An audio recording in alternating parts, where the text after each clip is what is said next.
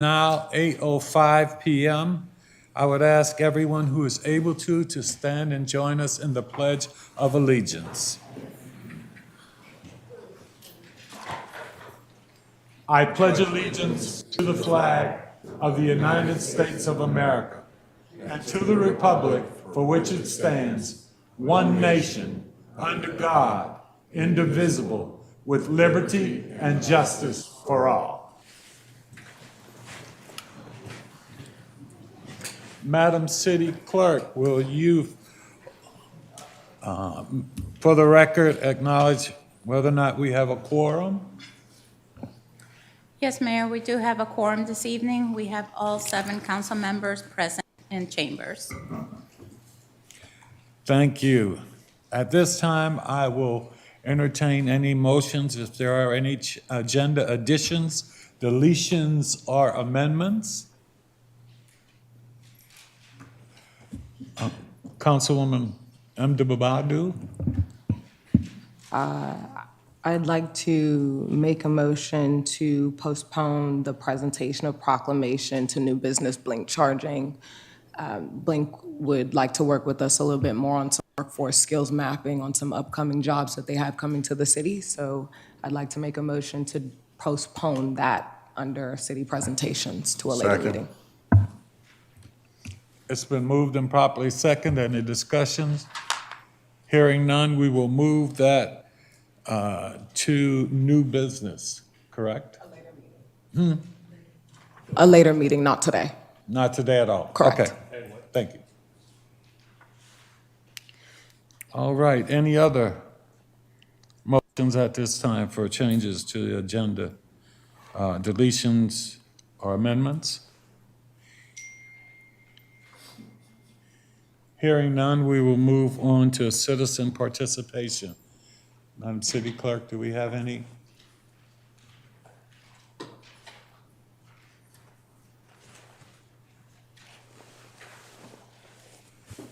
Thank you. First, we will have Patty McCaughey.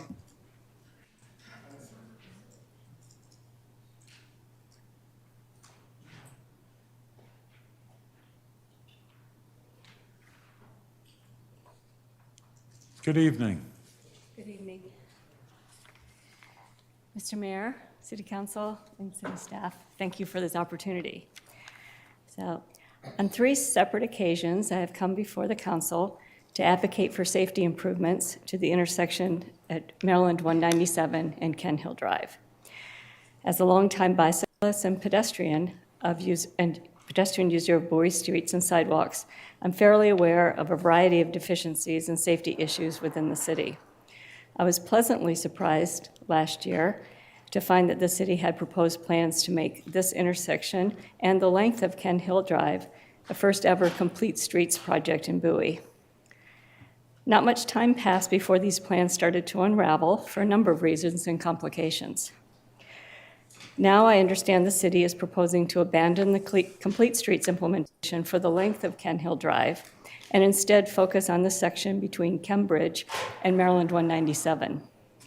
Let me state plainly that I'm in favor of this reduction in scope as long as the results yield the critical and necessary safety improvements to this mixing bowl of pedestrian, cyclist, and car traffic.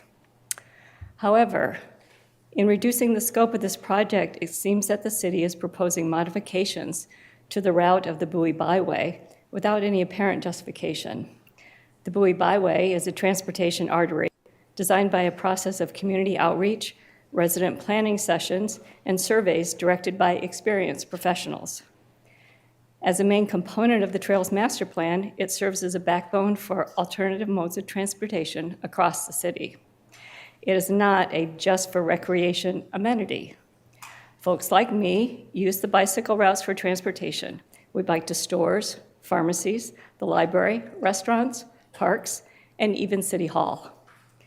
We are often very familiar with the safest routes and how many extra miles a safe route may add to a trip. When I choose to ride the trails along Maryland 197 and Route 450, it is because I have no other good choice.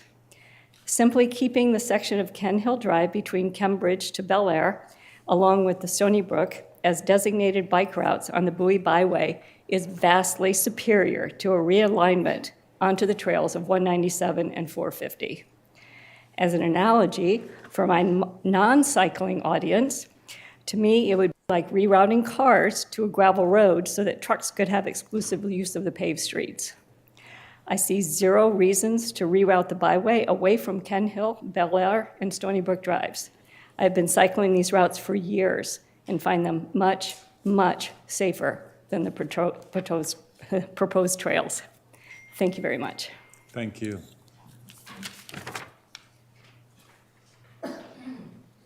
Ken McCarthy?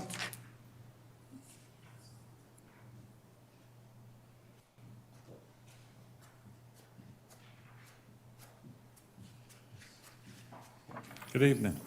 Good evening, everybody. Good evening, Mr. Mayor, council members, staff. My name is Ken McCoy, and I've lived in the Chapel Forge section for nearly 30 years now. So I want to discuss Complete Streets project update that will be presented shortly by city staff. What was described in the council package memo concerns me greatly. To be fair, we have not yet heard what the city is going to present. The Bowie Byway is part of a carefully designed transportation network. The byway is where it is for a reason. Do not confuse this with a recreational facility. A good transportation network allows all users to safely and easily reach many different destinations. The byway is a backbone component with other connecting routes in the plan, includes the 197 trail and the 450 trail. The byway is not perfect. There are places where some adjustments probably should be made or could be made. Well, let's work on that. Implementing the byway is what will help people be successful incorporating alternate modes of transportation within the city. The role of Complete Streets is to help improve safety and provide mode equity where it is needed. Complete Streets complements the Trails Master Plan. The staff recommendations call for abandonment of the Bowie Byway on city streets north of Route 50, shifting them to the Maryland 197 and Maryland 450 side paths. No rationale has yet been presented. That seems a bit misguided to me. The Maryland 197 and 450 side paths have their own safety issues and deficiencies. So I ask, is the city going to fix them? More importantly, can the city even fix them? You should be aware that these are within the state's roads right-of-way. And I believe you guys are all familiar with how the state responds to your requests for capital improvement projects. So why would you want to give up control of byway infrastructure? The recommendations also appear contradictory. It wants to realign the byway away from the K and F and S sections. We're looking to make a multi-use trail through the same sections. So then why change the plan? What's the rationale? Will it get realigned back? This was the city's very first attempt at a Complete Streets project with Kent Hill Drive and 197. Yes, it has some deficiencies. I think the city got a little too ambitious with the pilot. Okay, let's work on that. But don't sacrifice the byway because the city is still climbing a learning curve here. Give the planning and public works, a chance to get things right. They do great work. I agree with the recommendation to descope the Kent Hill Complete Streets project to Cambridge, but it does need to be done right in order to address the safety issues that are present. Let's work on that. There are citizens in the community that care about this. Some belong to MAPS. In my opinion, MAPS has been a little bit underutilized with these efforts. MAPS is ready and willing to provide feedback, share ideas, and alternatives from the end user's perspective. We have experience with all these trails within the city. That's why we're here, and we don't cost you anything. So let's work together to make a better outcome. And I'd also like to mention that the chair of the MAPS Green Team Subcommittee has also submitted written testimony to make some additional points on this topic. I suggest you take a look at that. Thank you very much. Thank you. We'll now hear from John Teasdale. Good evening. Good evening. Thank you, Mr. Mayor, council members. I'm here also to discuss the Ken Hill Drive memo. The tact I'm going to take here is to review some of the plans that these ideas are based on. The Trail Master Plan was approved by the city in 2019. There was then, actually, it was the Environmental Advisory Committee in combination with the MAPS group that helped to develop that. The city staff then also developed a trail inventory and assessment in 2021 that basically just provides more detail. I'm going to focus on the Trail Master Plan first. The Trail Master Plan actually went through an extensive period of outreach. So there were community surveys, there were 2 workshops, stakeholder review of a draft plan, and guidance from council and staff all went into that. Some of the priorities that came out of it, there were really 2 priorities. One was connectivity and one was safety. And so there were a number of trails in Bowie. There are a number of trails in Bowie, but the big issue is that a lot of them are not connected. And so the big issue that the Bowie Byway was intended to do was to provide a north-south spine throughout Bowie that would connect all the trails and make connections to the neighborhoods at the same time. So the location of the Stony Brook, Bel Air, Ken Hill became a primary spine. The reason that was because it did have good access to all of the neighborhoods along that part of Bowie. The Maryland 450 and 197 was actually in this plan identified as a secondary spine. Okay, so it was recognized that there were a lot of shopping areas, churches, schools, and that could be accessed, and that would actually provide a connection for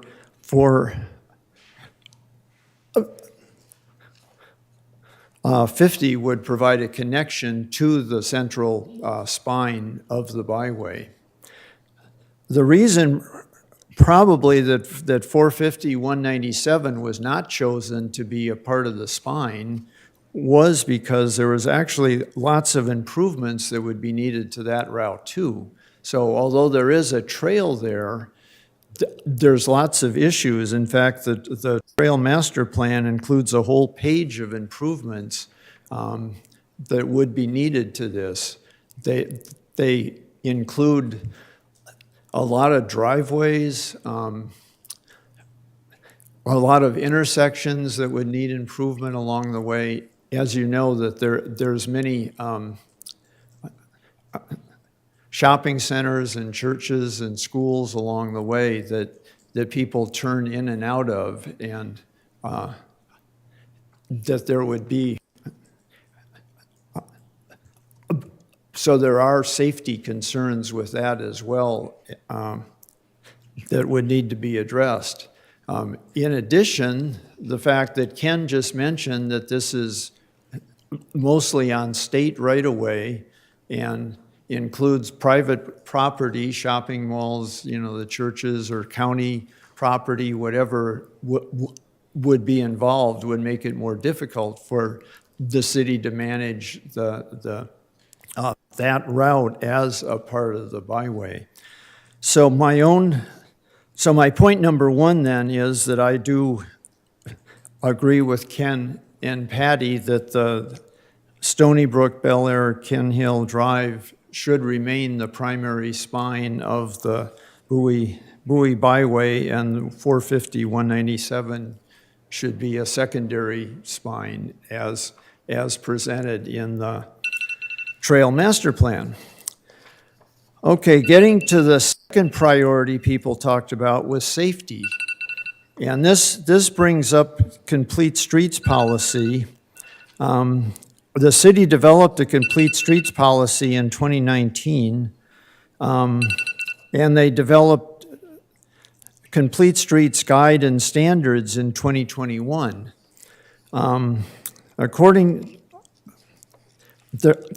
There's a lot of detail in there for standards both for intersection and for streets.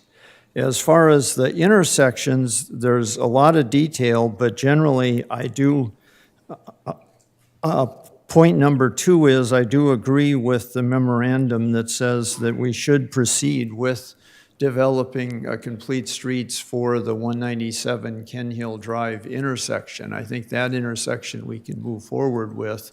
There are some issues I think still to be dealt with, but the memorandum says here that staff should conduct a stakeholder meeting for the project prior to construction, and I applaud that because I think there is still some fine-tuning that needs to be done there. As far as the on-street safety of the byway, the Stony Brook Bel Air Ken Hill Drive section, there's several approaches that are discussed in the Complete Street Guide. One is shared lanes, so bikes and cars would both share the same lanes. Consists of travel lane, which is shared by bicycles and vehicles. Another is shared curb space. So the curb space consists of a shoulder where parking is also permissible, and that's what we have now, essentially. The shoulder is shared by bicyclists who must enter the travel way to navigate around parked vehicles. Shared curb space is typical on very low-volume residential streets. Well, of course, these are not low-volume streets. I think a lot of us that are experienced bicyclists do feel comfortable riding on these streets, but I think I do agree that there are people in the community that probably would not feel comfortable with that. Another option that's talked about in the Complete Streets Guidelines are striped bicycle lanes. These lanes separate bicyclists from vehicle traffic. Well, the problem with that is that requires removing parking, and that's the issue that came up before, and I think clearly is something that residents would not approve of. You get a big backlash to that. And the final is off-street bicycle facilities. Bicycle facilities within the street side zone, well, that's the sidewalk essentially. So this is the sidewalk idea. Have the benefit of providing access for users of all ages and levels of physical mobility as compared to on-street bicycle facilities. But then there's a caution. Side paths separate bicyclists from vehicles, but they generally should not be installed on streets where homes front the street, as driveway crossings can be a safety hazard. Well, that's exactly what we've got there. So I think this is one that the more I read this today, the more I decided that really there's problems with all of these issues. I think, putting in an 8-foot bike lane where there's now sidewalks, a lot of residents probably wouldn't like having to shovel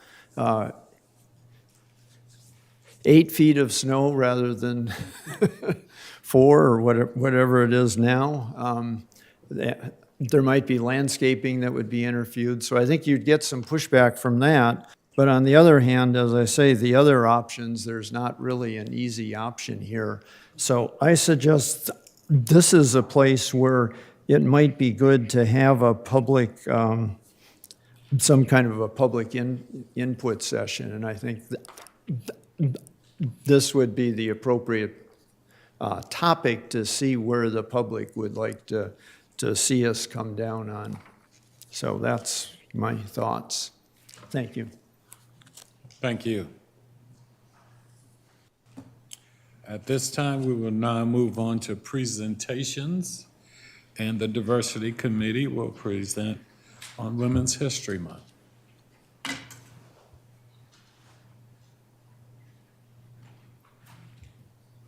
Good evening. Good evening, Mr. Mayor, council members. My name is Elissa Dunstan, and I am on the Diversity Committee, and we are honored to present this month's Heritage Month topic, and it's Women's History Month.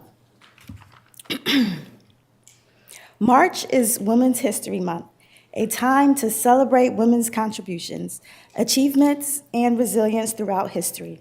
It's a moment to reflect on the struggles women have faced and continue to overcome and recognize their pivotal roles in shaping society. The 2024 National Women's History theme, Women Who Advocate for Equity, Diversity, and Inclusion, underscores the importance of honoring women nationwide who champion equity and diversity. This theme acknowledges the tireless efforts of women who understand that bias and discrimination must be eradicated for a positive future. In celebrating Women's History Month and embracing this theme, we spotlight the inspiring women who advocate for equity, diversity, and inclusion in all aspects of life. Ava DuVernay. Ava DuVernay is a filmmaker, producer, and advocate for diversity and inclusion in the entertainment industry. Through her production company, Array, DuVernay champions underrepresented voices in film and television, focusing on amplifying stories of people of color, women, and other marginalized communities. She has directed acclaimed films such as Selma and 13, which shed light on racial inequity and social justice issues. DuVernay's advocacy extends beyond her work in film, as she actively promotes diversity and inclusion initiatives within Hollywood and advocates for systemic change in the industry. Sonia Sotomayor. Sonia Sotomayor is an Associate United States Supreme Court Justice. She is the first Latina woman and the third woman to serve on the nation's highest court. Throughout her career, Justice Sotomayor has been a vocal advocate for equity and inclusion, drawing on her experiences as a Latina woman from her humble background. She has written extensively on issues of race, gender, and identity, and her presence on the Supreme Court has helped to diversify the perspectives represented in the highest levels of the judiciary. Brittany Packnett Cunningham. Brittany Packnett Cunningham is a social justice advocate, educator, and writer who works at the intersection of race, equity, and activism. She co-founded Campaign Zero, a policy platform to end police violence, and is a leading voice in the Black Lives Matter movement. Packnett Cunningham uses her platform to advocate for systemic change to address racial inequality and social injustice, speaking out against police brutality, voter suppression, and other forms of discrimination. Through her activism, writing, and public speaking, she inspires others to engage in the fight for equity and justice for all. Melinda Gates. Melinda Gates is a philanthropist and co-chair of the Bill and Melinda Gates Foundation, one of the largest charitable foundations in the world. Through her work with the foundation, Gates advocates for gender equality, education, and global health. She has been a vocal supporter of women's rights and empowerment, investing in initiatives to improve access to education, healthcare, and economic opportunities for women and girls worldwide. Gates' advocacy has helped elevate the importance of gender equality on the global agenda and has inspired others to take action to advance women's rights. As we celebrate Women's History Month, let us honor the past trailblazers and commit to supporting and empowering the women of today and tomorrow. By recognizing and uplifting women's contributions, we move closer to a more inclusive and equitable society for all. Thank you.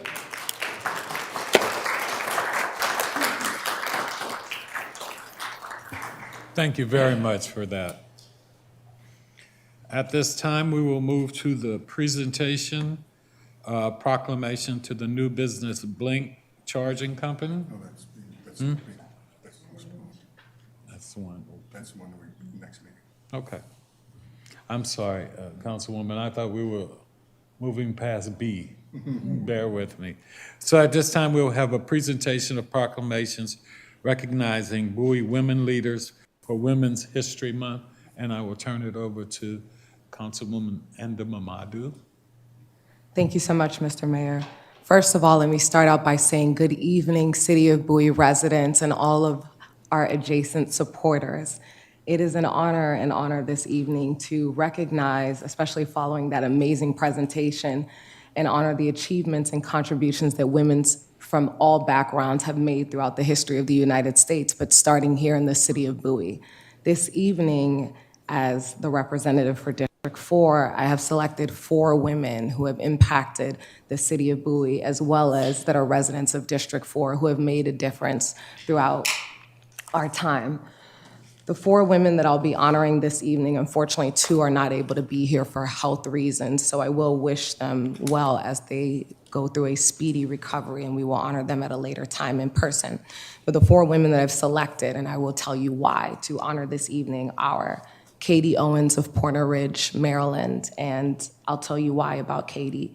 Katie has played a significant role in the Pointer Ridge community in making sure that she serves as our leader in Neighborhood Community Watch, always making sure that we maintain the integrity of Pointer Ridge and all of our adjacent surrounding areas. Woman number 2 that I'm gonna honor this evening is Millie Hall. Millie Hall has been an amazing city activist and led efforts on Freeway Airport. Those of you who know about Freeway Airport off of Church Road and the surrounding communities, she was extremely instrumental in that property and all of the activities that are going on there, which I know a lot of residents can appreciate. Honoree number 3, which is the amazing Lisa Babin. Lisa has been very instrumental in District 3 in making sure that she's working with our community police force and also just our residents in accountability and awareness. A couple of months ago, District 3 had a storage facility that was slated to go there, and Lisa was very instrumental in stopping that storage facility from coming to that community and a lot of the displeasure of her neighbors. So I want to honor Lisa this evening. And then amazing woman number 4, which is Laura Alcron. Laura has been very instrumental in educational initiatives as well as workforce development and just making sure that she stays engaged, active, and lending her voice to a lot of the initiatives that are going on throughout the City of Bowie in education and workforce development. So if I can have these 2 women come up so the City Council can present you with your amazing proclamations and honor you this month for Women's History Month. While they make their way up, I will just say very briefly as they make their way up, these 2 wonderful women to acknowledge them. I have the pleasure of being a fellow at Vital Voices, which is an organization that was started by the Honorable Madeleine Albright and also Hillary Clinton. And at Vital Voices, we really believe that it's important to contribute and invest in women leaders, especially in the political landscape. So it is my honor to honor you, to celebrate you, and to encourage you to keep playing an active role in our community and continue to work with your city council and hold us accountable. So thank you, ladies.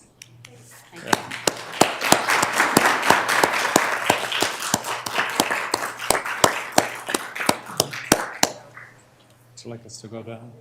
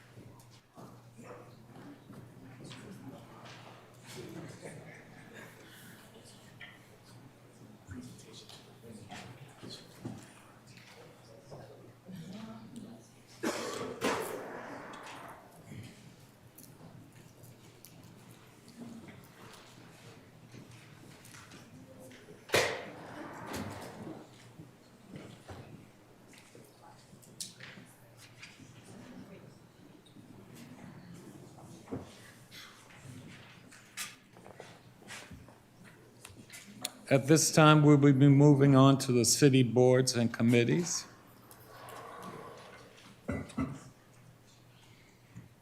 Ms. Valerie Michaels was interviewed on March 4th, 2024, for appointment to the Arts Committee Council, concurred to appoint her to the committee as a member for a 2-year term. Councilman Esteve, if you would you please move to appoint Ms. Michaels? Mr. Mayor, I'd like to move to appoint Ms. Valerie Michaels to a 2-year term to the City of Bowie Arts Committee. It's been moved and properly seconded. Any discussion? Hearing none, all in favor, please respond with an aye. Aye. Opposed, same favor. Hearing none, motion carries. Please come forward. Yeah, you can come stand right here. There you go. Now we will have your swearing in. Okay. Huh? Oh, I have copies. Okay, good. All right. You came prepared, very good. Come on in, everybody get close. Ready? Okay. I state your name, I, Valerie Michaels, do swear or affirm do affirm that I will support the Constitution of the United States that I will support the Constitution of the United States and that I will be faithful and that I will be faithful and bear true allegiance and bear true allegiance to the state of Maryland Have to do council announcements and and then support manager's the report Constitution before consent and support the agenda. Constitution and laws thereof, and laws thereof, and that I will, and that I will, to the best of my skill and judgment, to the best of my skill and judgment, diligently and faithfully, diligently and faithfully, without partiality or prejudice, without partiality or prejudice, execute the office of regular execute the office of regular member of the member of the Arts Committee according to the Constitution according to the Constitution and laws of this state. and laws of this state. Congratulations.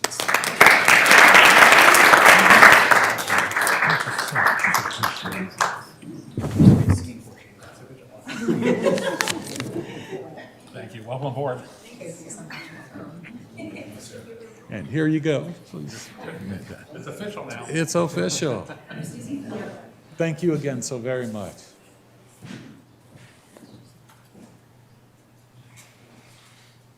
We will now move on to council announcements.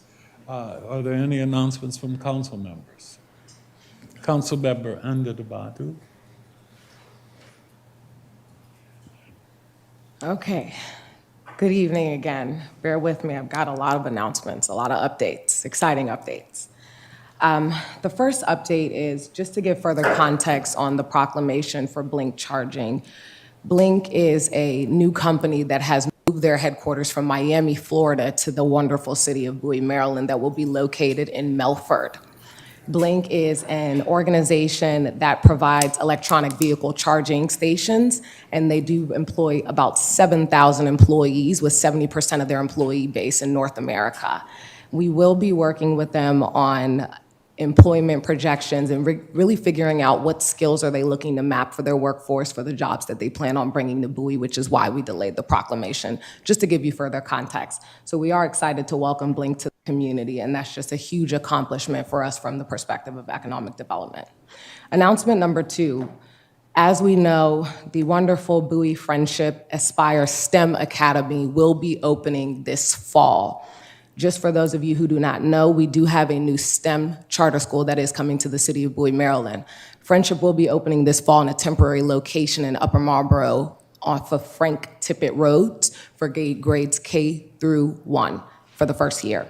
With an expansion plan over the next 2 years, they are planning to locate their school in Southlake. So essentially what they are in the process of is establishing a contract with Southlake so that they can build their permanent location in Southlake for grades K through 8. And that is the plan.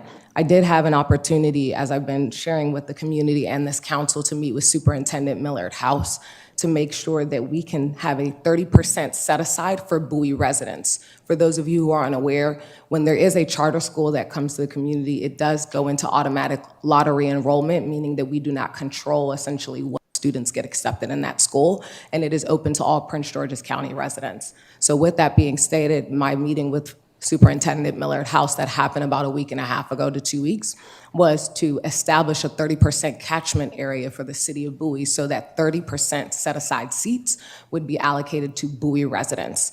So essentially, Friendship is making progress on that and working with the Superintendent House. He did hear our ask loud and clear, is completely open to supporting that. So please stay tuned on that update.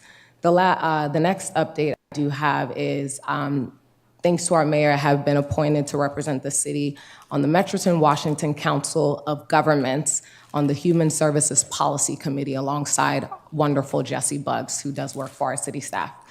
The Human Services Policy Committee advises COG's board on a variety of issues, including housing, homelessness, public health, foster care, child welfare, mental health, and substance abuse. So I do look forward to working alongside Jesse Buggs to advance those issues for the city on COG's board. The next update I do have is this evening, there was supposed to be an agenda item to discuss business improvement districts aimed at advancing economic development in the city. Unfortunately, I did postpone that presentation to the next council hearing, mainly because I had wanted to meet with our city staff to work more collaboratively together. So I did have an opportunity to meet with John Henry on some of his initiatives and the things that he's working on to brief the council next hearing.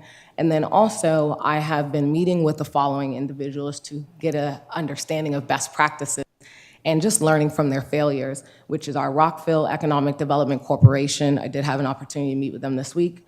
DC's Economic Development Corporation, the NOMA bid, for those of you who don't know, that's downtown Washington's bid, as well as National Landing, which covers the areas of Potomac Yards, Crystal City, and Pentagon City. My goal there is to learn best practices on how it is working for them and exactly what the city would need to do to establish business improvement districts, and even if that is the best idea for the city, so that we can present it to council and then make sure that we decide on whether that's the best path to move forward with your input, of course.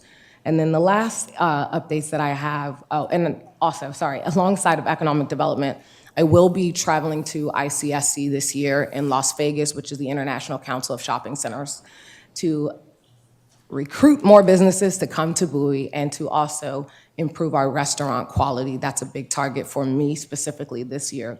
I did have the opportunity to meet with Prince George's County Economic Development Corporation this afternoon, where we talked about some of the things that they're focused on going into ICSC to make sure that our strategies are aligned so that we can be most effective. So please stay tuned for updates on that, and you can email me anytime for any questions.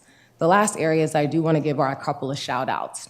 A couple weeks ago, we had essentially articulated to staff in our IT department that we would like staff to really look at ways to leverage artificial intelligence, as many cities, states, and organizations are looking at that clearly with the rise, and how it might have the opportunity to displace our workforce as well as human capital. So I did want to highlight that our wonderful IT department, the Digital Infrastructure Division, did attend Amazon Web Services Innovate to basically further the research on how AI will be most beneficial to the city. So very, very honored that they did do that and to see and highlight those movements going on there. So I want to shout out to our IT department.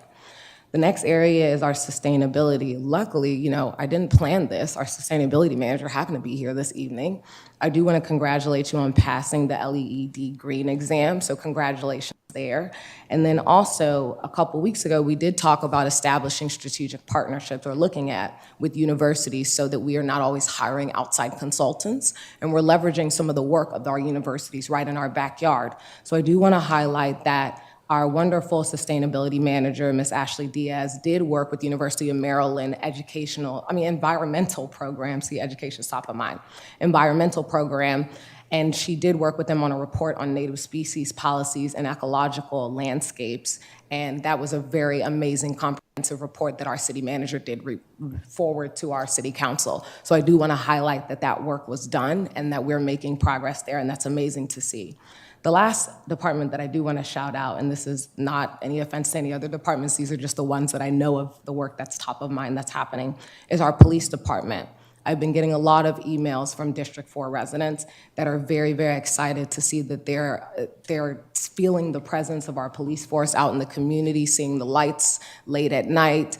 People are feeling really good. And then also, we do have some properties that are vacant throughout the city that were either recently acquired or essentially businesses have recently moved on. And I do want to shout out our police force for periodically driving through those areas so that for those who do know that those properties are vacant, that it deters them from any vandalism or nefarious activities. So shout out to our police department there.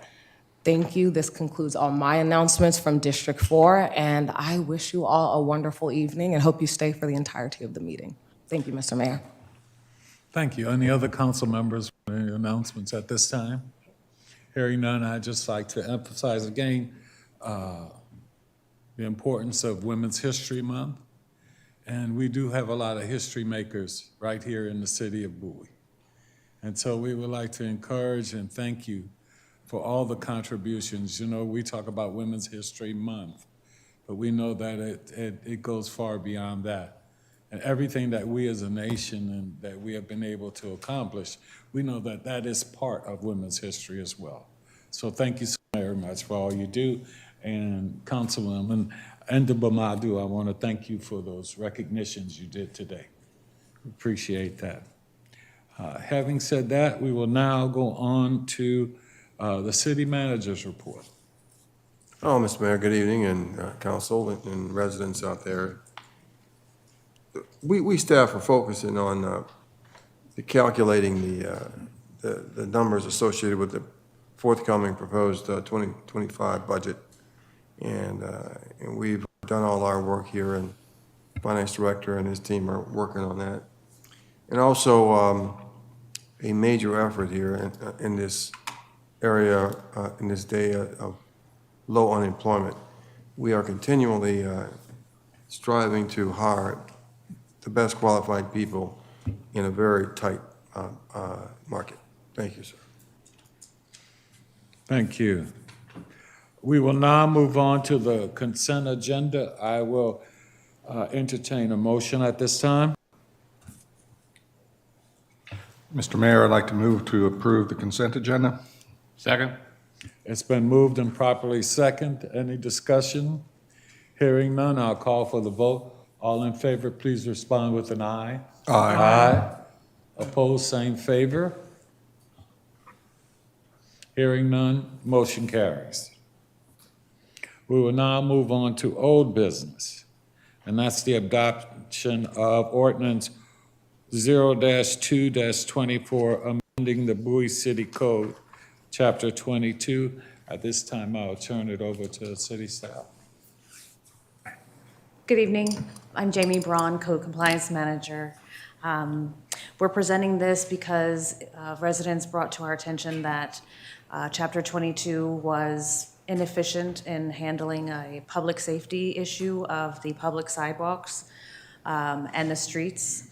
And so we needed to do amendments to bring the chapter into the 21st century. So we did a few things here. We reduced the time frame, allowing people to comply from 30 days to 7 days. That's equivalent to what we allow for public nuisance violations, such as tall grass or trash accumulating on people's properties. So we found that's a very good program, and it's working very well. So we expect that this would be the same expectation.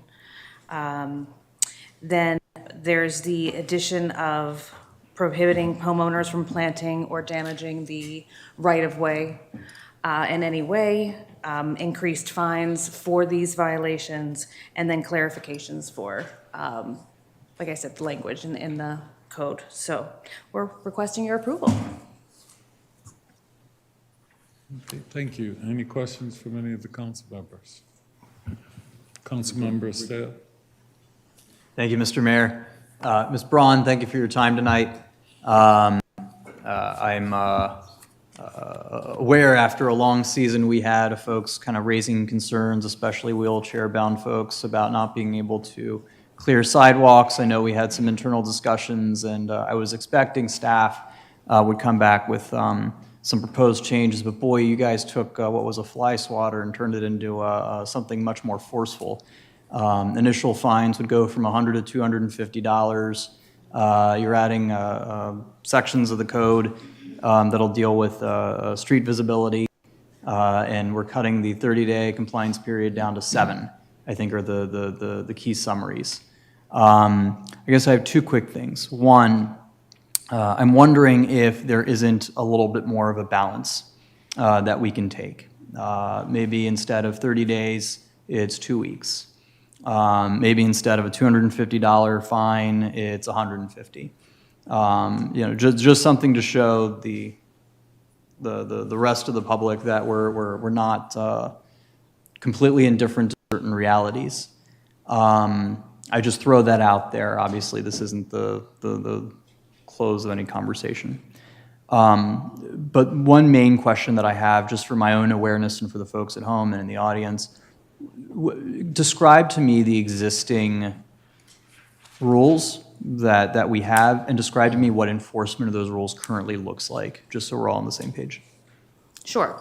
So the current rules are, if you have trees growing in your property or any type of foliage that is coming from your property and is growing into a public sidewalk or a public street, they are supposed to be trimmed so that they are 9-foot clearance over the sidewalk and 14-foot clearance over the street.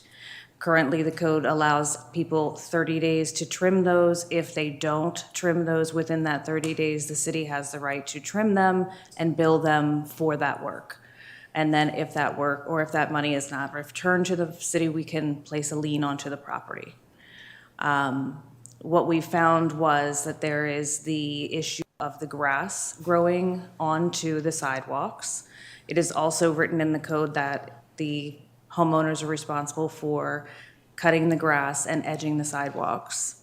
And so any growth that grows into the sidewalk is the responsibility of the homeowner to trim. But there is not the same requirement that if the city does it, that the homeowners are responsible for that cost. So the idea was to increase the fines to what it costs the city to have to maintain those sidewalks, to the amount that it costs us. So that's why the fines went to that level. And I will mention that we also changed to, instead of issuing a notice that goes by US mail, this is going to be posted on somebody's house, so we don't have to worry about the delay of the mail system. Because again, we post it on the front of the house, they get the notice immediately, and just like tall grass violations.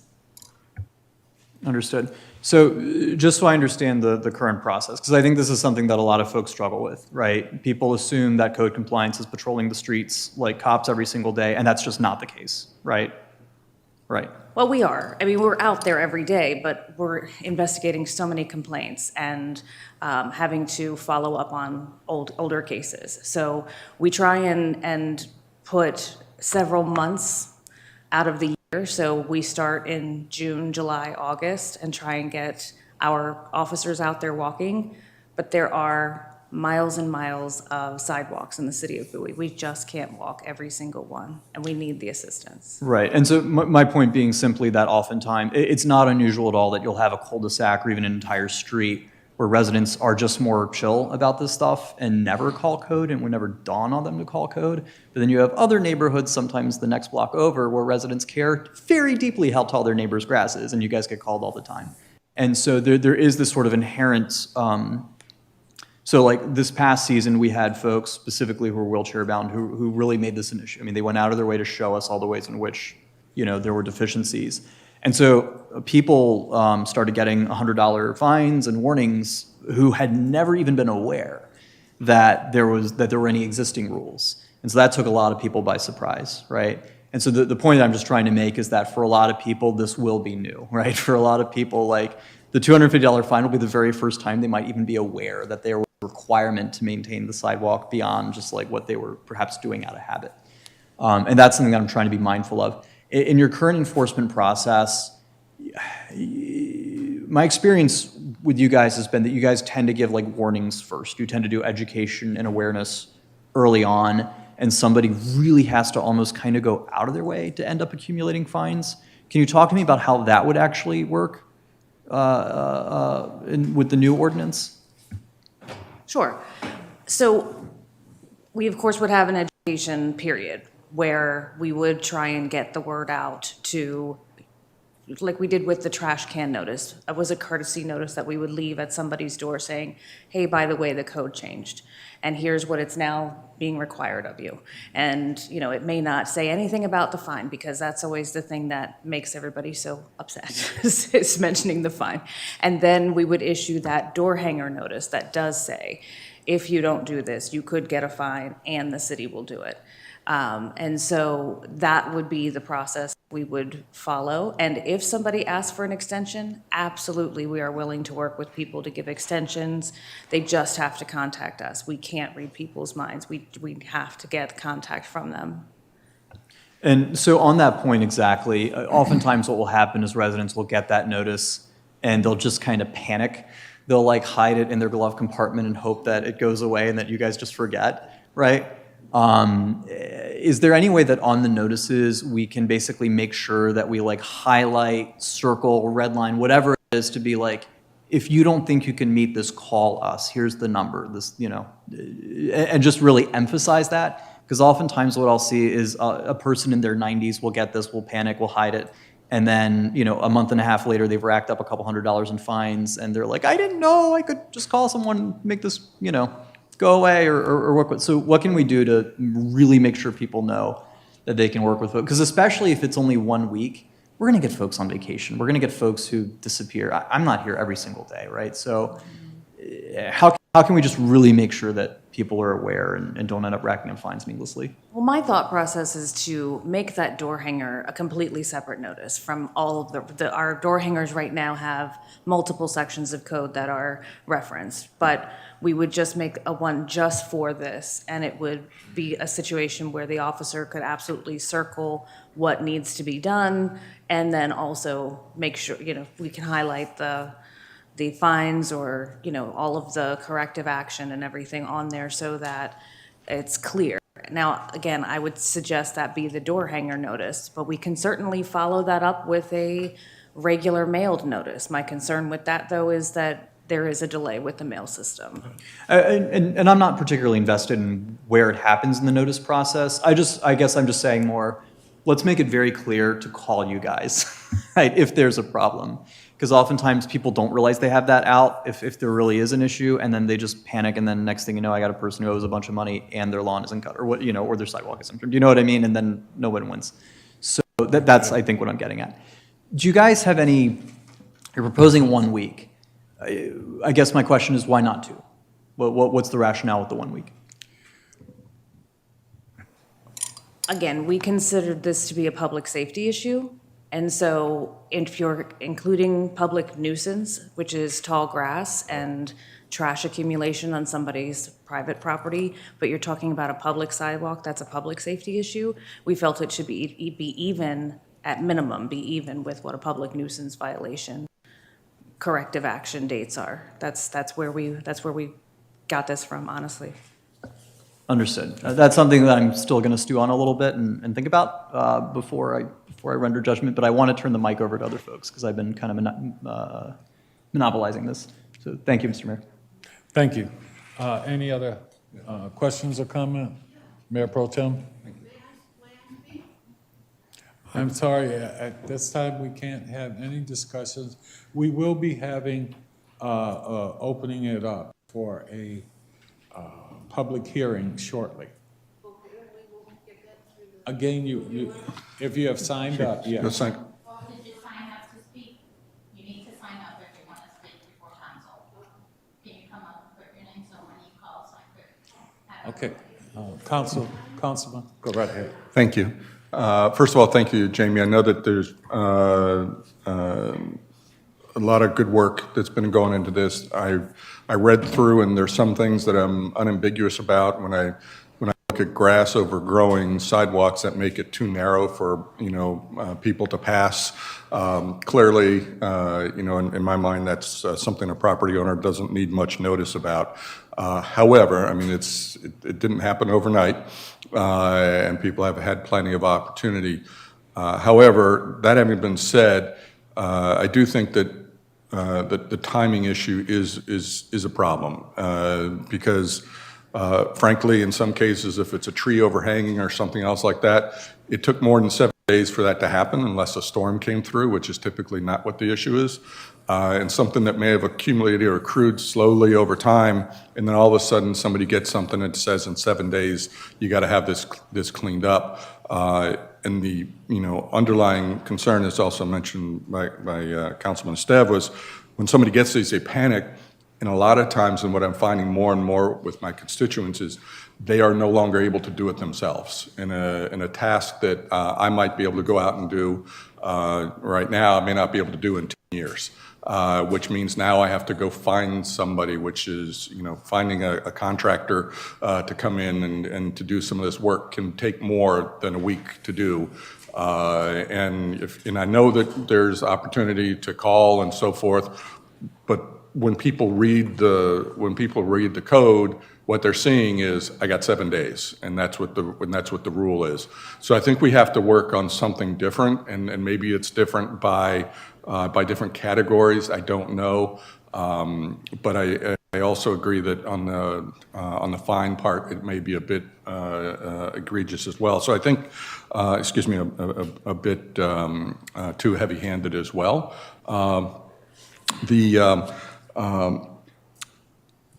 The time, so we got the time issue. Snow removal is something that has come up recently, and it wasn't really addressed here because I think it's pretty clear already, but I wanted to take the opportunity to say I think we need to do something with that as well. Once again, the changing nature of the community, there are a lot of people who are no longer able to get out and shovel the sidewalk in what might have been just an opportunity for a little exercise and get away from being shuttered in during a storm, now becomes a situation when people realize, oh, I've got no way of doing this. And I know that we have some resources.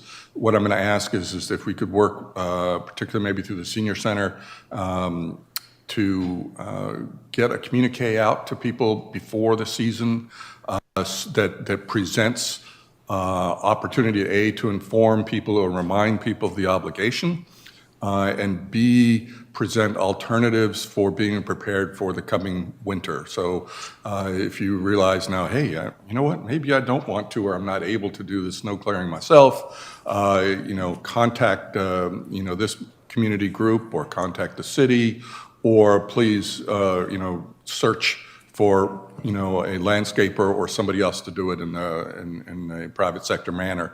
So people get that notice up front. I actually had two constituents that reached out to me this year when the storms came through, and one called me in a panic. What do I do? I said, we went and read through the thing, and it turns out, oh, okay, it's a warning. And they immediately went to the snow shoe. So I think we need to do something there.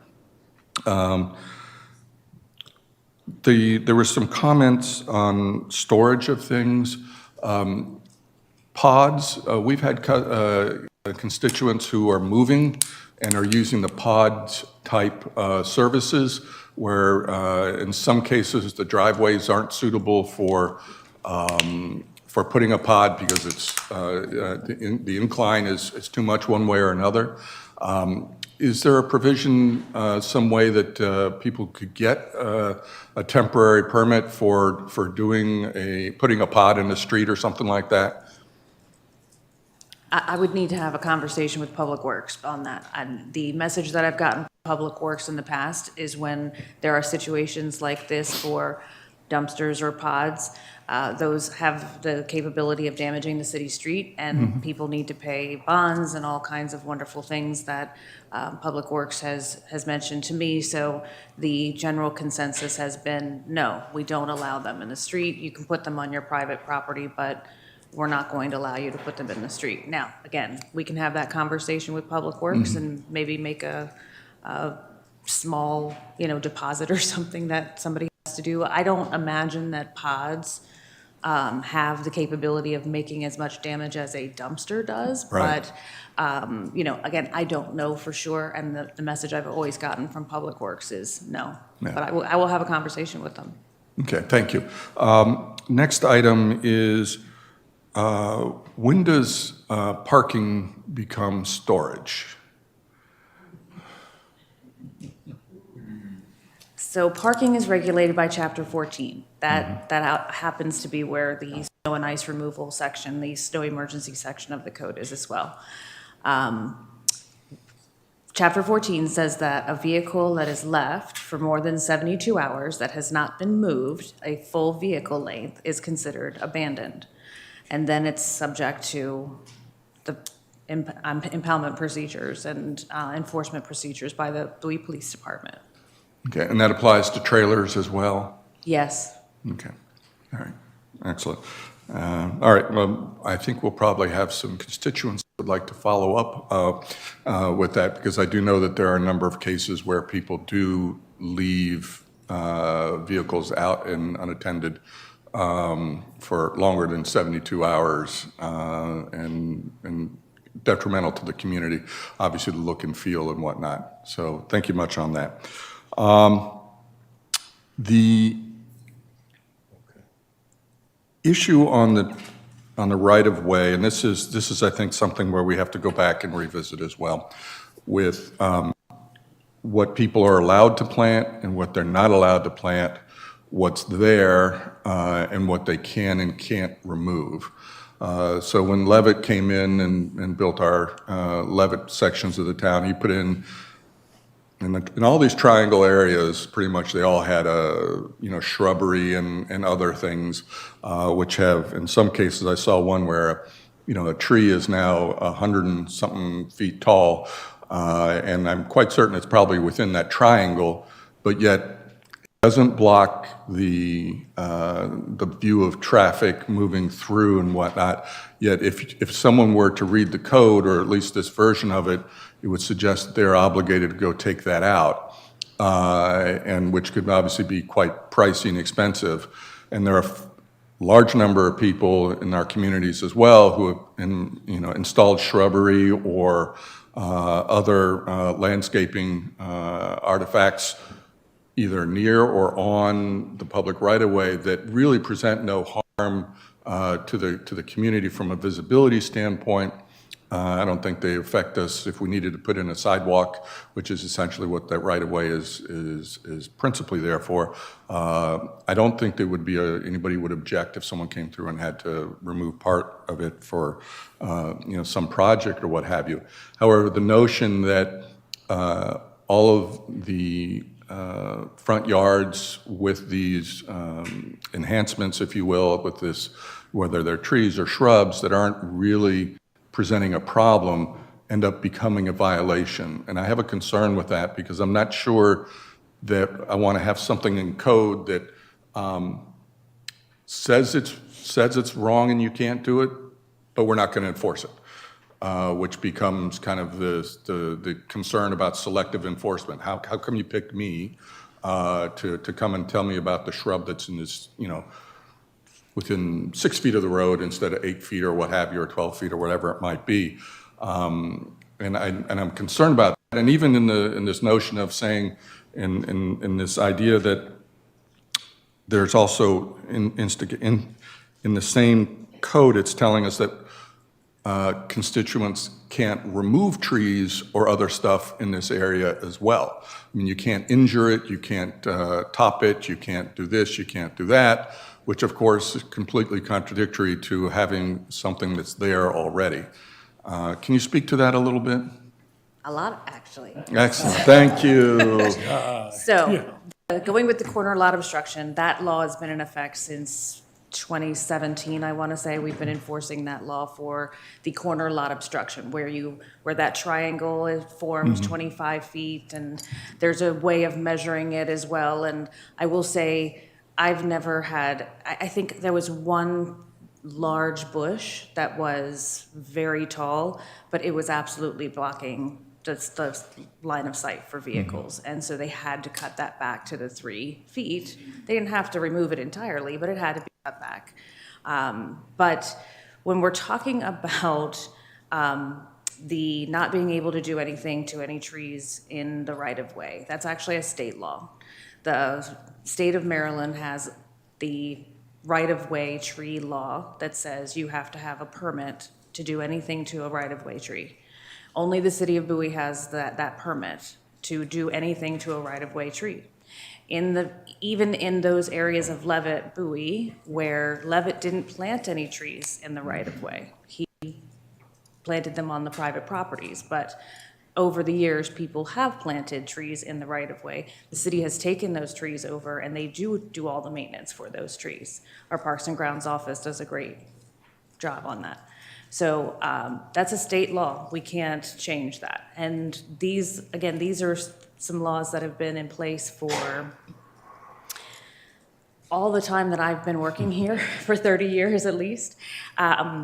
Again, what we were doing was we're updating some of the language. So there was some very antiquated language in some of these sections. So that section of belting trees, and we just had to clean that up so it was understandable. It was not written well. So we needed to bring it into the 21st century, like I said. Fair enough, thank you. And I do appreciate it, and I know that you and your team have been most helpful with a lot of cases. And I think it's also pretty unambiguous on the 36. I actually kind of a little concerned about the 36 as being maybe a little too high in my own mind, because I know some people have low-slung cars.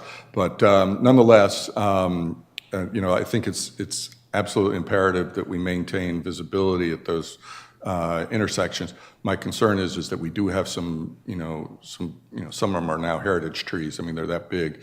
I want to make sure that we don't end up putting ourselves in an obligation standpoint of trying to have somebody take those down, because typically those are not the sorts of things that present problems. But anyway, getting back to the big thing is making sure that we, I think, go back and take a look at some of these fines, the times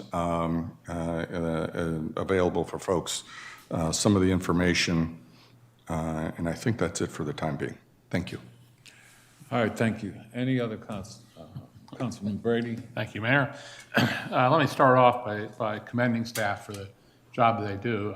Many people appreciate it, and there's some that probably don't, so it's understandable. But I want to thank you, because it's what makes Bowie special. If no one followed the rules, I think we'd all fall apart. But I want to start with a couple of questions and go through the ordinance itself. Do we have any kind of an exception or assistance set up for people who are either seniors on fixed income or handicapped in order to deal with these kinds of issues that get cited? Not to my knowledge. Okay. No. I've got a concern with regards to how we notify. And you put it on the front door, you mail it to them. Any way you do it is going to have a challenge. But I know of some constituents of mine, some friends, who day in and day out, when they go to work, they get in their car, open the garage door and drive out and close it behind them. And when they come home, they drive into open the garage door, get out and go in. They rarely, if ever, go to their front door. So if you're putting a posting on the front door, you're expecting them to see it, and you're starting the clock. Yet if they never see it, it's not through their negligence. It's how do we deal with that kind of a situation? Or how can we? Because it seems like they're set up. If they have a violation, they're going to get cited and end up with a fine, because they may never know that the city has reached out and told them that they're in violation.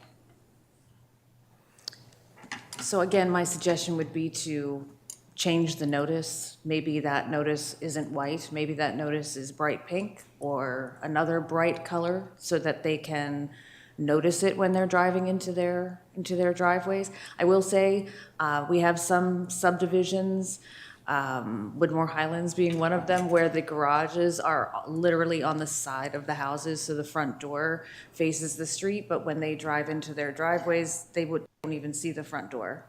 And so I used to put notices on the garage doors, because common sense, right, tells you if they're gonna pull into their driveway or their garage. That notice wasn't received by a couple of people. We cut the grass. That was decided that no more. It goes on the front door only. That's the entry of the home. That's it. So that is where we have the legal right to walk to on the property, which is to the front door and back. That's the reason. It would seem to me that the solution is to do registered mail and get a signature back that they received it. Then you can start the clock with when they receive it, but it's also costly. It adds to the clock a little bit. I share my colleagues' concern that going from 30 days to 7 is maybe too onerous, and I would look at more like 10 days, 10 working days or 2 weeks as a compromise. Let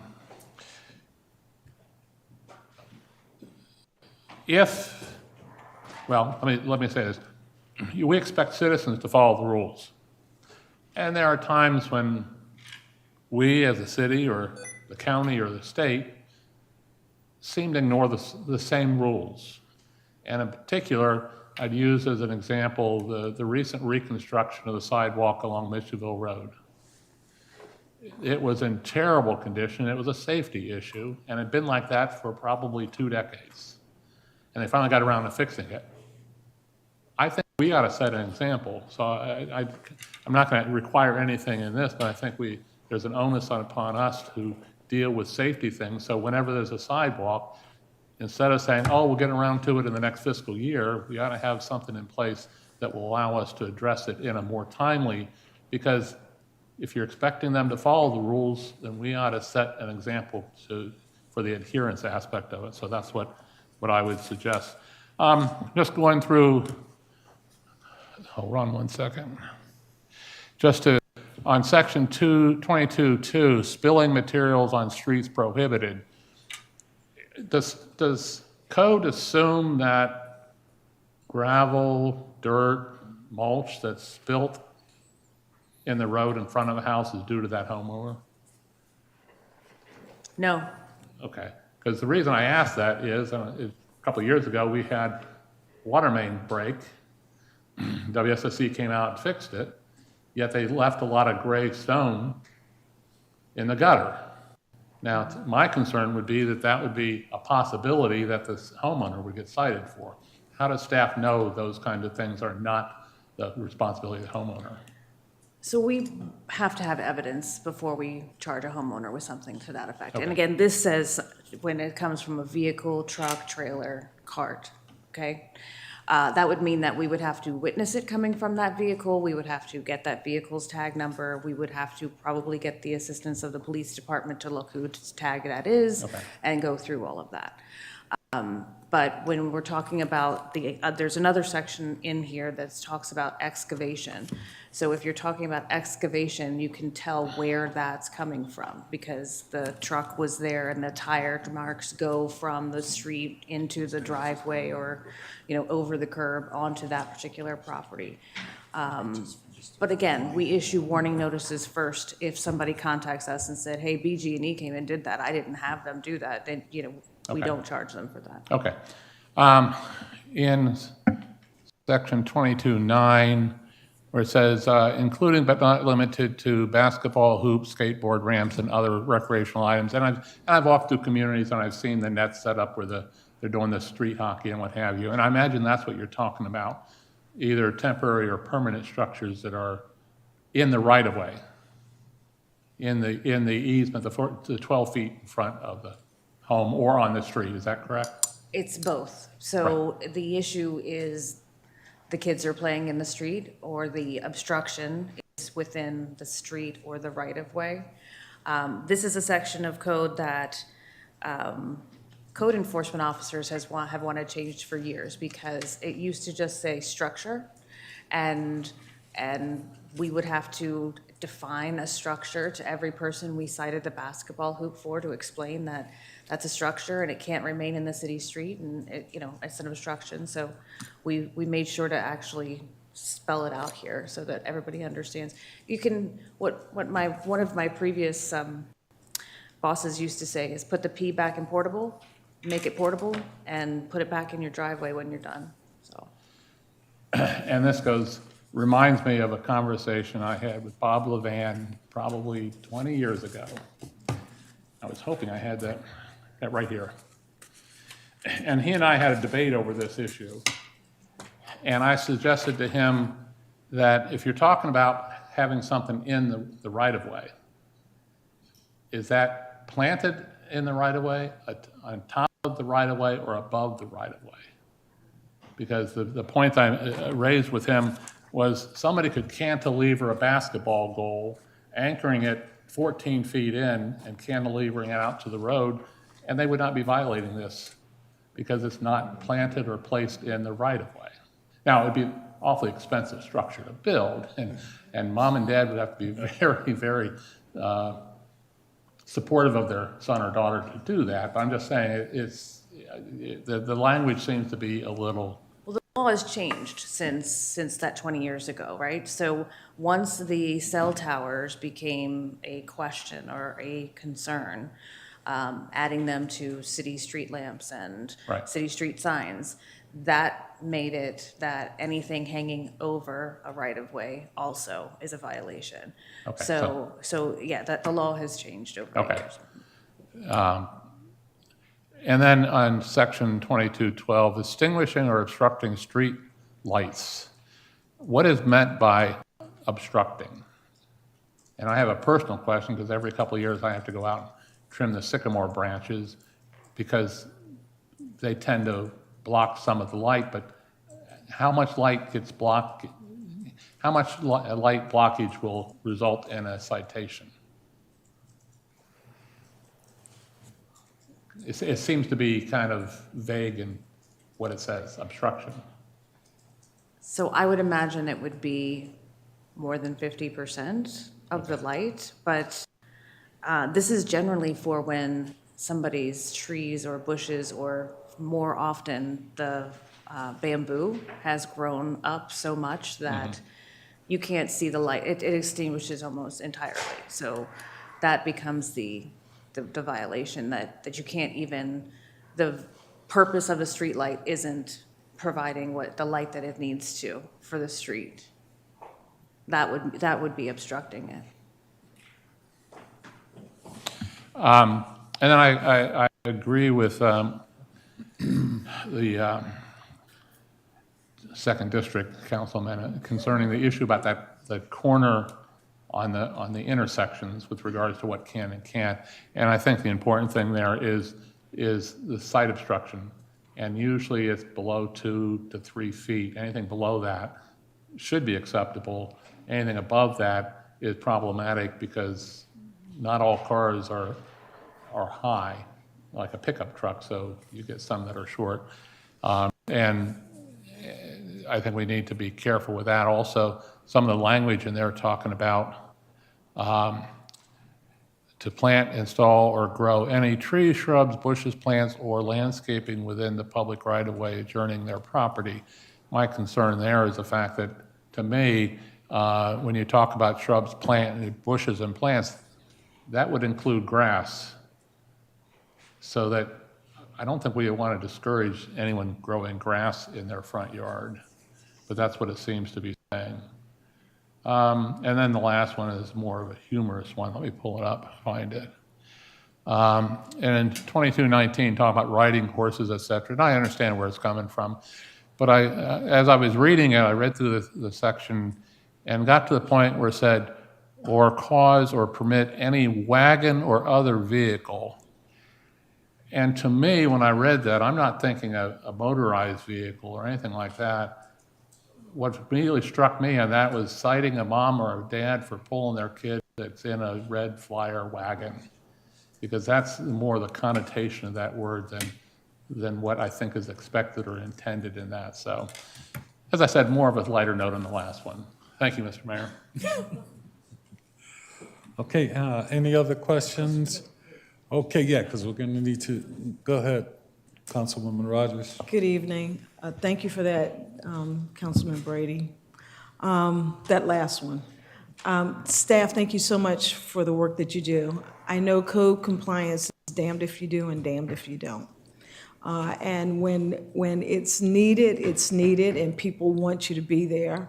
And then when you don't get there, then there's a problem. So one thing I would like to have you think about is the way you go about communicating these changes once the changes are agreed upon. Because I do agree that when you raise your fine to $250 and when you make it 7 days, it's very punitive, and it gives the perception that, the city is out to harm, and you don't want that. I got an email from someone that said that during the snow, they had shoveled 4 times, and then the next day, the code compliance folks came around and fined them because the snow had continued to fall. So you have to use a reasonable person rule whatever you do. But what I would like to kind of, recommend that you think about is the way you communicate what you do, which would be looking at what the city's responsibilities are and what the residents' responsibilities are. And that should be just a general thing that you share with them.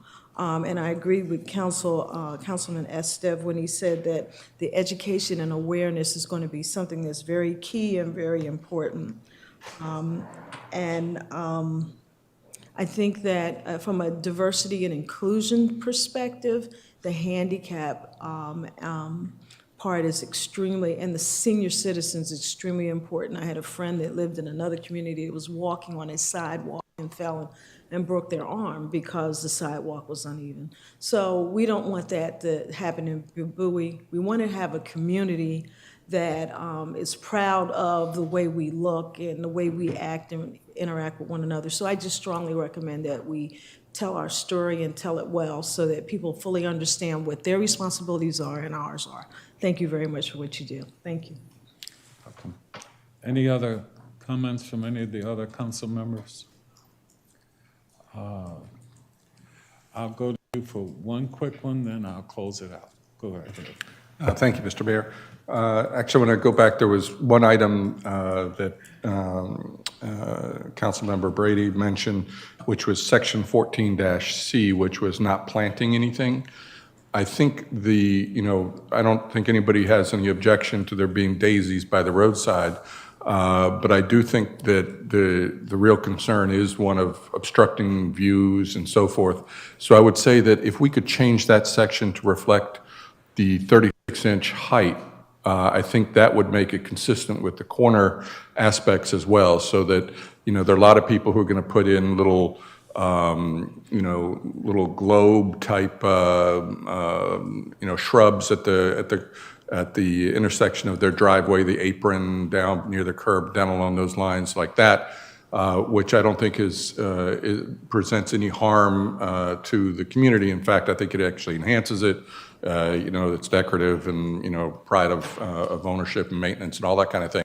But I do think there is an issue when you start having things that are going to be, 4 feet, 5 feet tall and obstructing the views either of somebody coming out of the driveway or if somebody, passing by. You don't want people, surprised by that. So I think we ought to make a adjustment there. And also, as a follow-up to Mr. Brady's comment, if we could have somebody take a look at the sidewalk on Tulip Grove on the south side, because somebody replaced a fire hydrant there, and there's been a gravel patch that has been there for quite some time. And I'm not going to say that we're at fault, but I'm sure nobody else replaced a fire hydrant. So we probably ought to have somebody go over there and fix that sidewalk. And Jamie, I know that's not you. That's somebody else's job. But thank you, Dennis, and that just saved me sending an email. Thank you. Hey, thank you, council members. I would like to say, number one, thank you so very much for all the work that you've put into this, to staff. A couple of generalizations I'd like to make. As we go into talking about what fits, what doesn't, we're just going to have common sense when it comes to code compliance. People are going to have to make judgment calls at those things. And so we're going to have to trust to make sure that there is a way to follow up and to question, but to understand that we won't be able to do exactly everything, because some things will require judgment calls to be made. And so we have to look forward at that. I think the other thing we need to understand too is when it comes to seniors and others, I think one of the things you stated is that if need be, the city could provide those services. I think that should be something we should present to all of our homeowners and others, that doesn't require them to have to go out and do a lot of legwork and other things along those lines, that if we look at that's a potential for them to utilize without having to spend time during review of that. What I would like for us to do is to make sure that what we look at as a city, if we do that, the cost would be comparable to what someone in the market in general would be able to cost. The same thing with some of the snow removal. Looking at what we do, we have some of those team job banks and other things. I think it's about making sure that those are available to our citizens as well. I do believe, though, that we need to look at this for what it is. That when we talk about code compliance, we're talking about safety. You know, that's what this really amounts to. Yes, the aesthetics are important and all of those things, but the main things we're looking at is trying to make sure that our city is safe. One of the things I would say we take a look at with code compliance and what we're doing is, as my council members have all kind of mentioned it one way or another, you know, these are things that happen over time, and that we start putting out some pre-notices to people to what may be doing. We may want to actually just give people a heads up on what's going on. If we see something that looks like it can be a potential problem, or we'll be notify them of that. I think we'll have to do a good push out from the city's standpoint with communicating what those changes are and what the expectations are. So I think that'll be very important for us as well, to make sure that they understand the changes, particularly those significant ones that will matter. Now, when we start talking about, you know, how high the bush is and all that, I think those are some very good recommendations and all, but we'll rely upon you to see what actually fits within the state regulations and what fits and what we can do and incorporate that and put those in. And I think last but not least is it's going to be about us also considering what we have in code compliance, whether or not we have enough officers to be able to do it. You know, as we start talking about making these changes and other things, we need to have to make sure that we have the personnel, the manpower, and the training to go out and do that. So as we start looking at what we're going to do budget-wise and other things, that's something we also have to keep in mind. You know, because we're talking about a growing city, and we're talking about some of these issues that have happened over years and what we're looking to do. So there are some things that we'll need to do with that as well. However, I do think it's a very good rewrite. I think you can tell that there was a lot of effort and it was very intuitive in most cases. And so having said that, I just want to commend you, thank you. Think about some of the things we talked about, and as we move forward even tonight, we look at what we might want to do and how we might go. So having said that, I would at this time like to open the public hearing. Do we have any comments? Yes, Mayor, we have a couple signed up for tonight, but I also wanted to state for the record that we did receive 2 comments via email, and they were forwarded to you earlier this afternoon. So those will be part of the record. All right. Thank you.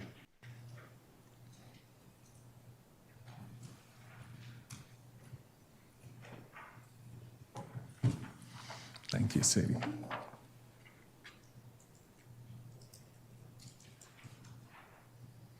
Ann Simonetti.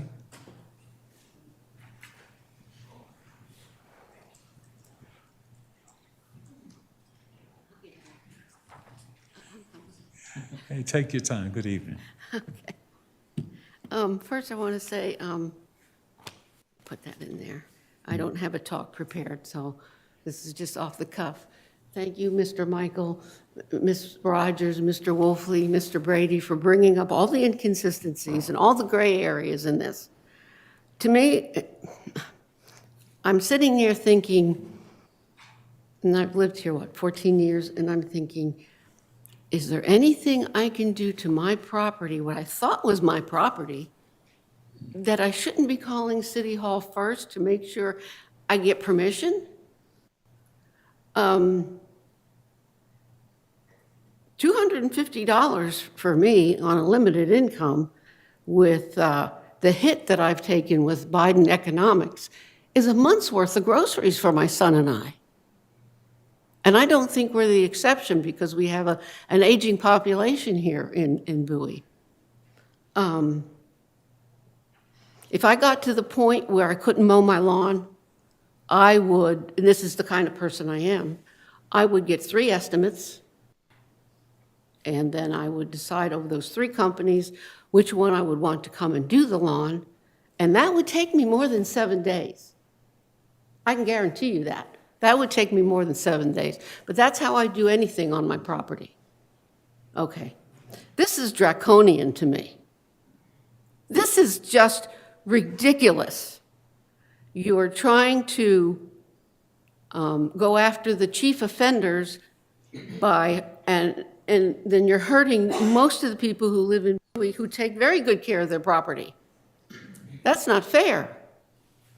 And the fact that the city is not taking very good care of their property, which Mr. Brady pointed out, and I think Mr. Wolfley pointed out, isn't that a double standard? I mean, what's going on here?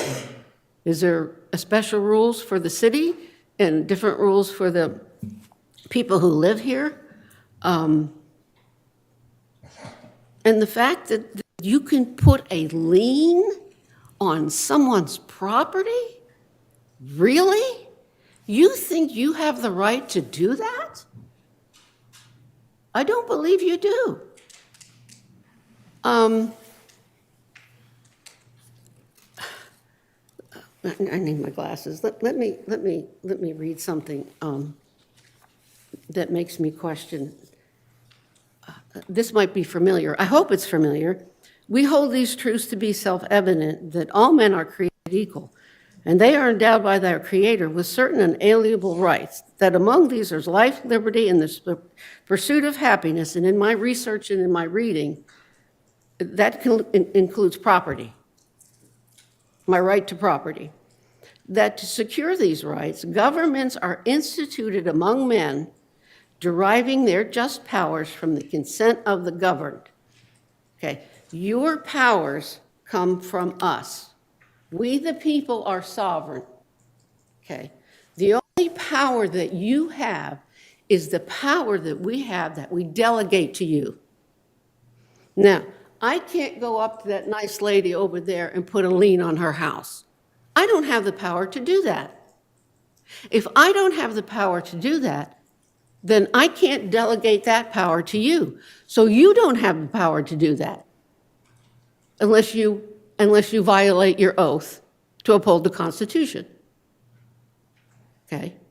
And you cannot take power unto yourself. That's another violation of your oath. So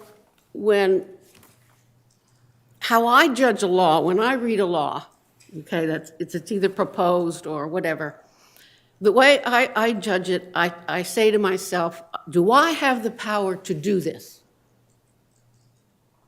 without getting arrested? Okay.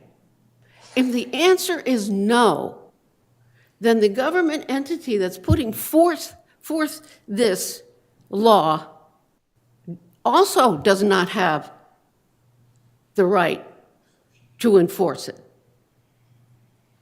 You work for us. You represent us. We hired you. We elected you to do our will, not to put forth your personal agendas. Okay, that's not why you're here. You're here to serve us. Okay, this whole thing is ridiculous. It's cruel, and it's just, I'm sorry, to me, it's just not legal. If the people sitting here can't do this, and they can't, you can't either. Okay, You need to go over this whole, thank you. all of these, not just this one section, but like you pointed out about the wagon and things. Maybe it's time you went over the whole code and thought about just exactly what you're allowed to do and what you're not allowed to do. But you're going to be punishing people that care about Bowie and they want to take care of their property. Thank you so very much for coming forward this Okay, evening. now that I told you off, I'll go sit down. But one thing, and not to get into anything, understand whatever we do as a city, and just like you as a private citizen, has to go through the courts. And so you can put a lien on someone if you have a justified reason, you can go to court and do that, just as the city would have to go. I just But say not that for to not you, that cutting we your would grass. not Come on. arbitrarily do that. We cannot, as a council, arbitrarily just But put all of you made very, very good suggestions because we do have an Yes. aging population. Yes. And we do have people with disabilities. And I think as you get older, it gets harder. Yes. Man, And 7 days to me is like, it's ridiculous. taking no. I'm sorry, what? I said taking no offense to that, because I also agree for those who are disabled. Some of us, understand. some of us are disabled and it's not obvious. That's quite true. That's my 2 cents. Thank you. Thank you so much. All right, Mr. Stephen Woolley?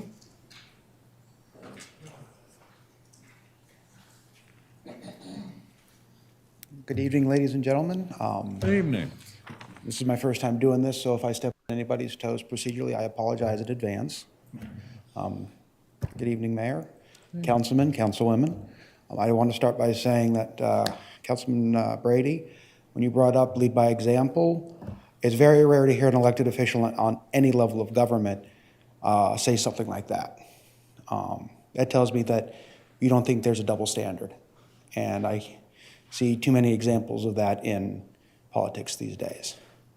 So I want to thank you very much for bringing that up because I agree, safety is important.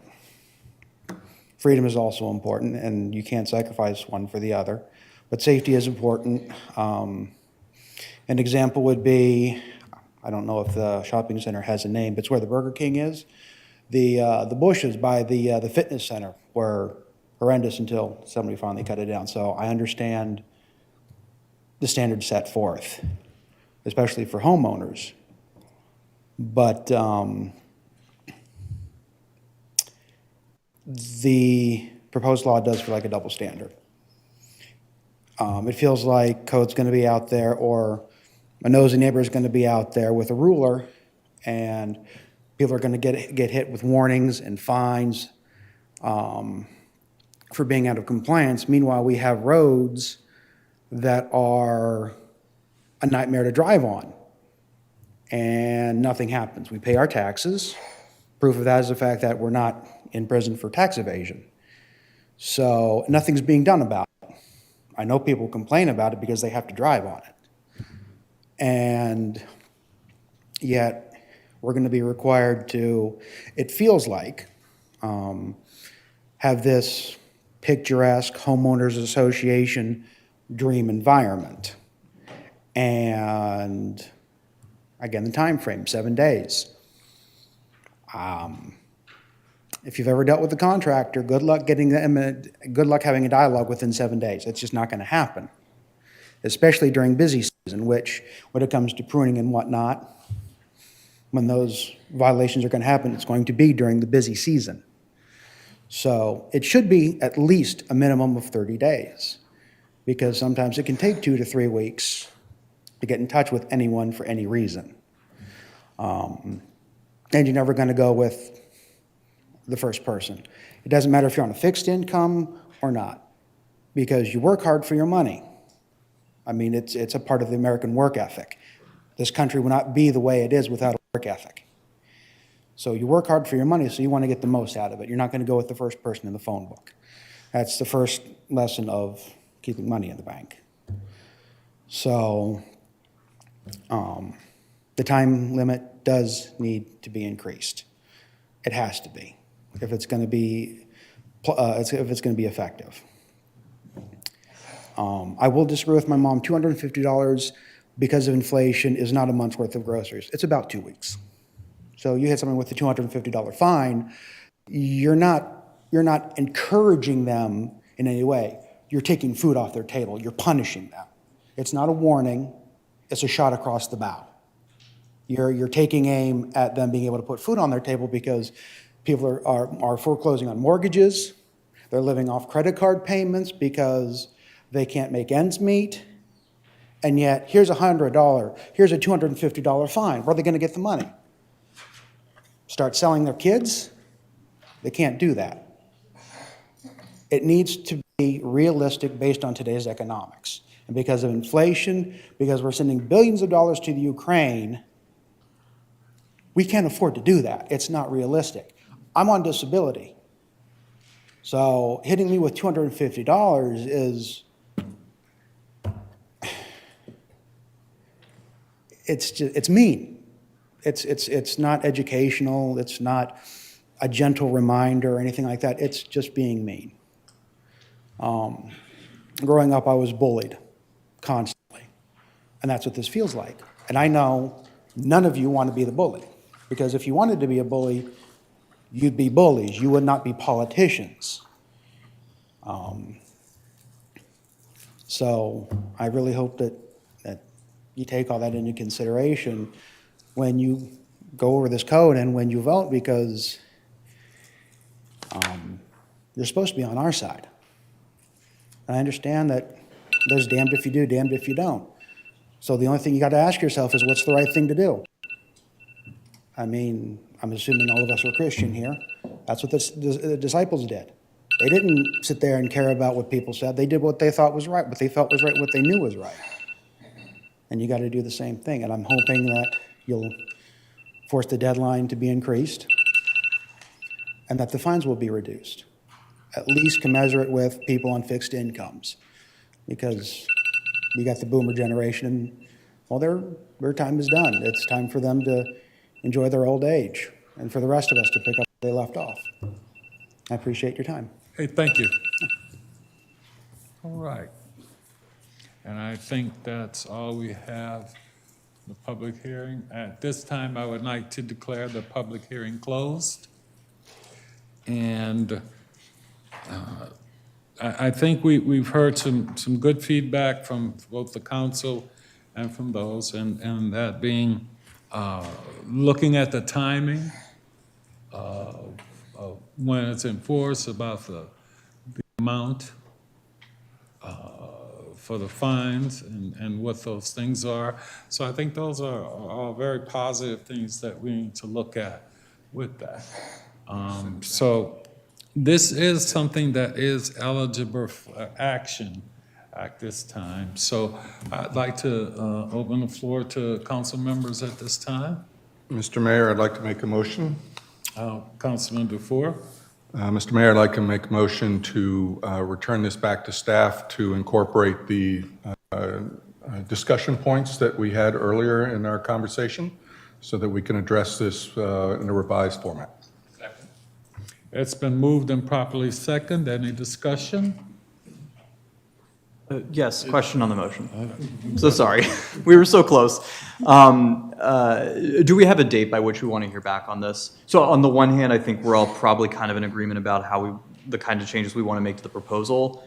On the other hand, I do not want to be deluged with ADA threats this coming fall, and I do want residents to have the summer to hear about whatever changes we end up making. is there a date we're comfortable assigning, knowing that budget is coming up as well? Very good question. Let me turn to staff and ask them how long they think it would take for them to,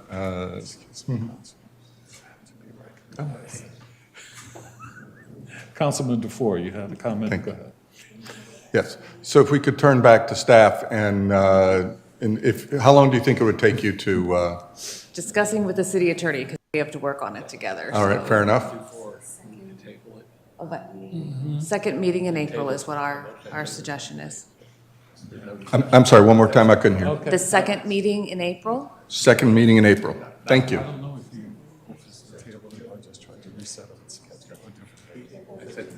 Motion was essentially to table it. He Yeah, didn't say it. yeah. Okay. Mr. Mayor, I'd like to amend my motion to represent the second meeting in April. Been moved and properly second. All in favor, please respond with an aye. Aye. Aye. Opposed, same favor. Aye.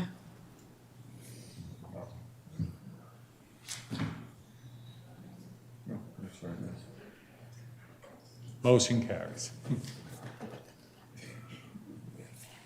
All right, we will now move on to the Complete Streets Pilot Project. I'll turn it over to Joe Minor.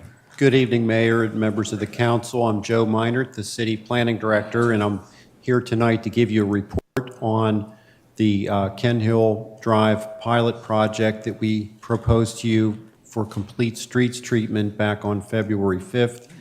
At that previous meeting, council instructed staff to go back and look at several issues that were raised during that meeting. And so we're providing a report to you tonight and hopefully get your consensus on a direction. There are three specific items that we're recommending based on the council's discussion on February 5th. One was to revise the Trails Master Plan primary route for the Bowie Byway so that it does not follow Ken Hill Drive, Bel Air Drive, and Stony Brook Drive. It was suggested by council that the primary route would be better aligned if it followed the trails that exist along Route 197, Route 450. So that would be our recommendation tonight, to prepare a council resolution to bring back to you at a future meeting, proclaiming that that change would be in effect in amending the Trails Master Plan. The second aspect is that the overall plan that I presented to you on February 5th really had some issues. However, the part of the plan that did not have many issues was the section down at 197 to Cambridge Drive, where there are no driveways, no residential uses providing access to Ken Hill Drive. And so we'd like to move forward with that aspect of the plan. Unfortunately, we cannot do that this fiscal year. Time is running out on the bidding process. And so funds will have to be allocated in next year's fiscal 25 budget for the construction of that segment between Cambridge Drive and Route 197. This would address some of the safety issues that were mentioned earlier with the conflicts of bicyclists, pedestrians, and traffic at the intersection of Route 197 and Ken Hill. So that would be our recommendation to you on that. And then thirdly, there was some discussion on the February 5th meeting about how we might address providing complete streets treatment other than on-the-road bike lanes. And what we'd like to recommend is that council support that staff continuing to examine potentially a wider sidewalk on either side of the road, which could be used as a shared use path along Ken Hill Drive, Bel Air Drive, and Stony Brook Drive, and that we would have to do outreach to the community, hold stakeholder meetings, get public input before bringing any recommendations back to council. But we see that as a potential solution, basically taking the concept that was in the pilot project for Ken Hill, which at either end of Ken Hill, it would involve widening the existing sidewalk. We'd recommend an 8-foot wide concrete shared use path on both sides of the road. And so that would be something we'd seek your direction at wanting to pursue in the coming year. So with those recommendations, council, I'm really just looking for consensus. I wanted to report out to you that staff had met and discussed these issues And this is the strategy that we have before you tonight, so we'd like your concurrence. That concludes our presentation. Thank you, Mr. Minor, and it's obvious that you gave a lot of thought into the comments we made before and addressing those. In hearing those, it sounds like you addressed major issues we talked about, and I think it's a good roadmap moving forward. I do believe it answers the major issues we dealt with and talked about. So having said that, I will also open it up to council if they have any other comments. Mayor Pro Tem? Yes. First of all, thank you very much for your work on this so far, and thank you to the folks that have come in to speak earlier this evening. I think the best path forward on this, if you will, is a process where we take this instead of right away working towards. There I go again, apologize. Instead of changing the realignment at present, that instead of doing that now, that we instead hold off until we have some public input on both the Ken Hill part that we have already designed, and in particular the section right near 197, so that we're in a position where people have an opportunity to speak to that improvement, as well as the potential for the byway going all the way through the rest of those sections, so that there's an opportunity for everybody to have a voice in the matter, as well as to get some feedbacks on some of the alternatives, to include a widened sidewalk, which may or may not be the best solution in some places. There may be an opportunity to have a shared lane on the roadway, or there may be some other alternatives that might work as we look for a solution for that through the neighborhood. So I guess my answer is, it seems to me that I don't have any problem with that first section, but I think we've got to give people an opportunity in the community to hear it and see it and provide some feedback, and then incorporate also a discussion for a continuation, or what a continuation would look like, to include the bicycling community as well as the residents in those neighborhoods. Thank you, Councilman. Any other comments? Any other comments? Councilman Steph? The mayor's avoiding me. It's like, you took too much time tonight. I'll be quick. I apologize. I want to second what Councilmember Wolfley is saying. Just having gotten a lot of feedback from folks over this weekend, first of all, huge thank you, Mr. Minert, for your work on this and for kind of shepherding us through this process. I think we kind of always knew this was one of those policy areas where, like, great ideas were going to run into, like, certain practicalities at implementation, and we're there now, so yay, government. It seems like there's basically three groups we really need to make sure are communicating to kind of avoid wasting too much public time and money going forward. One are yourself and the planning department. Two, the residents who've been really engaged on this issue for a while. I know some spoke tonight, I know some others wrote in. But then three, the residents who will be most immediately impacted as this gets implemented. I know it's really easy to tell folks, hey, we're gonna have a meeting to talk about a plan that might come into effect in 3 years, and people's eyes glaze over until the first construction truck rolls up. But whatever we can do, if that's a mailing, if that's a meeting at Ken Hill, as close as possible to impact residents along those initial Bowie byway routes. Anything we can do to get feedback now and early from residents, and put them in the room with the multimodal and public spaces subgroup and whoever from your office would be appropriate, I think is going to be really critical to moving forward in a way that doesn't have us rewriting policy at the first sign of opposition, but also make sure that we're addressing the biggest objections that residents have in a way that is reasonable. Does that make sense? I don't know if I'm making any sense. Councilman Esteve, I think it does make sense. One thing I wanted to make sure council understands is that we are talking about two separate timeframes. The short timeframe being trying to do a stakeholders meeting for the section between Cambridge Drive and Route 197. That's a project that could be bid out. And I think meeting with the stakeholders, particularly the middle school principal and the homeowners along that segment, would be one one aspect. The other, we say in the memo, is to begin a public participation process for the rest of it, because it does involve a lot more homeowners, the issues are larger, and I think that we would want to go into that process with maybe multiple meetings, multiple outreach opportunities involving the MAPS group. So I think it's, I'd prefer to handle it on two different levels, one being a short-term. I think we can move ahead with that part of the plan that I think most would agree with, and then begin a public participation process for the larger, looking for a solution for the larger issue. It sounds like we're on the same page then. Yeah. Okay, thank you so much, Mr. Minor, appreciate your time. Any other council members? Okay, I think our consensus would be to move forward, short-term, looking at what we're going to do on the long term, and move forward. I think we have a general consensus to be able to move forward with that. Okay, thank you. Thank you. Mr. Minor. Thank you. All right, next we have the financial statement audit results presentation.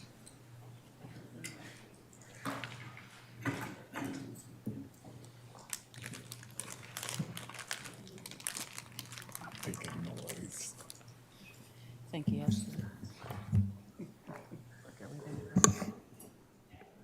I'm sorry, waiting for him to get into position. You ready? Yes.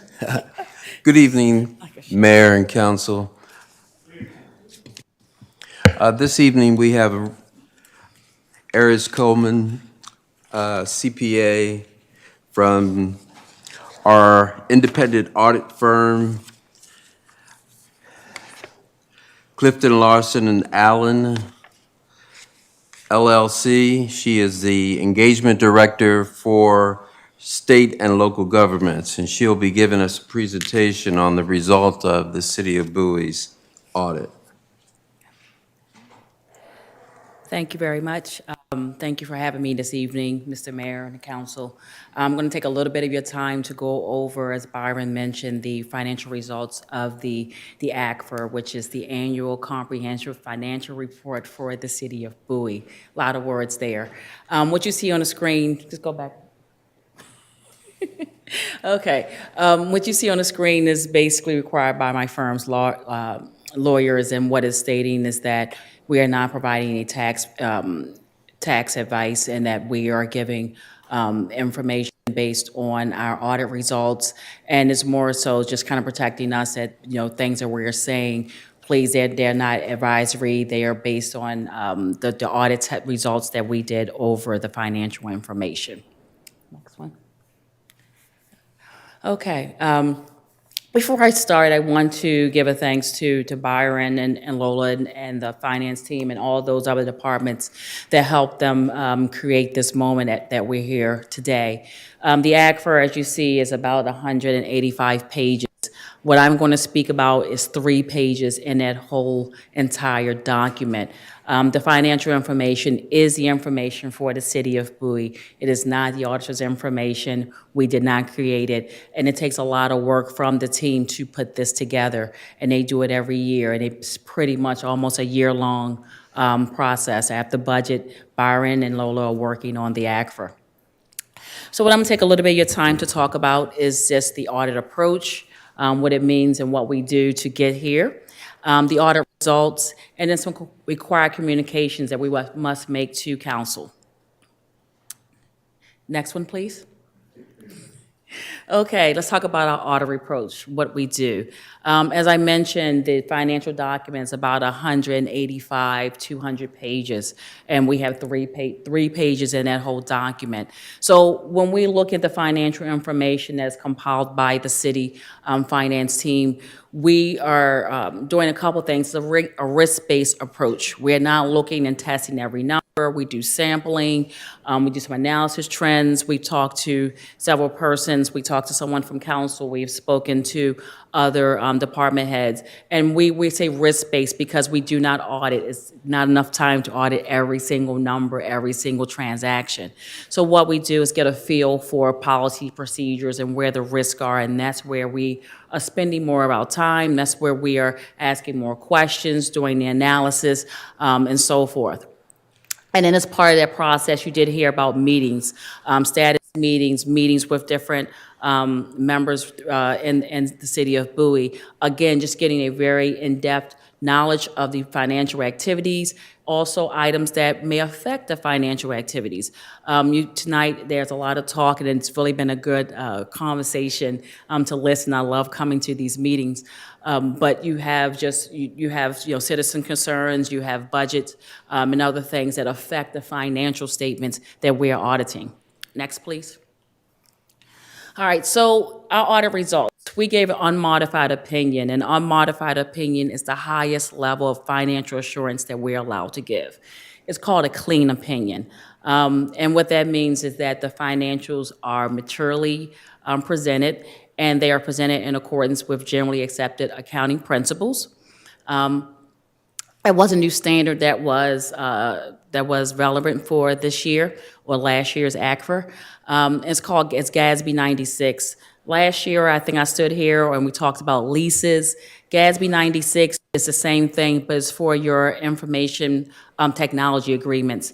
You guys use Tyler for your accounting your general ledger software and probably other things. Well, agreements like Tyler, well, now in the financial community, that cost has to be capitalized.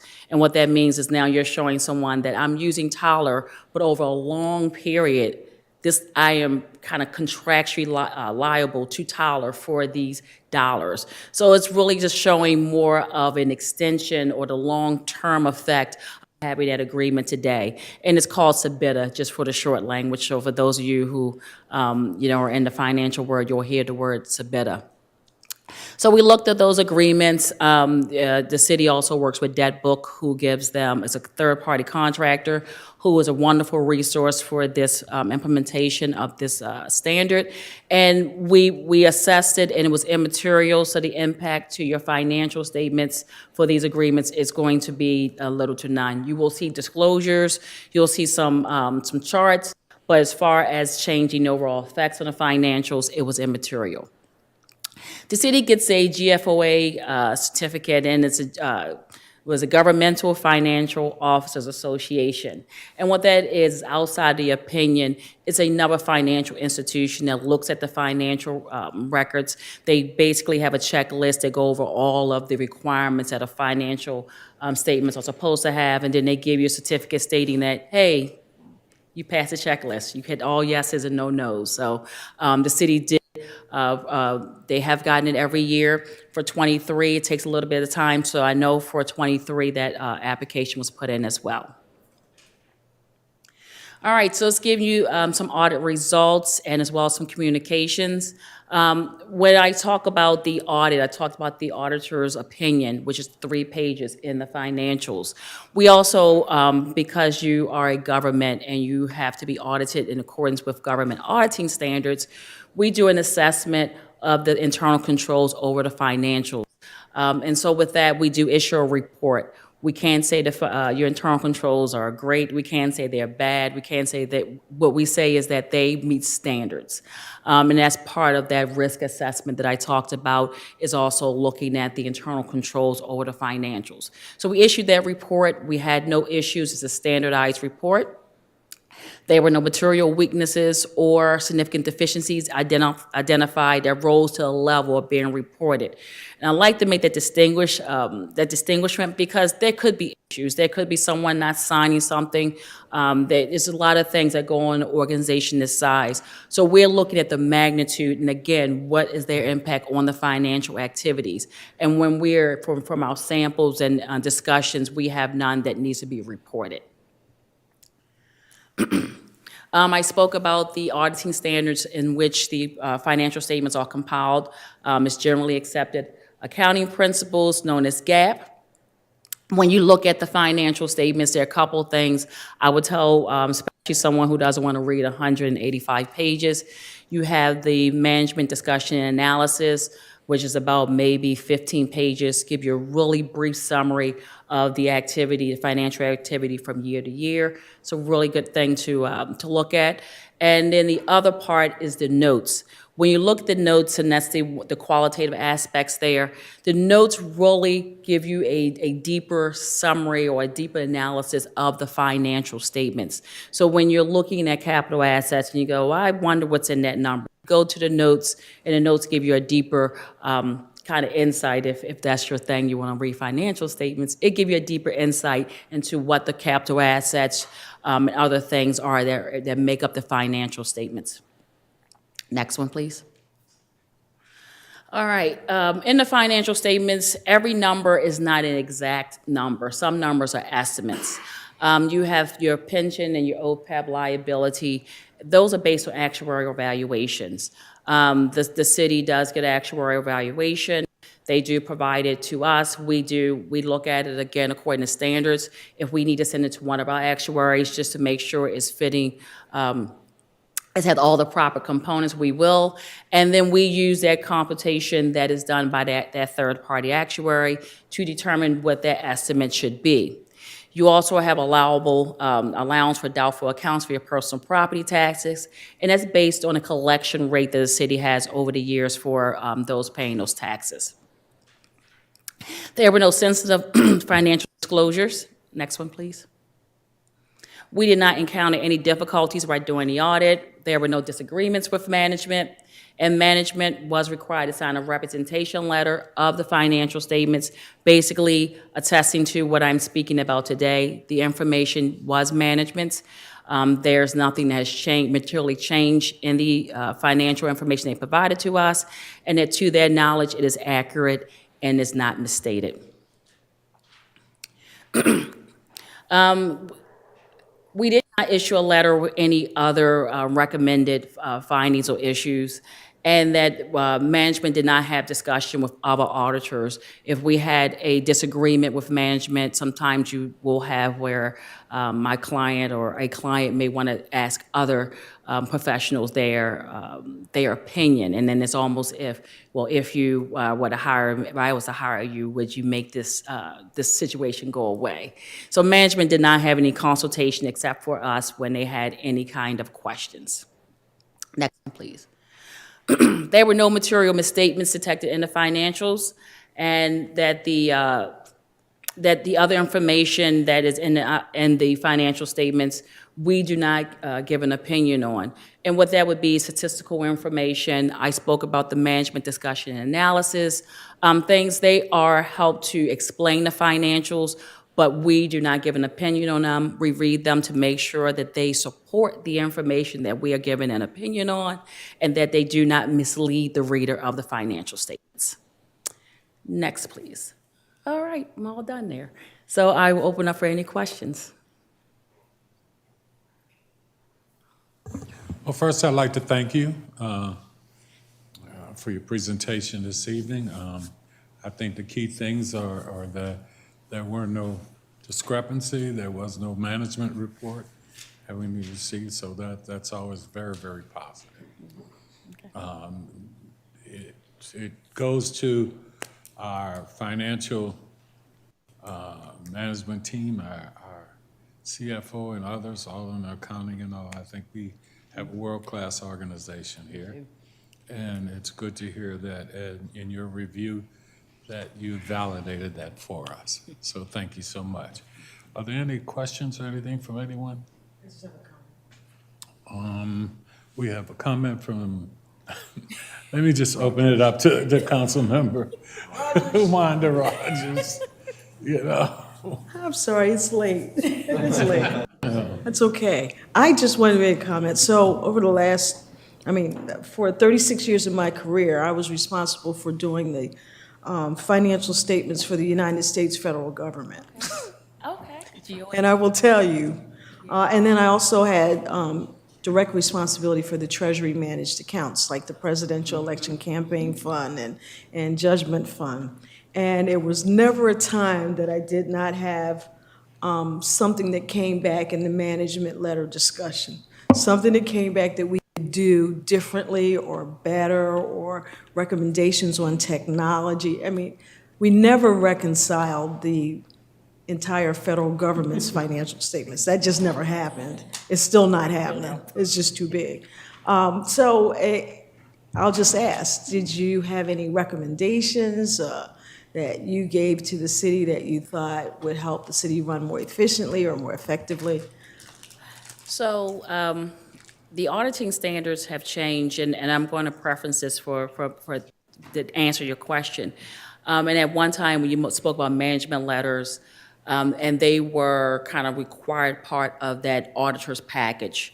The auditing standards have changed, maybe about, 2-3 years ago, to where the management letter, which is your best practices, it's no longer required to be written.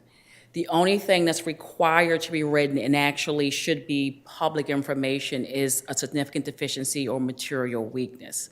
And what the accounting profession was thinking was you were kind of muddying the water, because you're going to say everything is fine, but then I'm giving you this list of things you can do better.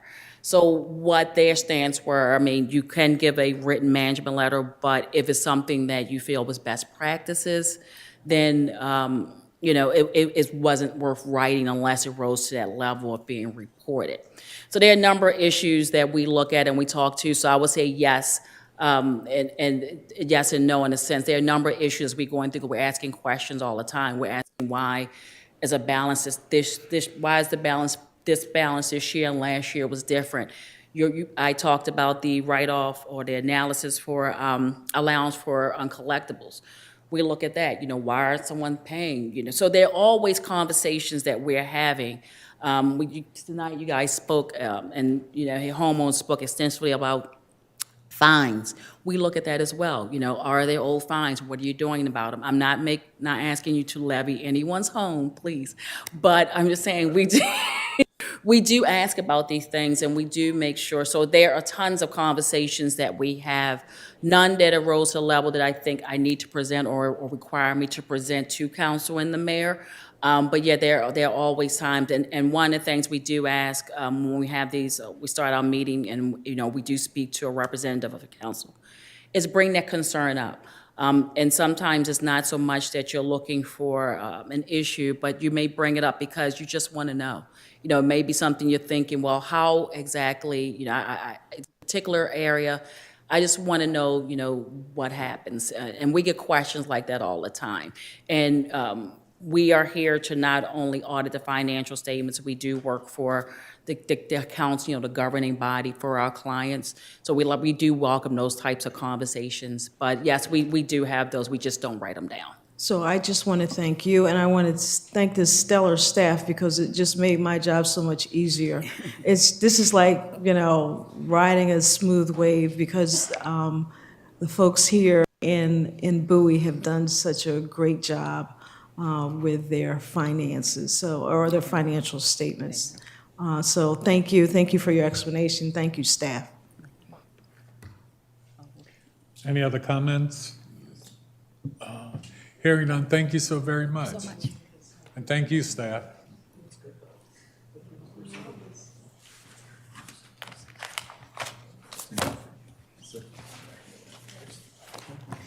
We will now move on to the resource recycling systems, citywide food waste feasibility study. Good evening, Mayor and Council. Ashley Diaz, the Sustainability Manager. Tonight's presentation is meant to be mostly informational, and there is quite a bit of information in it, so I'm just going to turn it over to Miss Kristen Whelan from RRS. She is visiting all the way from Michigan today, so thank you, Kristen. Good evening. Good evening, thank you. Thank you for having me from Michigan. It's slightly warmer here than where I left from. So I work for RRS, Resource Recycling Systems. We're a boutique consulting firm that really works in the space of food waste and other waste materials and trying to keep them out of landfills and put them back into our economies as useful products and goods. So we are a team of professionals, engineers, economists, and communication specialists that are trying to work with organizations like the City of Bowie, as well as corporate clients, to make meaningful change in the world of waste.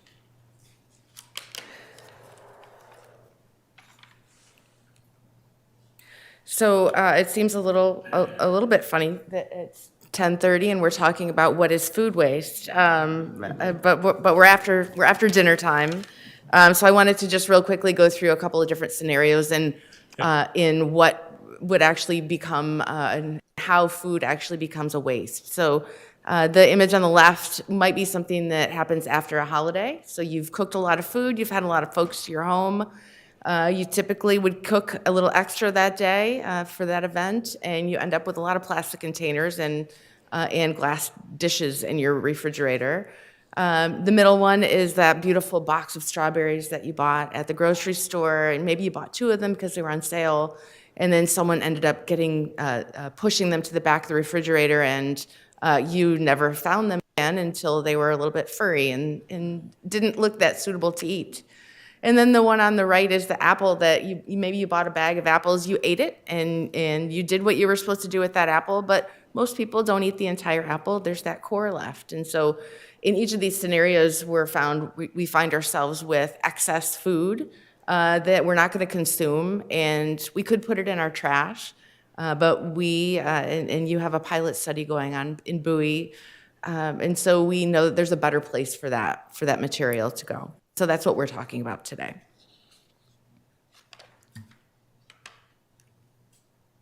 So why should you care about food waste, again, at 10:30 at night? Because 40% of all food grown and produced in the U.S. is wasted, and it's a shocking number to think about. But there's a lot of waste on the front end where the food is grown, where the nutrients are invested in that food. There's a lot of labor investment and transportation costs. There's a Penn State study that found that the annual cost of food wasted by U.S. households was estimated to be $240 billion each year. And when you bring that down to the household level, it comes out to just over $1,800 per household. So beyond just environmental reasons, there are financial reasons why we should care about not sending this material to landfills. So of that 40% of food that's grown and produced in the U.S., 40% of it is generated at home.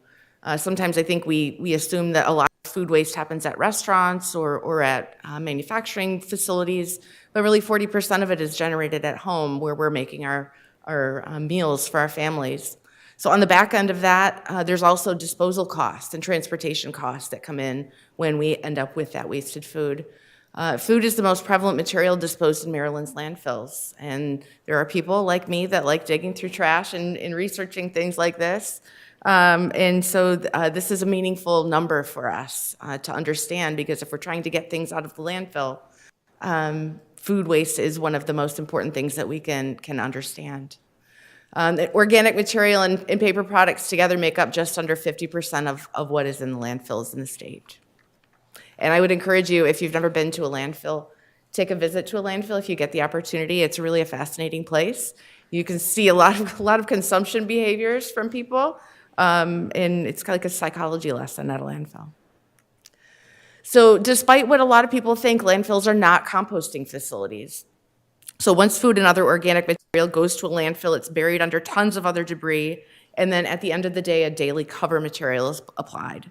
So this creates an anaerobic environment, which is simply lacking of oxygen. Oxygen is necessary to decompose organic material without creating methane gas. So food waste decomposes relatively quickly in a landfill setting compared to other organic materials. And then with that oxygen removed, the food decomposes and methane gas is generated. So many landfills, including many in Maryland, will have a gas collection system in place. However, the US EPA recently estimated that 61% of the methane that's generated in landfills becomes fugitive, meaning that it never gets into the gas collection pipeline that may or may not be installed. And so that's escaping into the environment. Municipal solid waste landfills are the third largest source of human-related methane emissions in the US.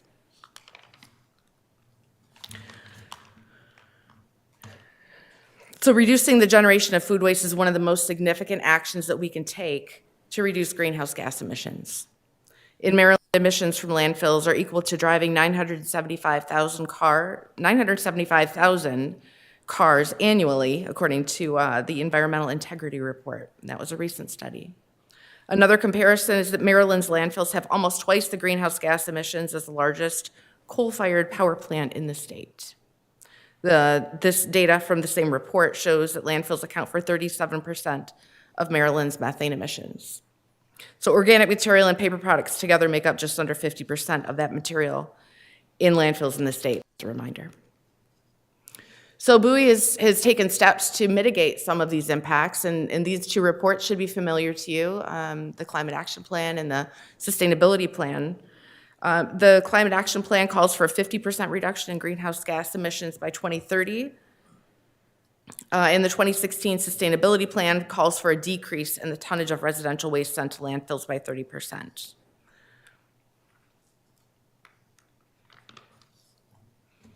So the chart that you see on the right-hand side is from the EPA. It represents the food hierarchy in the most preferred down to the least preferred option for food recovery. And Bowie has a two-pronged approach that and both of those prongs are consistent with the food recovery hierarchy. Food waste prevention efforts largely focus on communications. So this could include messages about why wasted food is bad, either for environmental, social, or financial reasons. And there are a lot of different communication tactics that can be used to creatively bring awareness to the topic of food waste. On the other side, food waste management largely focuses on programs and infrastructure to manage the food that ends up as waste. This could include home composting, which many people enjoy doing, and that can happen right there at their home. And the development of programs for the collection of food scraps, like Bowie's drop-off program and the pilot home collection system program. These types of community-centered programs rely on a centralized composting or processing facility that can receive the food waste and do something with it. So then once it's processed, it needs to be sold, and it can become a feedstock for something new. So the variety of options are listed here. Again, backyard composting can happen at anyone's individual home as long as it fits into the city ordinance or is otherwise not banned. But that can be a really simple solution for someone to manage their own food waste at their own home. Windrow composting is a larger operation, as well as an aerated static pile composting facility. These are both more commercial scale. They certainly have more expense involved, but they can manage much larger volumes of food waste. The second one, the aerated static pile, is the one that's utilized in Prince George's County. So the study that we're talking about today is not related to backyard composting. The one that we're talking about today is the collection of larger volumes, collectively larger volumes from individual homes, and then sending that to a commercial scale facility. So these are just some examples of communities with food waste collection across the country. It by no means is it comprehensive. It's just a sampling of them. So you can see that from California to Colorado into the Midwest and Illinois, there are communities that are actively doing and operating food waste collection programs. There's a variety of different tactics that can be used. The most common collection method is in a 64-gallon cart, which when I say cart, I'm referring to the thing on wheels with the lid that flips that you would roll out to the end of a curb. And collection can be performed with a mix of automated and semi-automated vehicles, which we'll talk about in a second. And then when we look a little closer to your home in Maryland, these are the other communities that are nearby that would probably look familiar to you that are also operating food waste collection programs. Again, there's a variety of them, and the way that they operate is very different depending on the needs of the community. But these are, from the smallest scale is Tacoma Park at just over 17,000 households, and it goes all the way up to the program that covers Prince George's County, or parts of it. Oops. There we go. So I believe that you're familiar with the pilot program that is being operated in Bowie at this time. There's 7 neighborhoods neighborhoods that are all listed there and in the outlined map. There are 1,100 eligible households, and of those, 256 are participating. And there's a wait list of over 100, and Ashley tells me that that's because the people who want to sign up are outside the pilot area. So it's a great problem to have, that you've got people that want to participate in a program that just hasn't yet reached them. The average collected amount of food waste is 7 pounds per week per home, which is actually a little higher than we were originally estimating. So it either means that people are being more wasteful or they're really using the program the way that it's intended to be used. And then the food that's collected in this pilot program goes to Prince George's County compost facility. So the study that we underwent on behalf of Bowie was to evaluate the expansion of that pilot program, to consider the regional trends and help you determine a robust option for implementation of this pilot program at a citywide scale, and really focus on your commitment that you've made to environmental sustainability through both emissions reductions and a best-in-class waste management program. We also were asked to keep a cost-effective implementation in mind, as most cities would do, and so that is part of the recommendation that we're making. So the 3 different collection models that we prepared for your review are, the first one is a food waste only model. This is the exact same, or primarily the same model that you have right now. It's just scaled up so that it covers the entire city. The second model is a food waste and yard waste co-collection model. So when I say co-collection on future slides, you'll know that that means that a resident can mix food waste and yard waste together for collection. And then we're going to get into a little bit of technical detail with garbage trucks, but in this case, it would be a yard waste truck. So that would be a semi-automatic rear load packer truck. So if you, I'll have some photos of it here in a second of what that means. But the collection vehicle is an important component of the strategy going forward. There's some efficiencies that can be gained. And then the third model is a food waste and yard waste co-collection model. Again, food and yard waste are put together in a fully automated side load truck. And we'll talk about those details in just a second. So model number 1, the details around how we modeled that were, again, basically a duplication, but a larger scale implementation of the current program that you have. It's run by your DPW department, and it would be servicing the majority of the same type of residents that they're currently serving. Households would need to sign up for service. Anyone who wanted to participate would get a 6-gallon little bucket, like the ones that are shown in the picture, and a 2.5-gallon kitchen caddy. And the collection is done weekly with a pickup truck and 1 driver. And then the food waste is transported to Prince George's County compost facility. So in model number 2, this is the food and yard waste co-collection. This is the style of truck that I wanted you to focus on. So it requires the staff to get out of the vehicle. You have some of these vehicles already, but this requires the staff person to get out of the vehicle. It requires multiple staff in order to operate it. The rollout would be a cart-based program. So instead of the paper bags that you are currently using for yard material, you would be transitioning to a cart-based program with the option of any overage of yard material would be in a paper bag. The cart size that would be distributed is a 32-gallon cart, and there would still be weekly collection. And then the collection would be in a vehicle like this, which is the semi-automatic rear load vehicle. And then because the collection mechanism of the way that people collect it inside their home can be an important determination for if they participate or not, we assumed that they would still be able to request and receive the 2.5-gallon kitchen caddy, if that was an important part of their participation. And then the third model is in this type of vehicle. This is a fully automated side load vehicle The rollout, again, would be in a co-collection model with the yard waste and the food waste together in one container. Again, a 32-gallon cart, weekly collection, and residents can still request the caddy. I think an important distinction to note here is on Model 2 and Number 3, you would still keep your fall leaf collection because that's an important component and there's such a volume of leaves that are generated. You would still have the vacuum system or the vacuum program for leaves in the fall. So this is the model summary when we put all of your financials and all of your operational components into play.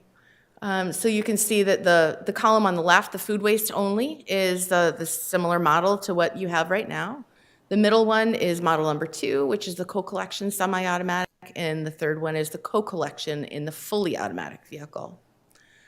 When we drop down to the cost per ton, the food waste only model, you can see on the column there's an $800.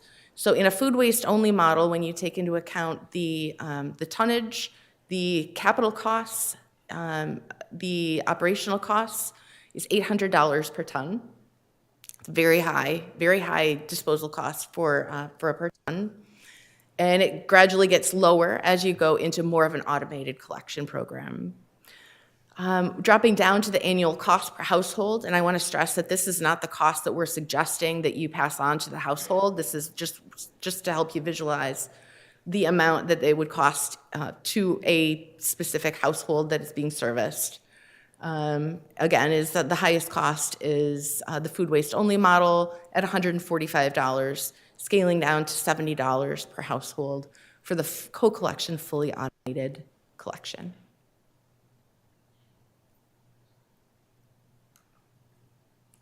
When you look at this on a seasonal basis, you can see that there are some highs and then some lows. And this is because the amount of yard waste that's being generated is, of course, going to be higher in the warmer months. So there's going to be more volume collected in the warmer months of the year. And that's not just food waste, that's yard waste as well. So you can see that the highs are starting in May and going through October, November. This is a seasonal fluctuation that is to be expected.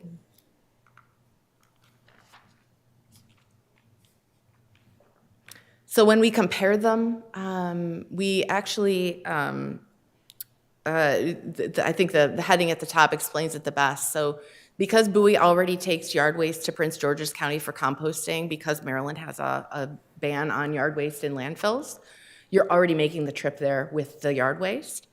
And because the Prince George's County facility allows you, as a customer, they allow you to mix the yard waste and the food waste together, you can actually see a cost or a net benefit of the co-collection fully automated program because of the savings that you'll see from disposal costs. Because that food waste is no longer going to landfill. It's going to a yard and food waste processing facility. So the net cost of the program per ton for food waste only is very, very high because you're transporting that food waste separately than the yard waste, going to the same facility that you're already taking yard waste to. And then it decreases as you get more automated with the collection, and you're able to collect more material and transport more at one time.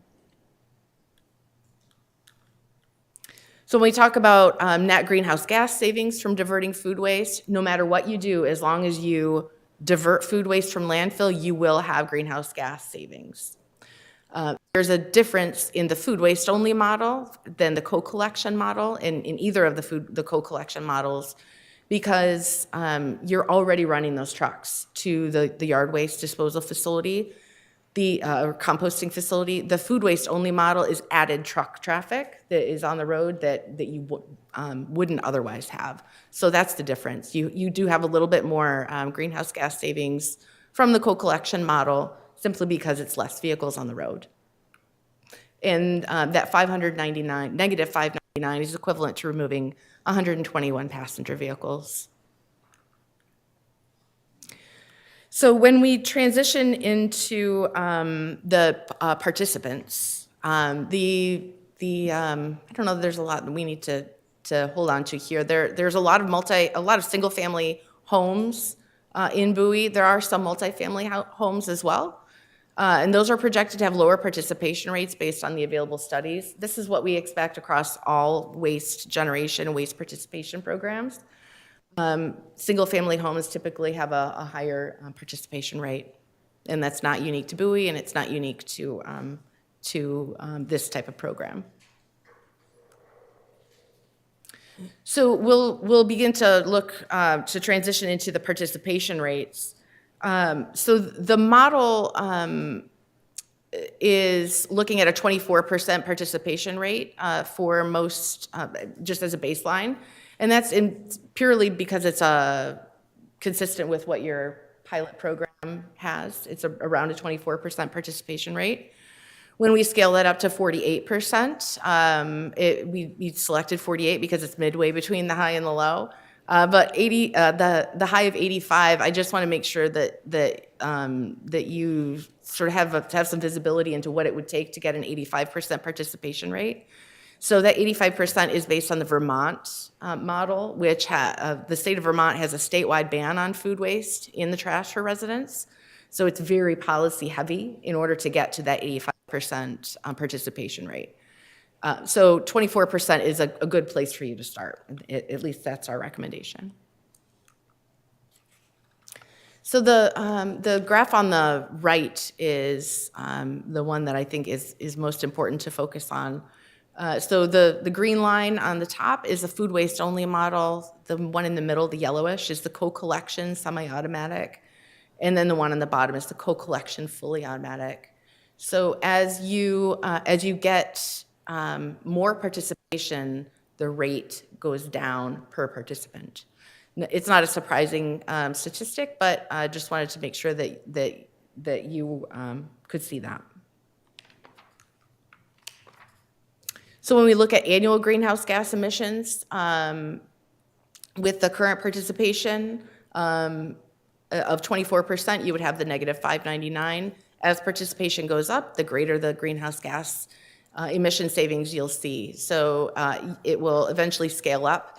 If you were to reach the 85% participation, it would be a savings of 2,133. Oops. So just to summarize the models, the co-collection model is the most cost-effective model for Bowie because the assumption is that the weekly yard waste collection in those paper bags or containers would be replaced by co-collection. So this would be a transition from your current program and would require some infrastructure in the way of the purchase of carts. So the food waste only collection model is all additional expense for Bowie. If you expand the program that you currently have, those are all additional expenses. Whereas if you do a co-collection model, you can take advantage of some of the system that you already have by way of the collection route and the folks that you have working on those routes as well. The fully automated collection with the truck that just requires one person operating is the most efficient because of the lower labor costs for that. And I would note that and I'll speak to it in just a second, the fully automated collection truck is the safest type of collection vehicle as well because the driver does not need to exit the vehicle. So diverting food waste from the landfill provides Bowie with greenhouse gas emission savings. Co-collection is the most efficient and cost-effective way to do that. And that is because you don't have to add any additional transportation. So if you wanted to look at it with the varying participation, this is the recommendation that we're making, which is the semi-automatic collection vehicle in the co-collection. So if you wanted to see how the participation would impact the cost per household or the cost per ton, that's the information that's presented here. And again, this assumes that you would maintain your fall vacuum leaf collection program. So participation is directly linked to communications.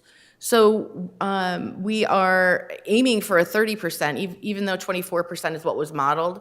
We think that a 30% citywide participation would be at least 6,000 households by the end of a 12-month period. So we were looking at a communications plan that would carry you over a 12-month period. The goal would be to raise awareness about food waste and inform people about how to use this new system. Because this would require a change in behavior and a change in collection infrastructure, so it's a bit of a lift in order to transition folks to that. So it needs a specific campaign. And the goal would be to raise awareness about the amount of food wasted, with a goal of city residents planning what they need to purchase at the store to waste less food. So it's one thing to actually have the infrastructure to collect and properly manage the food waste, but we still want to prioritize people's purchasing habits so that they are only buying what they truly need to buy for the most effective use of their funds. So our collection program recommendation is the cart-based co-collection of yard waste and food waste. And again, that is an option for you because the processing facility that you're using can take the material co-collected like that. It provides you with the greatest greenhouse gas reduction opportunities at the most economical cost for your residents and for your own budget. The co-collection can happen on existing yard waste routes. You don't need to add new routes. You don't need to add new vehicles at this point. Truck transportation is already bringing yard waste to Prince George's, so there's no additional trips, and this is the lowest cost per ton. So our long-term recommendations, and I'll just say, and I think Ashley would concur that no one would expect you to transition to this tomorrow. There's some capital investment costs that you need to sort of think through, and I think that there probably are some funding sources nationally that might support the purchase of the carts. But some of these are also just some things that, as consultants that work in this industry a lot, some things that we would recommend that you take a look at. So it is slightly unusual, and I understand that you're quite proud of the twice a week trash collection, and that's a fantastic service to provide to your residents. I would say that once you get the organic material out of the trash, the odor will be less of a problem.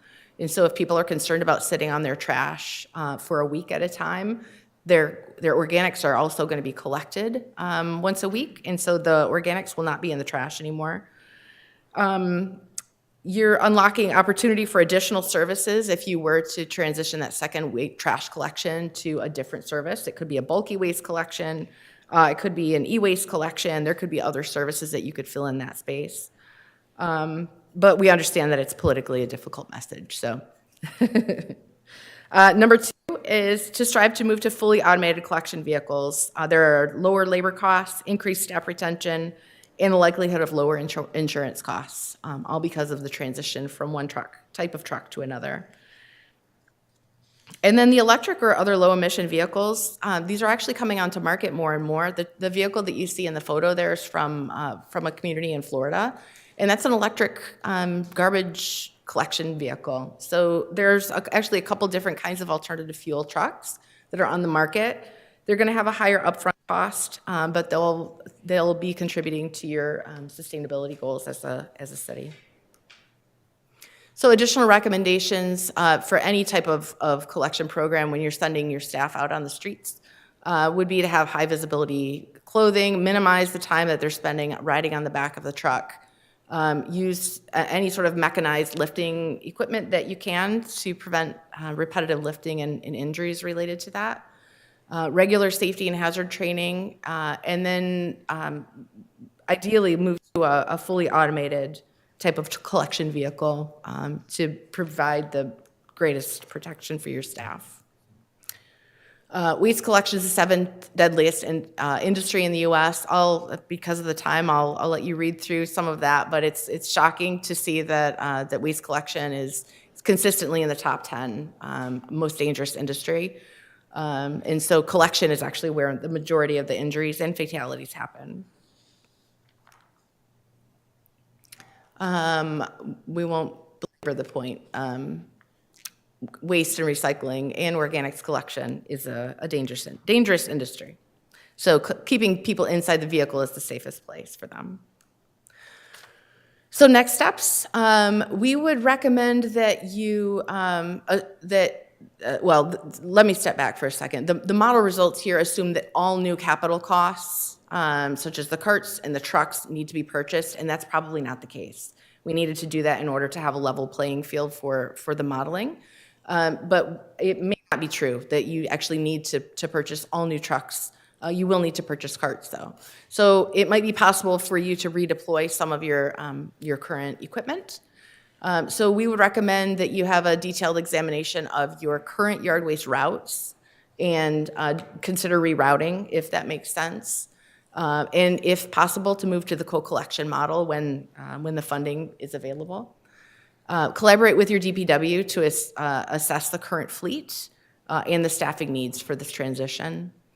And then certainly the entire time you should coordinate with Prince George's County because they're going to kind of drive the ability of you to co-collect. So you want to make sure that they know what you're doing too, that it's not a surprise when you show up with a truck loaded full of food and yard waste together. And then finally, we suggest that you model the cost for the trash collection. If that is something that you want to look further at, you can do a analysis of the once and twice weekly trash collection, determine what the set-out rates for that second collection day, and what the fullness is of the trash containers. And then go as far as to contact your insurance provider to determine what the cost savings could actually be if you move to a fully automatic collection vehicle. There's other communities have experienced some considerable savings. And so we believe that the recommendation that we made to you for the co-collection semi-automatic truck will give you a chance to increase the service that you're offering to the community without adding costs. And so they should be happy about that. So that's my presentation. I'd be happy to answer questions if you have any at this time. First, I'd like to say thank you for coming in and Sure. doing the presentation this evening. Quite informative. What I'd like to do right now is open up for any questions amongst council members. Councilmember Rogers. Thank you very much for the presentation, and thank you, Ashley. So, question. Prince George's County sent out yellow compost bins, and it was the highlight of social media for many months because people didn't know, they didn't ask for them. And so I hear you talk about Prince George's County actually has the capacity to take the mixed and put it somewhere. So what I'm concerned about is the education aspect of this. And then also, do you have any feel for the city of Bowie and the number of households that would actually take this up? Because a lot of us live in communities that are not annexed into Bowie. They're still Prince George's County, and they have those yellow bins sitting outside their garage, or some of them said they tried to give them back to the county. So, you know, I know change is difficult, and there's an education process, but just do you have any idea how big a population in Bowie that would actually be interested? Well, I would certainly look to Ashley to be Yes. better at informing that, but based on the current pilot, there's 24%, and it's a fairly small pilot area. But I would, education and outreach is kind of where I come from the industry. So dropping a cart at someone's home without actually telling them, without warning them, and then without telling them that it's coming, is bound to cause confusion, frustration, and contamination. So making sure that people are prepared for this transition and that there's an effective way to get their feedback and for them to ask questions is critical in the rollout. Ashley, did you have any other? Yeah, and you all also provided very robust communications plan that I've gone over with Una, and she really liked it. So it would be rolled out over up to 3 years, I think, in the report. So we would take it 1 year at a time with the goal of 5,000 to 6,000 homes per year, I believe, to sort of mirror our current participation rate. Okay, thank you very much. Thank you. Any other council members? Council members, staff? I'll try and be really brief, given the hour. Thank you so much for the detailed presentation, and thank you for Ashley for your work on this. We have gotten over the years and have kind of done a bit of a hodgepodge of like environmental policies on a number of different fronts.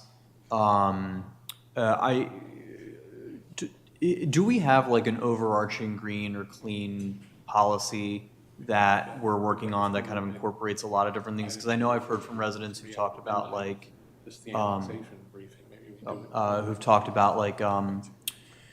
transitioning our fleets, you know, and I mean, Complete Streets is actually kind of within that same bucket of things that like people bring forward. Are we working on any kind of overarching policy that kind of would help inform all these different efforts and maybe contribute to a communication strategy overall? Are you referring to like a clean fleet, green fleet policy specifically? Well, So we have a sustainability plan. We have like, at one point it had like 40 steps in it. I guess overall strategy, yes. And clean fleets would absolutely be a part of that, yeah, sure. When it comes to clean fleets policy, we don't technically have one. We do a lot of really good work, so I have to credit Nick and Lori and Community Services with that. They do, but they do it without a policy. So it's actually something that today we put on the agenda for the staff sustainability team next week to look at, actually. And in terms of a plan, we do have the 2 plans that Kristen referenced, but we will be asking in just a month or 2 for funding for a new plan that will incorporate both the sustainability plan and the climate action plan kind of into one environmental action plan is the goal there. So that will be the next step. Gotcha. And that would incorporate all these kind of different buckets that people are talking about? Okay, understood. There is a lot of environmental interest in the city. I think that's been clear over our history. I think that's still true today. The hard part, as Councilmember Rogers pointed out, and as we've experienced with our Complete Streets, is kind of where the rubber meets the road. And I think you guys are very sensitive to that. From the presentation, from the timeline and the communication plan you laid out, I get the impression you're thinking very carefully about that reality, and that honestly is just going to be everything as far as how quickly we're able to move on any of this. It's just how much buy-in can we get organically without making it feel like an imposition from on high. So I appreciate you guys for thinking about that. And thank you again. Thank you. Any other comments, questions? Mayor Pro Tem? Thank you, Mr. Mayor. First of all, thank you very much for time, energy, and effort spent on this. This is it's a great report, and I think it's a great direction to get us pointed in. Couple of questions. You probably got a heads up. Can you speak a little bit about the distinction and the merit of disposals vis-a-vis any of the other alternatives? Because I know that, you know, it's super simple. Just take it, chuck it down the sink, boom, boom, boom, it's all gone. We have here in the city ample water. We have excess capacity for both water supply as well as sewage processing. And we have a very clean effluent, if you will. And it's a very well-run system. Can you talk a little bit about the merits of different approaches there? Yeah, so you're talking about garbage disposal, right? Yes. Where you would put your food waste down the drain and flip the switch and it grinds it. Yeah. Yeah. So I think there are limitations to what you can put into a garbage disposal, and there are certainly applications for that. I'm not familiar with what your utility system capacity is. If people are on a public water and sewer, then that would be going to a publicly owned infrastructure. If there are septic systems, then typically septic tanks are not suitable for garbage disposals, or it's going to fill it up and they need to be pumped a little bit more often. I would say that there are limitations to what you can put down a garbage disposal. While it may grind up a chicken bone, it may also get lodged in in the pipe down the pipeline. I've heard that more frequent blockages are something that in a community that's pushing garbage disposal as a method of disposing of food waste, they should expect a higher maintenance cost on servicing any of those blockages. I would say mostly, though, I think about the output. So biosolids coming out of a wastewater treatment plant, especially with forever chemicals and forever compounds in wastewater now. At least in Michigan, where their public utilities are having a difficult time disposing of biosolids. Often they go to landfills. Land application of biosolids is becoming increasingly more difficult because of the chemicals that are in that wastewater. And so by putting organic material, like food scraps down that, you're basically eliminating the value or lowering the value unless there's an anaerobic digester attached to the wastewater treatment plant. So I think it just depends on the technology that's available in the community. And if you already have a yard waste collection program with the trucks and the facility within the proximity that can process the food and yard waste together, I think that's a more suitable outcome for the organic material, and there's a market for it. Whereas I'm not sure if it would be as strong a market if it was in a biosolid. Okay. Well, I'll ask staff maybe to take a little bit more detailed look at that for us. There are communities that rely on that. Philadelphia is one that I think 10 or 12 years ago was really had a big push for that. LA has done it. So there are communities that rely on that, especially as a supplement in the winter months when they're not having as much yard waste collection. And so they don't want to run a route, so they'll advise people to put the waste down the drain, which again is a communication. Communication is key to get people to participate in that. Excellent. A couple more questions for you. First of all, actually, I'll turn to staff. Our current recycle bins, are those 32-gallon carts, or are they bigger? I think they're bigger, I think 64. So I think they are 60-something. Okay. So the only reason I'm asking is that I noted that size. Is there a reason why not larger? You could go larger. The cost to the cart is incrementally more. The larger you get, of course, there's more raw material that goes into it. I think there was some concern that in the winter months, there would be just a little bit of food in the bottom of that cart and really nothing else because there's no grass clippings, there's no shrubbery or anything. So I think that the goal was to sort of maximize that cart, and any overage of yard material could be put into the brown craft bags still, because that still is requiring a staff person to get and empty. But I think that the capital investment costs would be modestly higher with a larger cart. Yeah. So with that in mind, I'll go to the other extreme, which is, why do I need a cart at all? I mean, is there any reason why I can't, tonight just go home and start, using this process? I mean, that's to your point, you probably want to give a heads up to the landfill facility, but nonetheless, is there an option where we can start this without waiting for carts? I mean, I put out my recycle at the moment. I use bins, I use craft bags, and it comes once a week. Is there any reason why we couldn't start the program with that existing model and just tell people, hey, put it out in your regular, put it in a bin, and then when yard waste comes around, they can take both at the same time? Yeah, there's not.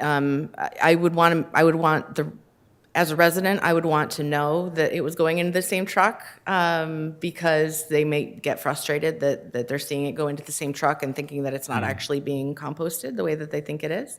So I think that's part of the educational message that needs to be sent out. But from an operations and logistical standpoint, as long as both the food waste and the yard waste get put in the same truck and go to the same facility, then there's no reason that it has to be collected together.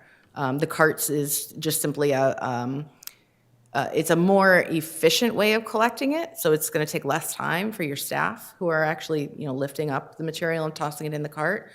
I would say, though, that the more food waste that they end up collecting, the more weight they're going to end up lifting, and then there's a lot more repetitive motion that they have to do to actually get the material into the truck.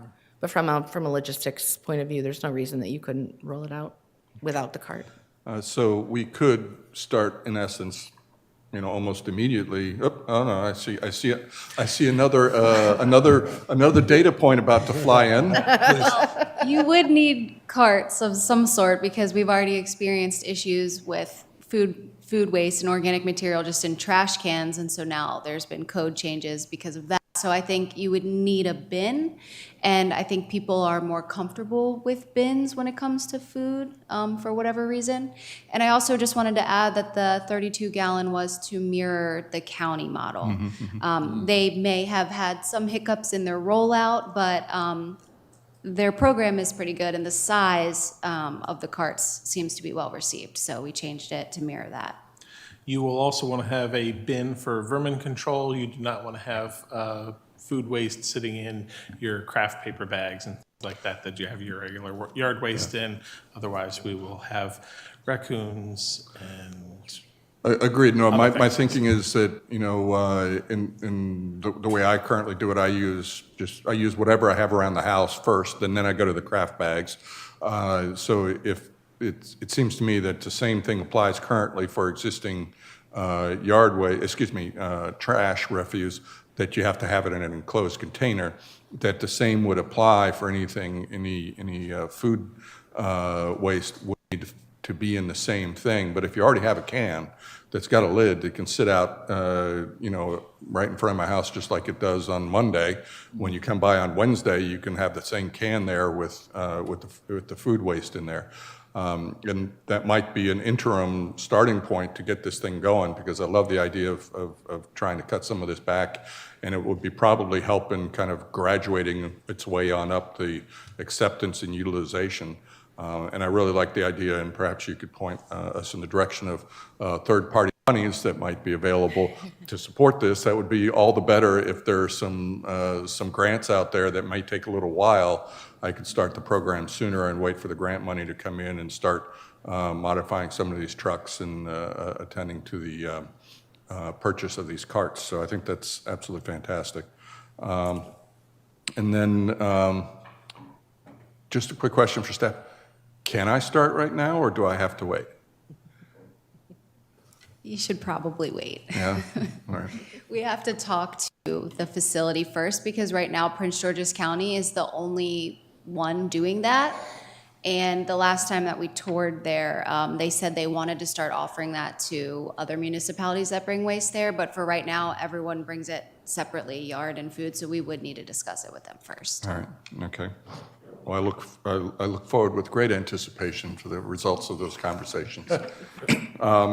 And just out of curiosity, measuring acceptance or usage rates, if you have universal pickup, how do you measure that? Maybe that's you, Kristen. Of the yard and food waste, that is a drawback. So you can measure it. It's not going to be as accurate, though. So you can do more visual observations at the disposal site. So at the Prince George's County composting facility, once it gets tipped out of the truck, you can do a visual assessment. You can also gather the weight of the yard waste now, and then the percent change. But again, it's going to be dependent on the growing season and how much yard waste is generated. So that is a drawback to the co-collection model, that you don't have as much data on how much food waste is being actually put in the cart. And one more question. In the full auto solution, which requires just one driver and coming through, and we currently have a very robust yard waste program. I can put out in a bin, I can put out in craft paper, I can tie up a bundle of sticks, and they all go in the truck. What happens to those other, what happens to those craft bags if you have a fully automated solution coming? Yeah, the craft bags You could still have a fully automated truck, but it still is going to require the staff person to get out of the truck, which sort of negates the benefit of the fully automated truck. So you would need to come up with a alternative solution, potentially multiple carts, if someone needed multiple carts. But the idea with the fully automated truck is that someone is staying in the vehicle, and there's a mechanical arm that actually tips up the cart into the truck. Yeah, I know that I can fill at certain times a year, I can fill, a big bin in short order, depending what, growing season it is. So I'm not sure that works for us, but I certainly like the idea of a model, the middle model, and working towards it and starting earlier rather than later. Thank you very much. I appreciate your time, and thank you to staff for all the good work on this as well. All right, thank you. Any other comments, questions? Councilman Brady? And then, Didn't mean to vote. Thank you for coming out and informing us and giving us a briefing. I'll tell you that one of my earliest experiences on this council was with Gary Allen and his green thumb. So it's and he talks to me constantly about how I need to support these kinds of efforts. So I will be living up to that expectation. I have one specific question. It's more of a curious question. There's a statement that says, composting can cut methane emissions from decomposing food scraps by 95%. What's the difference? I would think the same process would occur whether it's in a landfill or in a composter. Yeah, I'll just scroll back to the slide where we were comparing different facilities. So in a landfill, because at the end of the day, they cover it to protect it from vermin and wind, and when something goes to the landfill, they want it to stay at the landfill. So it gets covered up each day with soil. And then compaction is a really important factor in a landfill. They don't want to waste any ounce of airspace. Okay. So they're trying to eliminate all the air pockets in a landfill. And so once all the air pockets are removed and the material that's been put in the landfill is covered, it becomes anaerobic. Whereas in a facility like this, they're actually trying to use the oxygen in order to expedite the decomposition process. Okay. So methane should not be generated at a well-run composting facility for that reason. And I do know the temperature adds to the decomposition, and therefore, and I've got my little thermometer for my composting bin out back. Yeah. So. And for that matter, backyard composting is good for potato peels and orange peels and the cuttings from your food. But bones will not decompose quickly. Any of the compostable silverware or plates will not decompose in compost in a backyard composting facility, backyard composting bin, because it doesn't reach a high enough heat. Right. So that's needed for a commercial composting. Yeah, I learned the hard way. I didn't put bones or paper, plat, anything like that. Yeah. But I did for the longest time put eggshells, the shells from shrimp, as well as tea bags, thinking they'd all decompose. And I had to get a sifter out and separate them whenever I went to distribute it, because they didn't. So I learned the hard way. Somebody has informed me that if it had been a higher temperature, the eggshells would have in fact dropped down. So, are the bins that are used for food waste collection sealable? Because you were talking about the odor issue, and I know one of the arguments from constituents against going to once a week trash pickup is it'll sit there for a week and it'll start smelling. Yeah. But if you switch to where you have one round where it's normal trash pickup and another round for yard waste and food, it's still going to sit for a week. So there's at least in the minds of the constituents, there's a thinking that there'd still be an opportunity for that to start smelling after 4, 5, 6 days. Yeah. There could be one way to mitigate that is if you put the food waste in the cart, put some shredded paper or something on the top of it, and that will absorb some of the odors. So there are ways that you can reduce that, but it's not a different type of collection cart than one that you already have at home. It's not sealed any differently. It does have a lid so that it would prevent animals from getting in. Right. But in a high heat condition, there could be some odors. So, okay, so that'll be a challenge, because I think that's the biggest concern Yeah. citizens have. And with respect to, if we go to the fully automated, where it's the one man driving the truck and it's automated, I've seen in other cities where they drive down and pick up. It's incumbent upon the resident to make sure they position it in the right form, and sometimes it's a challenge. It can be a challenge. Now, that would be a specific truck that we would have to purchase to do that. We don't have it in inventory right now.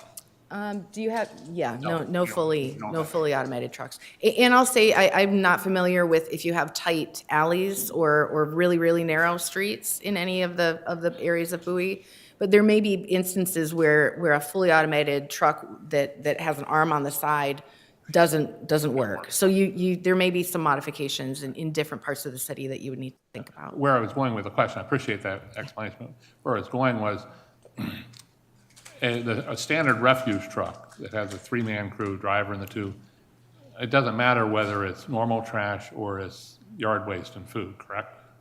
As far as the use of the truck to get the stuff picked up down to wherever it has to go. The composting facility would probably not want you using the same garbage truck to pick up garbage and then to pick up organics. That would be a conversation you would want to have with them, because it would be introducing some contaminants if the truck doesn't get cleaned out well enough between uses. Okay. But functionally speaking, no, it's the same truck.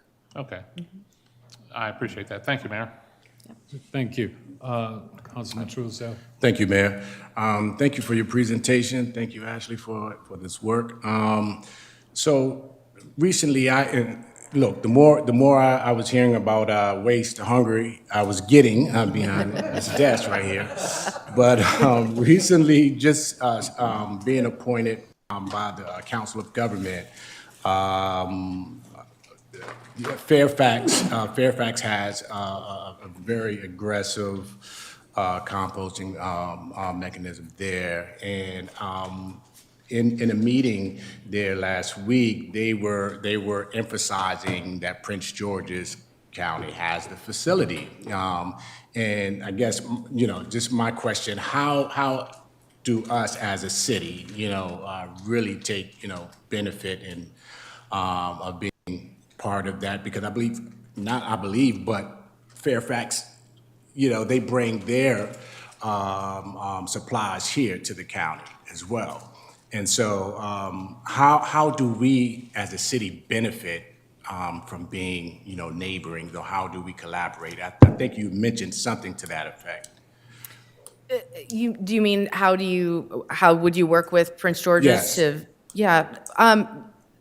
So I think including them in these conversations is critical. Letting them know that you're thinking about introducing food and yard waste together, and making sure that they're aware of that. One of the things that Ashley and I talked about is whether or not residents would need to bag their food waste before they put it in the yard waste bin. Yeah. And one of the things that Ashley's hearing is that they're having a really hard time with the contamination that's being introduced by the compostable bags, because it's very difficult as a consumer to know the difference just by looking at it between a compostable bag and a non-compostable bag. Right. So again, making sure that you understand as a customer of Prince George's County's facility how you should be communicating that message back to your residents is really important. Okay. And making sure that they're letting you know that as well, so that you can do something about it. If suddenly they, start rejecting loads or implementing fines because you've got contamination, that's too late. You've got to re-educate people at that point. So continual feedback loop. Okay. My next question, last question, I know it's late. I was thinking it was earlier. I was thinking it was 10:30, 10:20. That clock is wrong. But, what, from testimonies, I guess, from other municipalities or cities, what have they experienced in terms of little creepy things or, rodents and things because of, composting? I would say that The creepy things are not going to be any worse with composting than they are with trash. You're still going to have critters that want to eat whatever is inside that cart, but they're going to want to eat that when it's in the trash cart too. Maintenance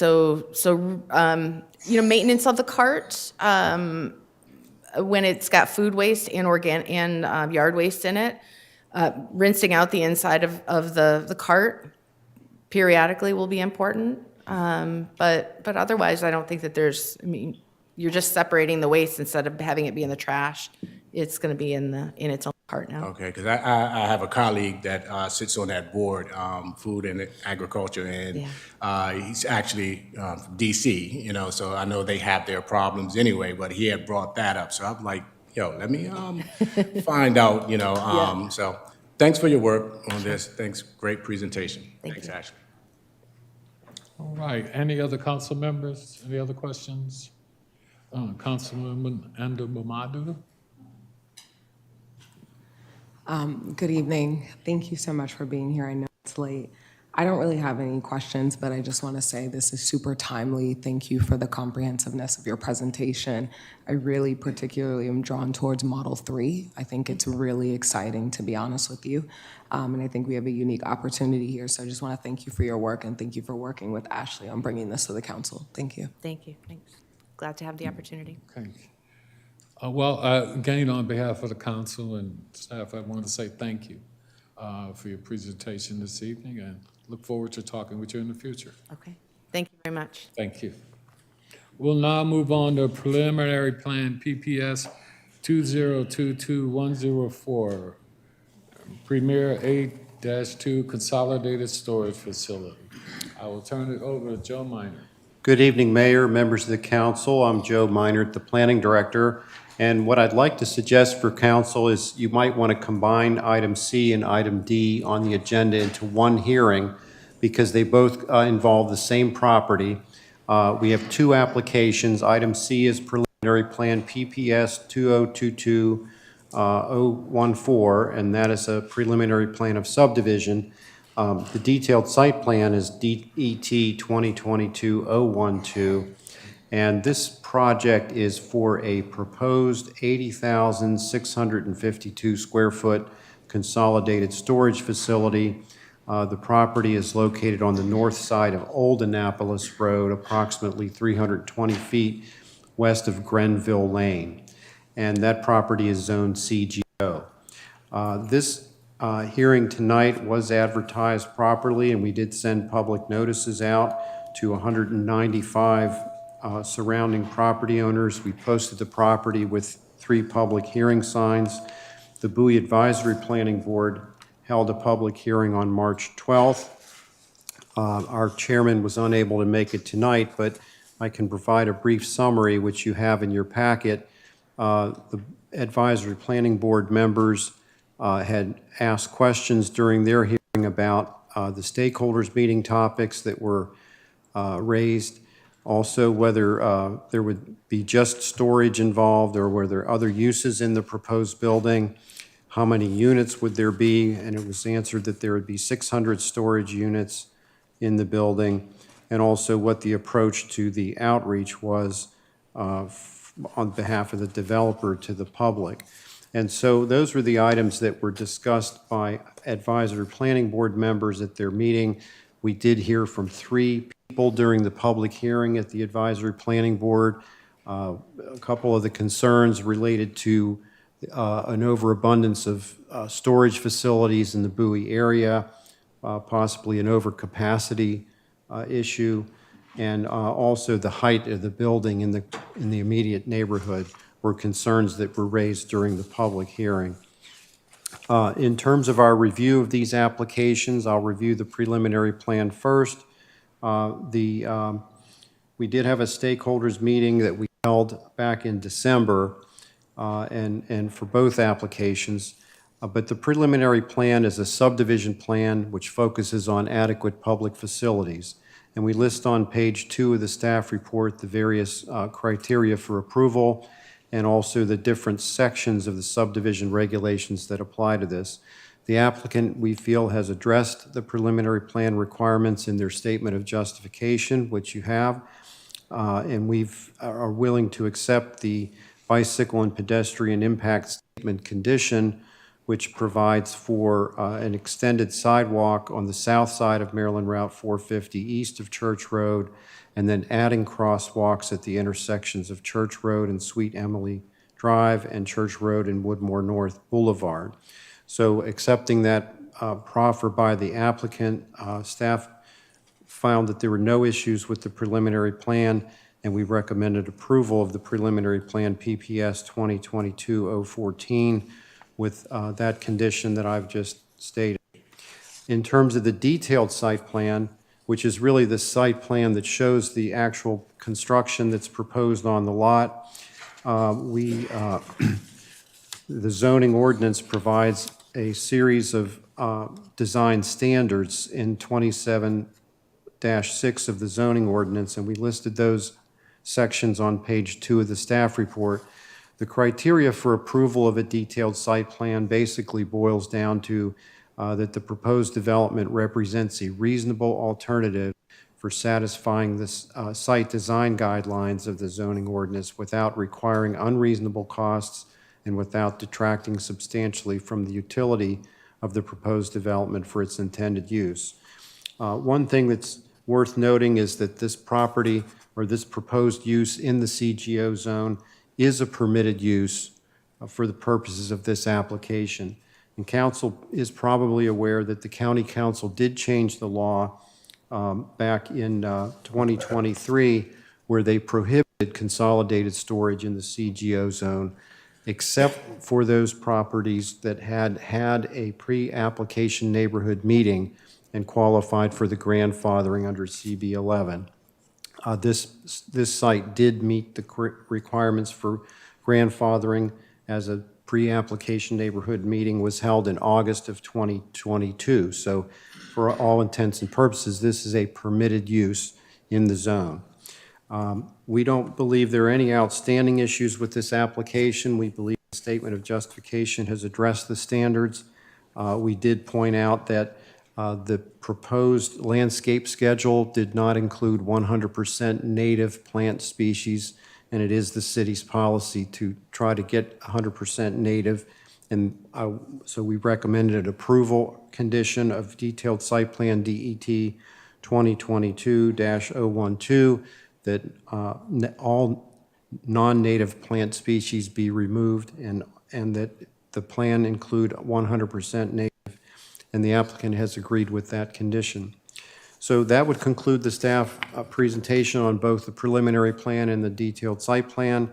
We have Attorney Matthew Tedesco here who is going to make a brief presentation, and I'll turn it over to him.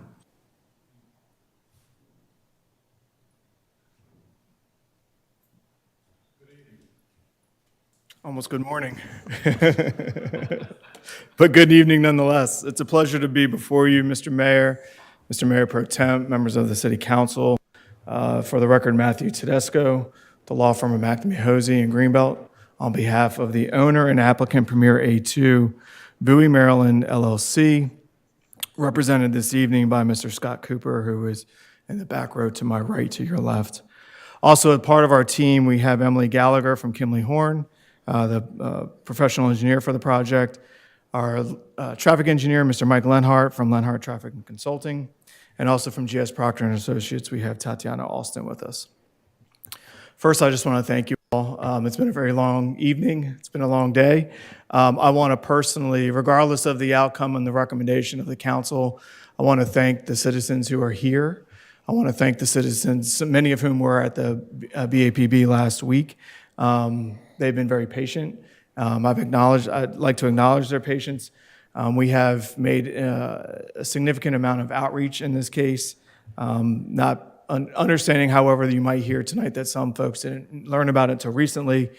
We have done a Herculean task to make sure that everyone is aware of this project. Those outreach efforts include going back more than almost 2 years ago now. My late partner, Mr. Dan Lynch, many of you knew Mr. Lynch was the attorney for this project. Unfortunately, passed away in early November, so it's when I took over this case. But back in July of 2022, we sent out informational mailing letters on the preliminary plan and the detailed site plan, as well as notices and postings for the pre-application neighborhood meeting.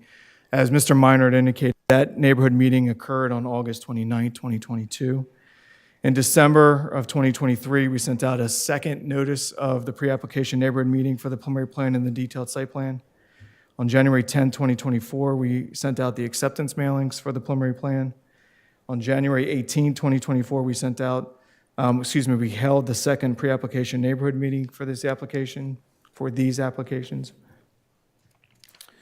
On March 5th, 2024, we sent out the acceptance mailing for the detailed site plan.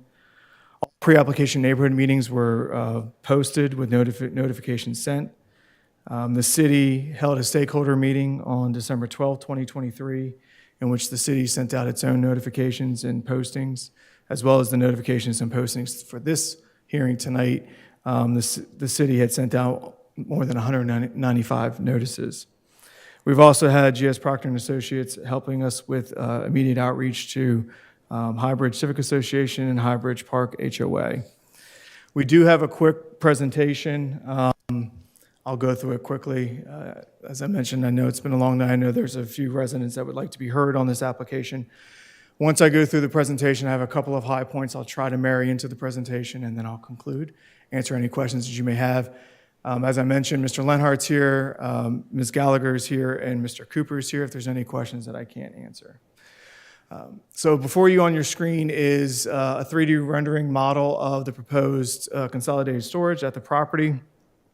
I think everyone is intimately familiar with the location of the property, located at 13600 and 13604 Old Annapolis Road. It was the former site of an old 7-Eleven, a church. It's kind of lived its natural life. Some of the buildings originally were constructed in the late 30s, with others built in the early to mid 60s. All buildings have since been razed. The applicant, Mr. Cooper and his company, have purchased the property, has already invested millions into the city, into the county, and through this development will invest millions more in seeing this project come to fruition.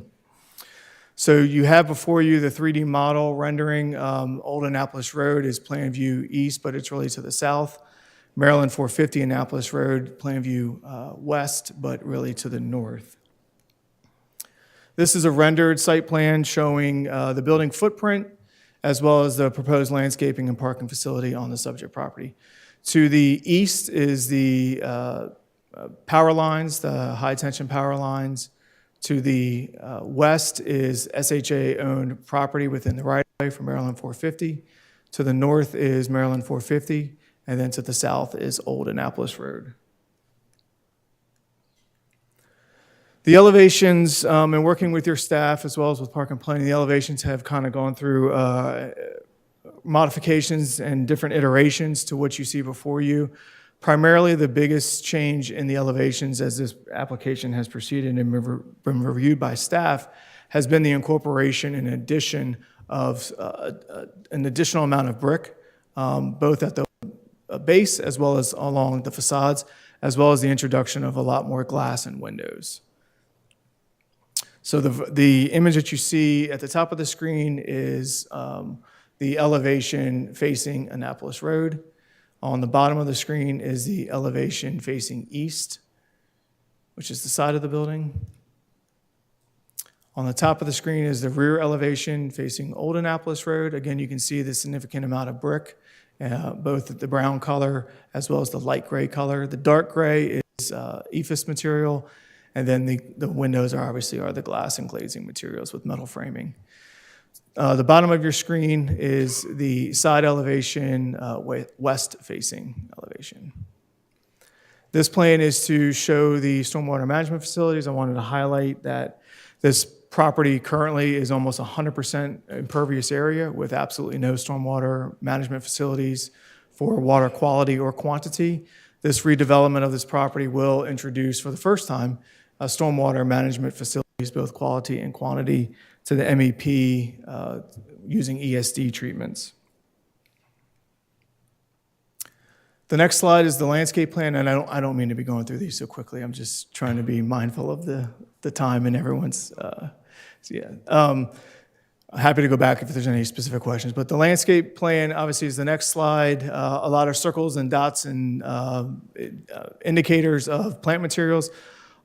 All landscape manual requirements, in fact, all requirements for this application from a subdivision standpoint, from a zoning standpoint, as well as from a landscape manual standpoint, are either met or exceeded, and that's no exception with the landscape requirements. Old Annapolis Road is a scenic and historic road under the plan, requiring an additional buffer yard and setback requirements. The building is set back significantly from the face of curb. Within that area, we have significant amount of landscaping to and include the stormwater facility. There's also landscaping surrounding the proposed parking area, as well as the frontage along Annapolis Road. One of the unique qualities of this property, in addition, is the fact that Annapolis Road sits higher than the property sits lower. So although the building along Maryland 450 is at 5 stories, it actually has the appearance of being a little lesser in height because of the road sitting higher above it. The other interesting or important fact as it relates to the design is that the old Annapolis Road building frontage side of the building steps down to 4 stories. That was purposeful and designed for code compliance. The new zoning ordinance, and if I didn't mention it from the outset, this property and project is wholly and completely within the new subdivision regulations and the new zoning ordinance of the county. The new zoning ordinance in particular has a significant amount of development standards, one of which includes neighborhood compatibility. All neighborhood compatibility requirements and standards are met to and include the step down of the building to 4 stories to comply with the specific neighborhood compatibility that limits building height that are approximate or within 200 feet of existing single-family detached homes. So the building does step down to address that and be responsive to that design and development standard. I think that's it. So I will just go back to that slide. And then just a couple of high points, some of which I try to hit, Mr. Mayor and council members, but if you just indulge me, I just want to go through a couple of those. As Mr. Meyer indicated, the new zoning ordinance and new subdivision regulations require significant analysis and detail as it relates to these new development standards that are in the code. That has resulted in, you have it in your materials, a 100-page justification statement for this preliminary plan of subdivision, I think an 80-page justification statement for the detailed site plan. Some overlap between the two as far as the standards go, but all standards have been met. I just wanted to highlight that. The property is in the CGO, Commercial General Office Zone. As Mr. Minard indicated, the use is permitted in that zone subject to CB 11-2023. Due to CB 11-2023, we are not going to see these uses in the CGO zone moving forward. The county council amended the law to prohibit them in the CGO zone going forward. There are a small number, very small number, this is one of them, that met the grandfathering requirements of CB 11. So I stand before you with this one. I don't have any others. So I just wanted to mention that because I know there's concern with respect to not only this particular property, but just throughout the county as far as these uses in the CGO zone becoming, what's some have articulated as a proliferation. That will not be happening. The building was originally about 95,000 square feet. Over the review of this application, it has been reduced to 80,652 square feet. So a reduction of about 15,000 square feet. Again, some of that was related to the requirements to conform to the zoning ordinance. And you can see that step down that I was referring to on Old Annapolis Road as far as the building height. This is an infill redevelopment. The subdivision plan proposes to consolidate the 2 existing parcels into one. We believe it's a blighted, underutilized property. We believe this redevelopment will significantly, substantially increase the tax revenue not only for the city but for the county. It will create an environmental benefit to the property in the fact that there is no existing stormwater management facility. So all the rainwater that comes off of the property today runs off onto Old Annapolis Road and is untreated. The redevelopment will also reduce the impervious area by 0.19 acres. Currently, it's about 100% impervious. We will actually be adding pervious area to this project, to this property. The zoning ordinance requires a 5% open space requirement for development in this zone on this property. We are proposing 22.5%, so more than 4 times what the code would require. The tree canopy coverage requirement is 10%. We are at 14.6%, again exceeding the requirement. As I mentioned, all landscape manual requirements are met or exceeded. Part of the BAPB hearing, there was concerns and comments from the community with respect to signage. The detailed site plan does provide signage. We did update these elevations to show the signage that's proposed. There are 2 building-mounted signs, one on Old Annapolis Road and one on Maryland 450. Although your staff has reviewed this and provided in your staff report, I just wanted to highlight the sign for the building frontage along Maryland 450. The code would allow up to 193.80 square feet. The proposed sign is 95 square feet. So about 100 square feet less than what would be allowed. The sign on Old Annapolis Road would be allowed to be up to 260 square feet. We're at 95.84 square feet. So the signage is not overdone. It's small in comparison to what the code would otherwise allow. And that's purposeful in nature in the sense that we have existing single-family residential to our south. And although we have an arterial roadway of Maryland 450, beyond that you have single-family homes to the north. And so the signage is important because there is no access to the site off of Maryland 450. Only access is off of Old Annapolis Road, so you have to turn on Old Annapolis Road before you get to it, or turn down Glenville Road and then come back after you pass it. So we do believe that the signage, although, again, I think to your staff's analysis, small in scale, tastefully done, is not overpowering or over dominating the site in any means. It's quite consistent with being sensitive to the existing environmental character of the area. And finally, I just want to, if I could, just address one other major item I think that you're likely to hear tonight, and I certainly, finally, before I do that, as part of the code 27-5102 F4A Romanet 7, our new zoning ordinance has a lot of different subsections. So 27-5102 F4A Romanet 7 requires these uses to also provide square footage for potential future community nonprofit space. This facility provides 1,500 square feet. We don't have any leases or anything of that sort identified at this time. However, we will absolutely endeavor to continue to work with the community or any other community members or the city, anybody else that is in need of meeting space. That space is there to accommodate those needs directly in response to the county council's requirements for these uses. Finally, and I'm wrapping things up, I expect tonight you're going to hear from some residents, which I completely understand and respect the views and feelings with respect to the belief that this use is not needed, whether it's at this location or in the city or in the general location altogether. The use is permitted in the zone. This is not a special exception. This is not a rezoning. The use is permitted. There is no legal requirement for the applicant to demonstrate that the proposed use is needed at this location. When the use was deemed to be permitted in the zone, the legislature determined that the use is appropriate and context sensitive with respect to that zoning category, so long as it met all the requirements of the subdivision regulations and so long as it met all the requirements of the zoning ordinance.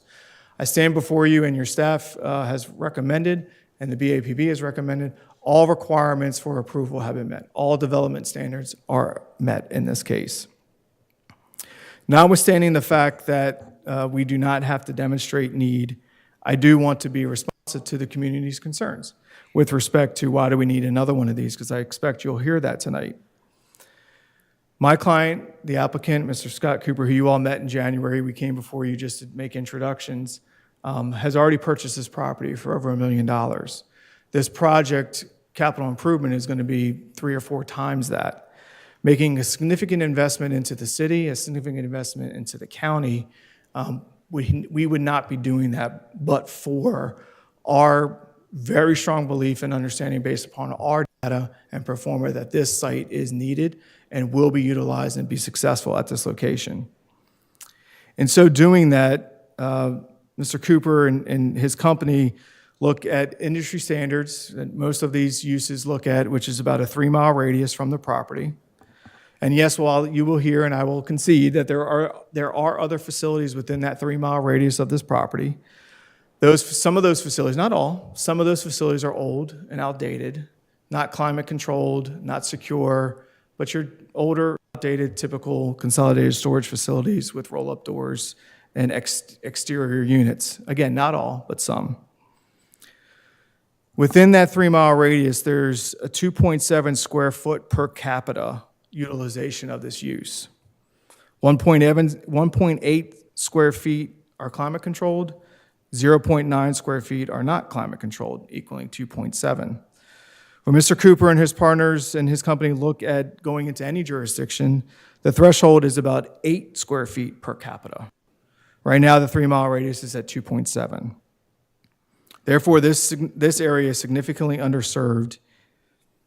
And even if you hear testimony tonight about proposed new facilities, we've taken into account some of those new facilities within the 3-mile radius, some of which are on the fringe. But even those facilities only put it at 4.7 square feet per capita, still well below the 8 square foot per capita that most users look towards before they would invest in redeveloping a property for such a use.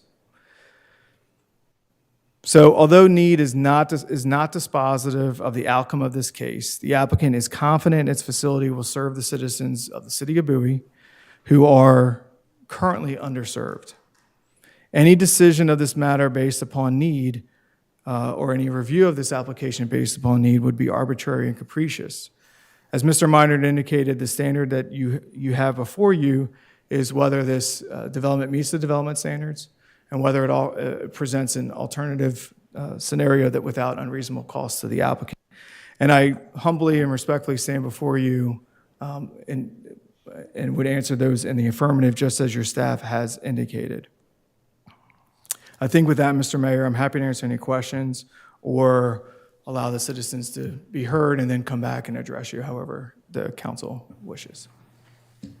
Okay, thank you so very much. Thank you, Mr. Mayor. Allow the council if they'd like to ask anything right now before we open the public hearing, if there's anything. I'll do the public hearing. Okay, I would like to declare. Very well, thank you. And I'll be prepared to come back and address you at that later time. I'll Thank you. declare the public hearing open. Do we have any signed up to speak?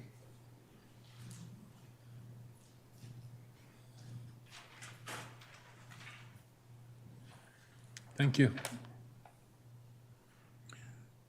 Leslie Jefferson.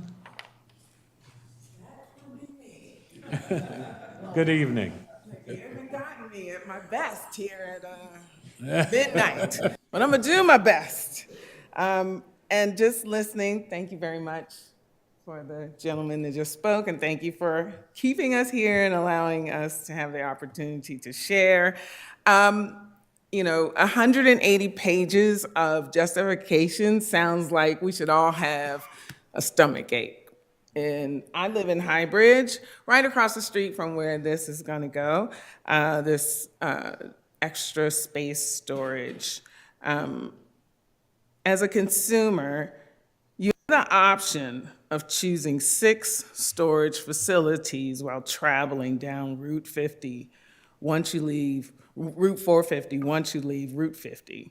Not to mention that we already have one of the biggest storage facilities in the world of Amazon, right? We have that big building there too. So this easy storage would make the 7th storage facility. And I live right across the street from a cluster, if you include this one, of 3. I can walk to all of these storage facilities. It's upsetting to me. It's very upsetting to me that this 5-story building will be there. The bright signage, I'm gonna get to see that every day when I go home. And it's not really what our community needs. And I worry about my home values, although I appreciate the potential tax revenue and the builder's willingness to follow the building codes and the development standards and even add a sidewalk. But this benign building, as he pointed out in the previous meeting, has a direct impact on the residential life for High Bridge residents. We're gonna have to turn on that street at Glenville Lane, that benign little tiny street. We're gonna have to turn there every day and see this building. Premier A2 says it does not matter. It doesn't matter about the need, but if they are going to be a good business neighbor, what the community needs should be important. What we actually will utilize will be important, and they should pay attention to that. I missed the August 2022 letter that supposedly came to my house that said, if I didn't come to that meeting, then they can build a storage facility. That doesn't make any sense to me. So I'm here today. I was here last week, and I really have a lot of concerns because I feel that Bowie does not need, and the residents don't want, another storage facility. I hope that you guys would really do something about this. Pause it, let's look at it. Does it have to be this way? Because it's really upsetting to me, and I'm here at midnight just to share that. So thank you.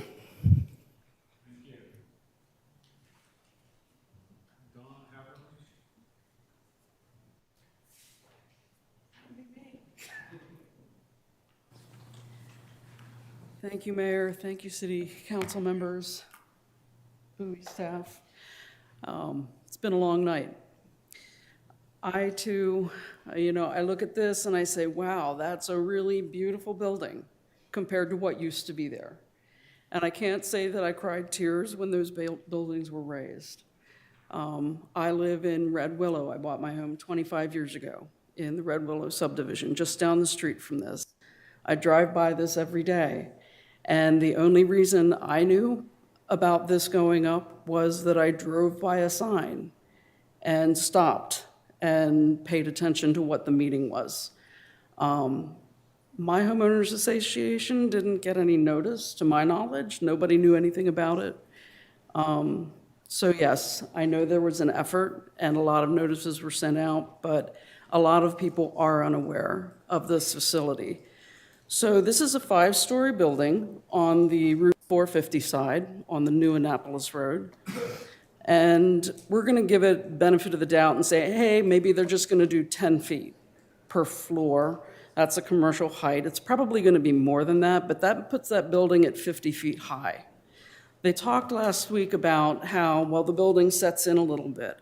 According to their drawings and the graphics on the drawings, Old Annapolis Road is exactly 10 feet lower than the new 450. So that building, so we won't be able to see maybe the first floor of that building, but then you've got 40 feet that tower over that. I did a Google search. So the traffic light at High Bridge Road and 450 is probably somewhere between 15 and 25 feet above the road. That means this is going to tower at least another 15 feet over that. If you drive this section of road, absolutely nothing along this section of 450 until you get out towards 193 is that tall. Around this building, both on the north, on the south, all around this building are single-family dwellings. I don't argue the need for storage facilities. People use them. If I were in a townhome or an apartment or a condominium, I would want a storage facility near me to go to. These are single-family dwellings. We put sheds in our backyard. We have garages. And when they get full, we probably should get rid of some stuff, not start putting it into a storage facility. This location is the wrong place for a facility of this height. It's going to change the landscape. Even Texas Roadhouse, CVS, they might be about a story and a half, maybe two, but they sit much lower, beyond 450. So they're not the glaring kind of extremely high buildings that you see. My concern is that if we build this building, it sets a precedent. Right now, I am concerned about my property value, and probably a lot of people in this area are. And they don't have the time to come out and sit for 4 hours up until midnight to talk and share their concerns. But I hope that you will consider delaying, having more conversation about this. They've met the code requirements. They've done everything that they're required to do, including the sidewalk. That's not out of the generosity of their heart. They're required to do the sidewalk. They're required to have the public space. Many things are permitted. This is a permitted use of that land according to the zoning prior to the change.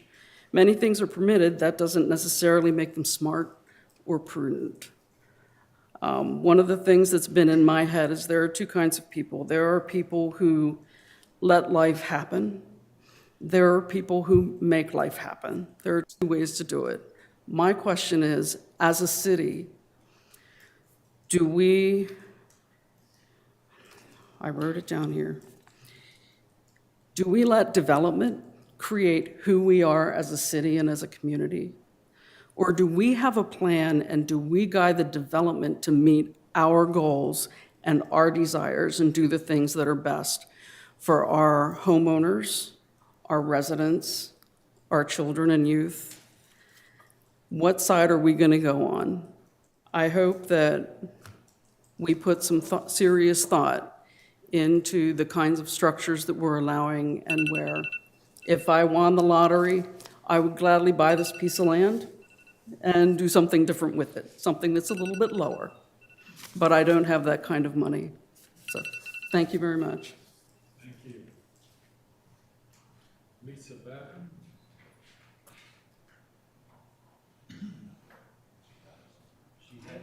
Mayor, I think she left.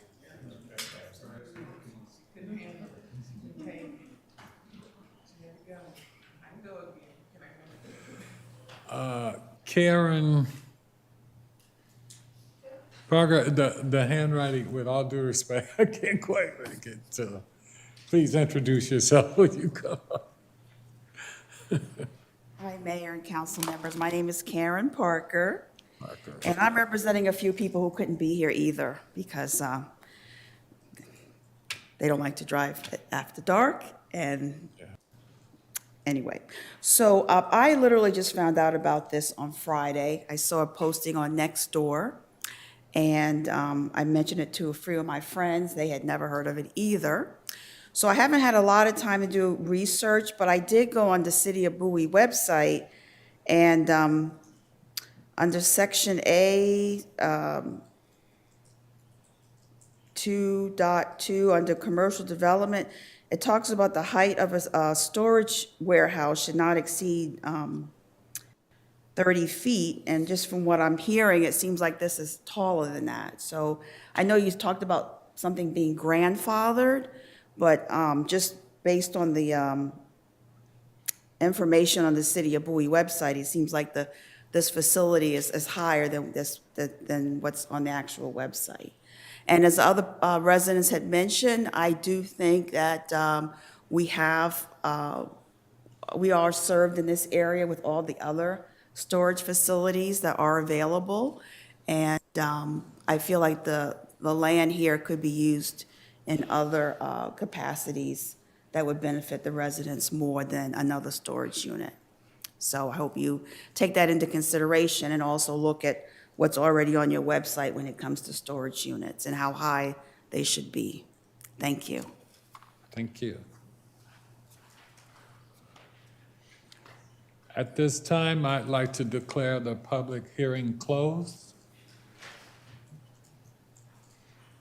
And we will now entertain any questions from council. Mayor Pro Tem? Thank you, Mr. Mayor. First of all, thanks to all who are still here or paying attention at home. It's more than a little late in the evening, and the brevity of my comments, which perhaps you won't think they're all that brief, but I would probably like to go on much longer to voice my displeasure with this. This is my district. Woodcliff Road, we have a facility there. For those that don't know, that's over near where Samosa is, or back to the old days, J&A or Ruby's. Before you get to Church Road, if you're coming from 197. Then we have this facility, which of course is going to be right on 450 itself. Then there's going to be another facility over in the marketplace. And then there's another location at Gallant Fox. I don't care too much one way or the other if there were 5 or 6 more. What I care about is where they are. And this location is inappropriate. And it is inappropriate because it is on a main entryway to our city. You know, if you go down Route 1, they built this kind of stuff back in the day, and it's the kind of thing that's being redeveloped because people want something nicer in their community and the roads they travel as they approach their neighborhoods. I have no problems with storage facilities in that business. I've made use of them. They're a great service to the community. I have a Levitt home, which means I have a Levitt basement, which is really my garage.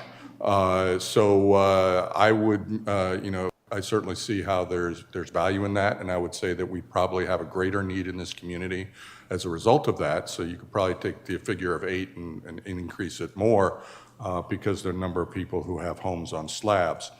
The issue is, if you look at Woodcliff, that's the proper location for this type of use. Gallant Fox, you know, that's, you know, the back tucked behind. It's not as much of an eyesore. It's not ideal. The location at Marketplace, completely inappropriate, as is this. This represents a building that's going to be too tall. It's too prominent. It's in the wrong location on a gateway road into the community, which doesn't set the tone for what we want people to see coming in. This is not what you put at your front door. This is something that has an appropriate place. Everybody needs one, and there are appropriate places in the community within our boundaries, and even within my district, there will be other locations for it as well. So it's just completely inappropriate, and it really starts as it's bad policy, it's bad planning, and it's going to be a bad result.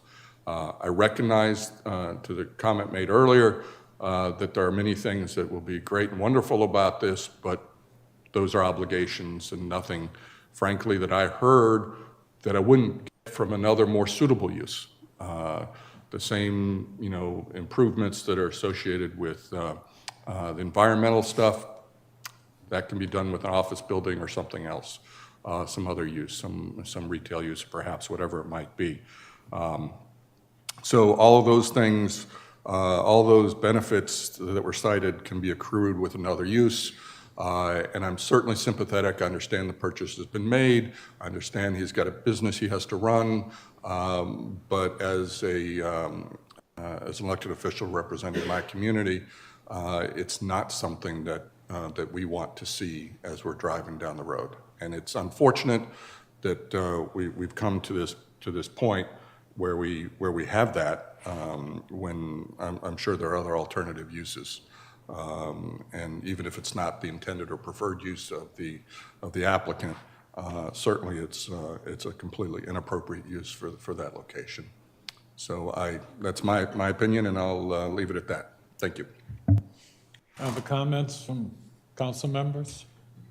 Are we commenting or are we questions? Any questions? It sounded like we were debating the issue already. A couple of questions. First on staff. I think go on. There it is. Thank you. Thank you, Councilwoman. On page 65 of, I think it's the, I'll tell you what, it's page 335 of the 550-page package tonight. But the statement says, Maryland 450 does not have a sidewalk on the south side and is built out to its ultimate master plan width. So sidewalks are not planned for the future. State highways will not require sidewalks along Old Annapolis Road as confirmed in various correspondence. It almost sounds like that's precluded from having sidewalks there. Could staff clarify that?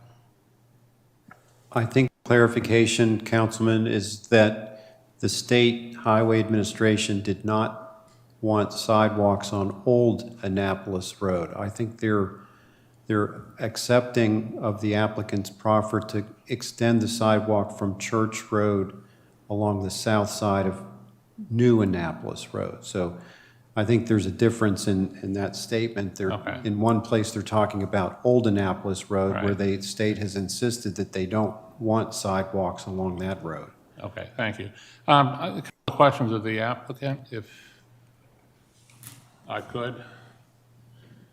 And I'll start off with your nice image there, a nice graphic there. First question I would have is, in that illustration, you threw some plantings in the front, the trees.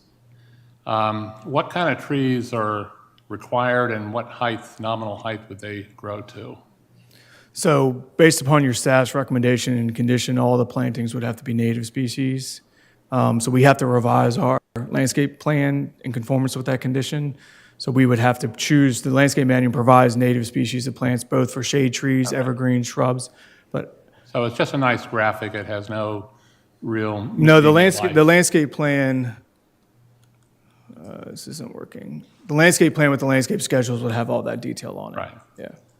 But that rendering is to, utilizes the landscape plan. I understand that, Yeah. And the reason I make that point, because in that graphic, your building seems extremely tall, Okay. towering over those trees, but I suspect the trees will be taller than that in real life. Yeah, I mean, so it depends on the type of tree. Obviously, the evergreens and the shade trees will grow taller. I mean, shade trees typically grow 30, 40 feet, 20 to 30 feet. Evergreens and those types will grow taller.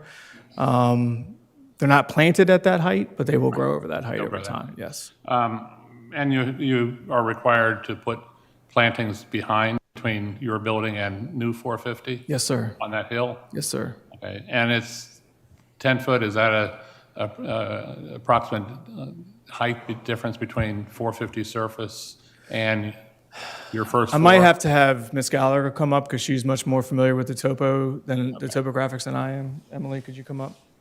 I just want to make sure we're being accurate. Okay.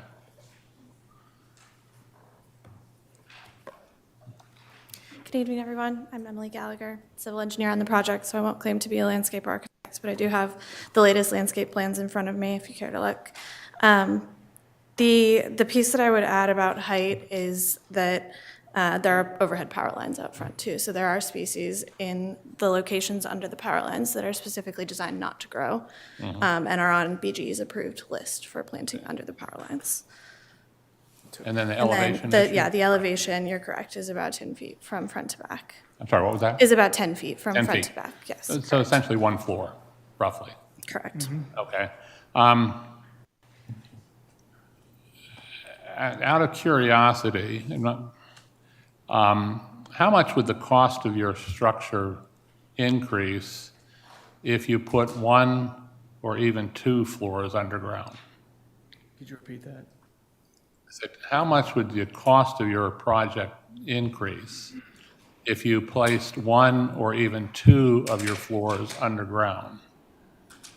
Because clearly, for you to operate, you're going to have elevators and stairwells. Yeah. So at that point, it doesn't really matter if you go ground level to 5 or you go down 2 and go up 2. So I'm just asking, how much would it increase cost occur? I don't have an answer. I don't know if Scott, I'm gonna have Mr. Cooper come up because he's the one. And I undershot the capital investment for the project. I think I said 4 times what the purchase price was. Mr. Cooper corrected me when I sat back down that it's about $14 to $15 million construction cost, so quite significant. But right here. Hi, introduce yourself. Scott Cooper, Premier A2. To answer your question, we looked at going underground, but one of our biggest problems of storage and for our customers is water and leaks. And so the chances of, when we go up, we barely go underground anywhere. We do this all over the country. We've built 500 of them over the 30 years.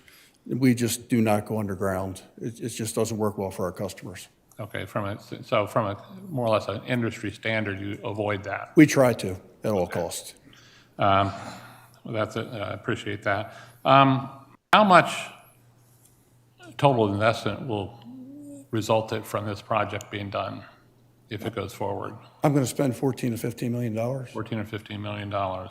And is there any expectation of having outdoor storage? Not at all.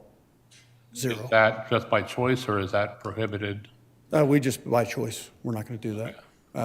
Matt didn't bring it up. We have the amount of parking we have is just to meet the zoning code. We normally need 5 spots. Mm-hmm. You're very close to Lidl's. You're just about a stone's throw away. Mm-hmm. And that building is slightly above yours because of slight elevation in the ground.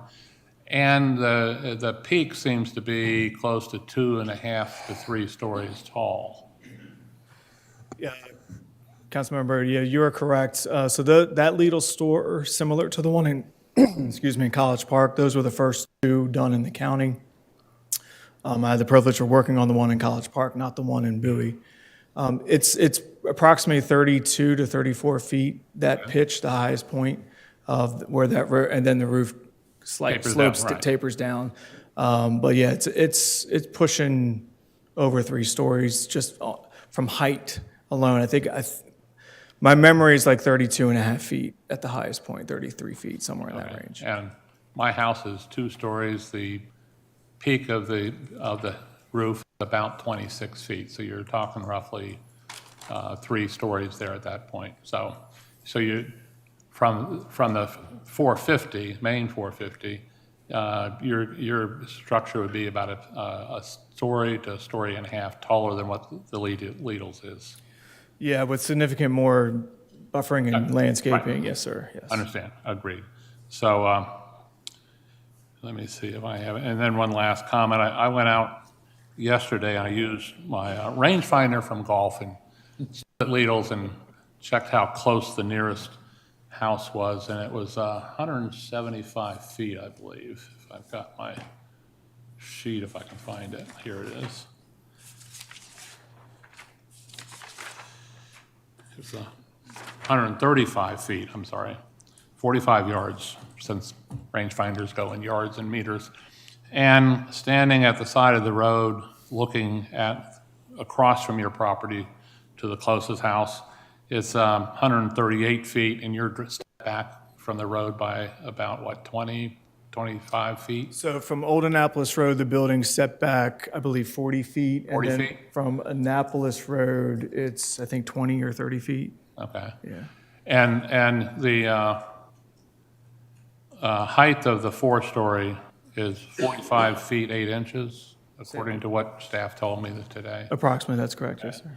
And then I would note that as I was making my measurements, I scratched my head talking about this height issue. And I stood underneath the telephone pole, the street pole right out in front of you, and I measured to the top bar that carries the power. And I measured that to be 48 feet up, which is approximately what your height is.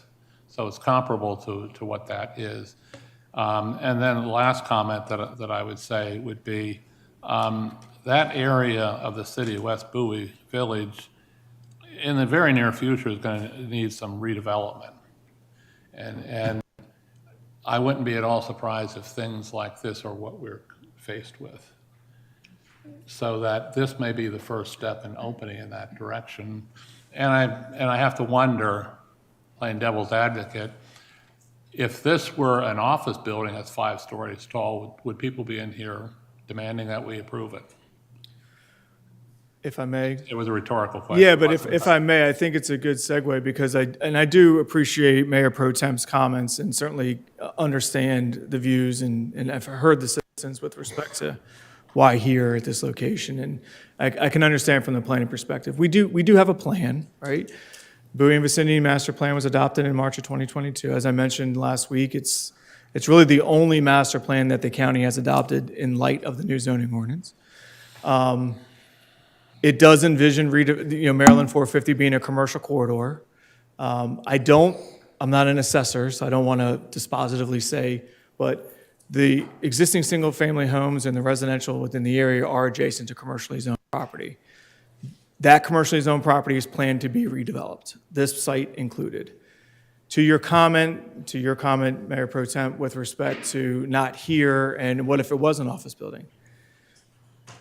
You would have a significant amount of impact to the residential community for another commercial use or an office use because the trips alone would be a multiplier of at least 10. This use has 7 a.m. peak hour trips and 12 p.m. peak hour trips. An office building would, a 5-story office building would have, I don't know, Mr. Lenhart's here. He could probably tell you off the back of his head, but I'm guessing more than 10 times that, if not more, in the peak. So you would have a more significant impact to the community than this use, notwithstanding the comments with respect to the building location and design, which we feel is in conformance with the code, notwithstanding. I do also have to take a little issue with, well, we would get all these improvements anyway. Yes, you would get stormwater. Would you get the same amount of pervious area? No. Would you get the same amount of tree canopy coverage? Maybe not. The site's 0.8 acres. You could get a significant more, for another permitted use, a significant more traffic impact, which I would argue would be a greater impact than the things that people want to be dismissive of with respect to, well, you do that anyway. Maybe I could, but I'd also have a far greater impact from a transportation perspective as well. Thank you. Thank you, Mayor. Yep. Thank you. At this time, I recognize Councilmember Andumabadu. Good evening. Thank you, Mr. Mayor, and thank you so much for the presentation. First, I want to start by acknowledging the residents who came forward and stuck it out with us this evening and expressed your concerns and a lot of the challenges that you have with this presentation. I do want to honor that for a second. So let me take a step back to go forward because this is a touchy subject for me. CB 11, which is essentially the bill in which allowed this property to even be considered before this council today, was introduced on December 12th of 2022. That's originally when it was presented, sponsored by now Chair Jolene Ivey. It then went to committee on January 19th of 2023. It was then passed on March 28th of 2023. When it was passed on March 28th of 2023, and I'm looking at the County Council's website for accuracy on dates, this property was one of the properties that was grandfathered in, correct? It met the grandfathering requirements. I was not part of those. Right. I'm not asking about your engagement. I'm asking, did it meet the requirements? And it was one of the properties, correct? It was, yes, ma'am. Okay, that's what I was asking for. Now, let me take a step back and provide further context. On February 23rd of 2023, when this essential bill was before the county council, I text then Chair Jolene Ivy, or now Chair Jolene Ivy, the address of 4 properties that were listed in Bowie that were essentially on the docket to be grandfathered in. I'm going to repeat those 4 properties, even though one of them has to do with today, but I'm sure we'll hear about the rest of them over the next coming months. 15485 Annapolis Road, Bowie, Maryland 20715. 13600 Old Annapolis Road, Bowie, Maryland 20720. 3610 Elder Oaks Boulevard, Bowie, Maryland 20716. 16200 Old Central Avenue, Bowie, Maryland 20774. Around that time, on February 23rd, I then followed up with now Chair Jolene Ivy on March the 7th to ask her to essentially remove most of these properties from the grandfathering bill. In my quest to get these properties removed from that bill of CB 11, it failed, and essentially it was grandfathered, and only one property was removed, essentially. We were able to work with the property owner, that's in District 3, Elder Oaks property, and essentially that property did not go forward. However, the rest of the 3 were met with grandfathering, were met to be grandfathered in. It's a little difficult for me to sit here and listen to this. With all due respect, I'm gonna put the mayor aside and address the rest of my colleagues. It's a little difficult to sit here and listen to this because this sounds very performative. There was a time to fight this, that was last year in 2023, and nobody respectfully spoke up, withstanding those that were not on the council. Nobody spoke up to the county council, nobody asked the county council to remove it, nobody sent the letter to the county council, and respectfully to the council member from District 2, you also did not ask for this property to be removed. We have all been aware of this property coming to the city of Bowie over the last year. Nobody has said anything. So I find it very, very performative that we're all sitting here, or many members are sitting here, specifically the person that represents this district, and is now talking about you don't agree with this property coming, when right now we're debating a detailed site plan. We're not debating the accuracy and the viability of a business plan. We have had ample amount of time, months, years. I have presented on economic development to this council. I have suggested ways to move forward. We have heard presentations in regarding to how to revitalize certain areas of the community, whether that's South Bowie, whether that's other adjacent neighborhoods within Bowie, and we have done nothing. This council has done nothing. They have not directed staff to do anything differently. So it is very difficult to sit up here and listen to the fact that we now have a private landowner who has, with all due respect, legally purchased the grounds, legally gone through the process, legally met the requirements, but now we want to debate the viability of the business plan and debate the viability of the direction of economic development at a stage where it is way too late to be having that debate. So my suggestions to this body, because I represent District 4, and this isn't really even neighbor my district, it's on the other side of Bowie. My suggestion to this body, and I've said this multiple times before, we're either going to allow development to happen around us, or we're going to participate and shape the direction in which development moves forwards in the city of Bowie. So make that decision, because this is not fair to people who come within the city and the constituents who have sat up here for till 12 a.m. for us to now be debating the viability when you know good and well there is nothing that you will be able to do to stop this at this point. It is very performative, and the community does not deserve that, and it's not fair. So my question to the applicant, with the grandfathering of this bill, essentially, let me pull up the exact language so I can reference from a place of accuracy. There was an exception made to provide essentially nonprofit use or community use. You talked about 1,500 square foot, because that's really, quite frankly, most of the only thing I see that we can debate here this evening. You talked about 1,500 square foot being allocated to the property for community use. Where is the design of that space, and where are the drawings of the 1,500 square foot? Great question. It's part of the floor plan, which is not subject to the detailed site plan review, because the detailed site plan review only really looks at the exterior of the building. But it's within the interior of the building. It's on the 5th floor. The ground floor area is the commercial office area for the actual use itself. The floor plan shows that area on the 5th floor within the building. Okay, and then you talked about it being available to the community. I want to be very clear and just give you context on where I'm coming from so you can understand what I'm trying to get at. When Liberty Sports Park, I know this is not the same use, was built, and it's neighboring District 4, so that's essentially why I'm commenting on it. It was advertised as something the county was going to build for our essential local teams and our jurisdiction to be able to take advantage of. Since the establishment of that park, most of the nonprofits in Bowie have never been able to get space there. They have actually never been able to even go on the field because it's always booked by teams that are coming from outside of the state or outside of the county to leverage it.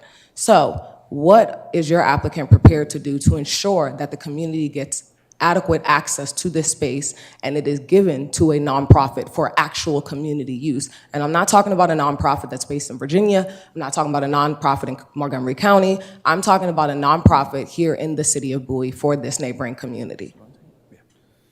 I'm going to let Mr. Cooper take that question. Thank you. Yes, ma'am. So what we're going to do is we have to have a lease with someone. We're going to provide bathrooms right next to that space. It'll be 1,500 square feet of space just for meetings. And then I have spoken with Councilwoman Watson a few times, asked her to help with me find some groups in the area that would work for this. We'll have a lease. They'll have their own code to get in. They'll have access like everyone else from 6 a.m. to 10 p.m. at night to use the facility. And that's how we'll give them access. Thank you so much for that answer. Let me just read this out loud for the community members who are watching and that are present. And then I'm going to ask you a secondary follow-up question. In CS, NAC, TAC-E, and LTO-E zones, the property owner shall set aside a minimum of 1,500 square foot of gross floor area of commercial retail office space at the ground level or above ground level at zero base rent to be leased to the community nonprofit space as defined in section 27-2500 of this code, subject to the following. If the community nonprofit space is located above ground level, the property owner shall ensure that the space is handicap accessible and shall provide adequate signage so that the public can locate the space.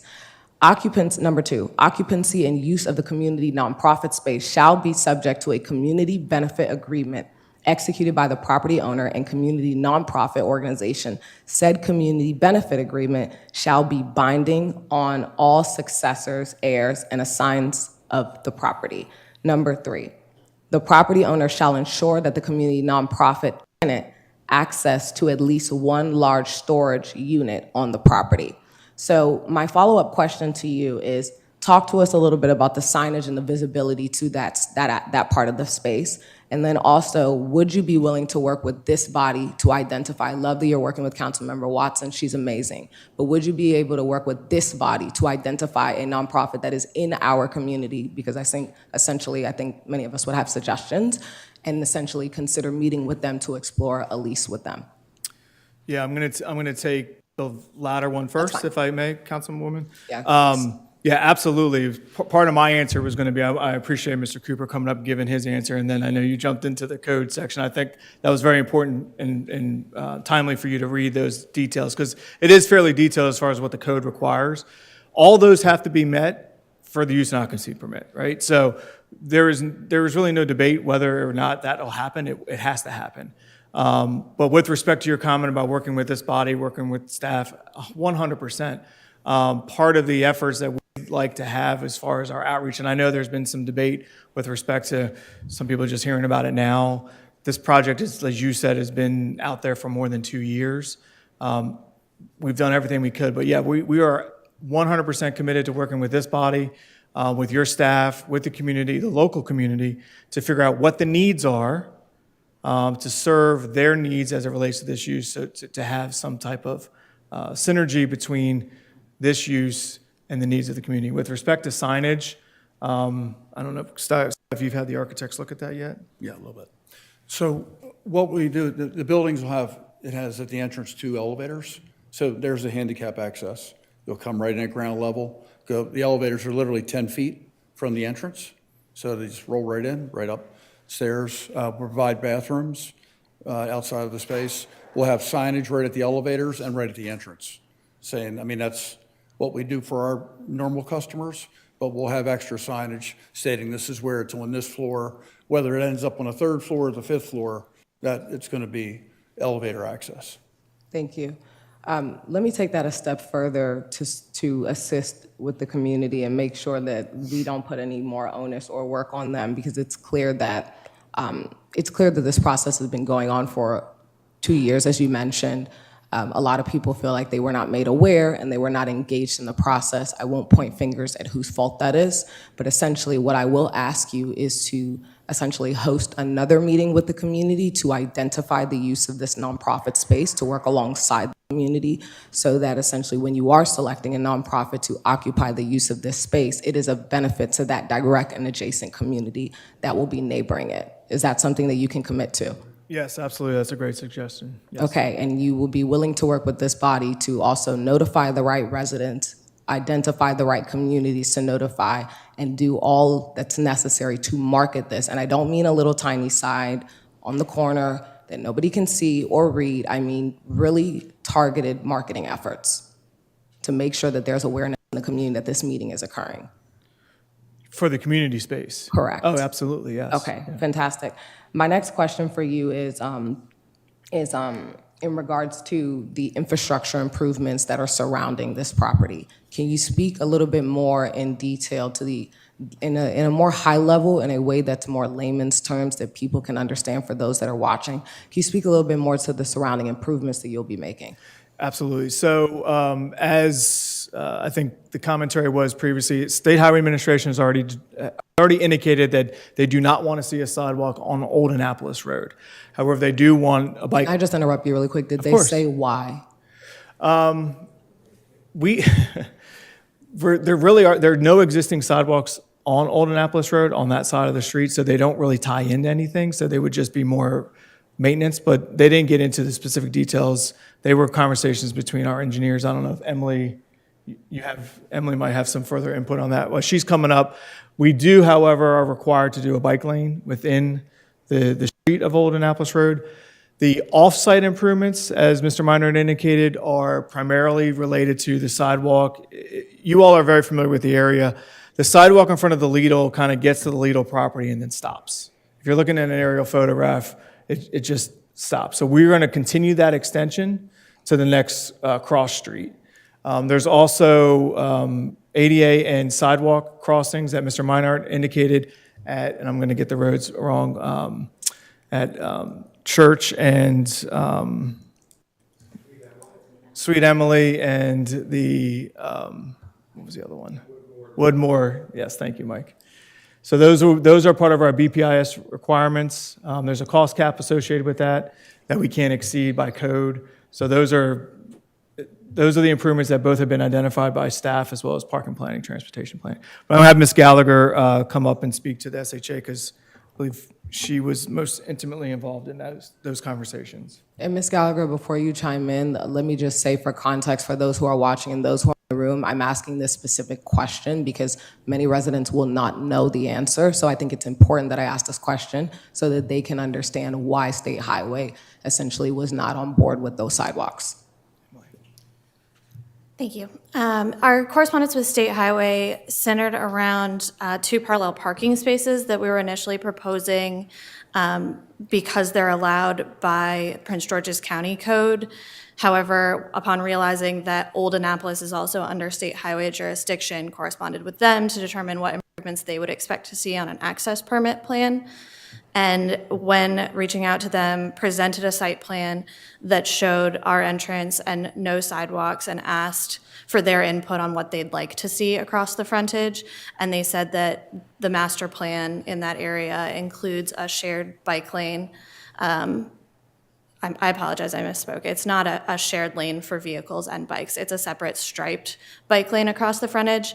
And I won't opine on their reasoning behind that, but would be happy to reach out to them to discuss further. I suspect it's because there's no connectivity to other sidewalks in the area. If you can get confirmation of that and forward that to this body, that would be great, so that way we can let the constituency know in accuracy. Absolutely. That'd be helpful, thank you.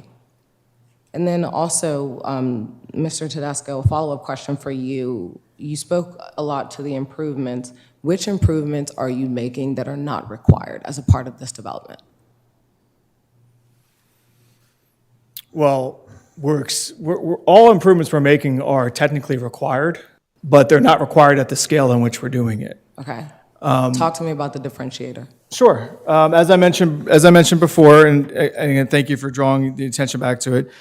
5% open space requirement, we're at 22.5, which is more than 4 times the requirement. Tree canopy coverage requirement, 10% required, we're at 14.6.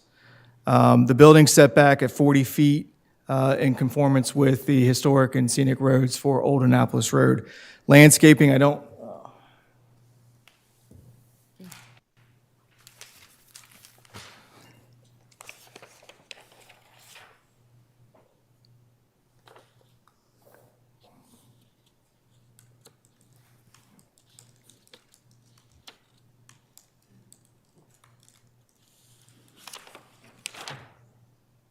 trying to look at the landscape schedules.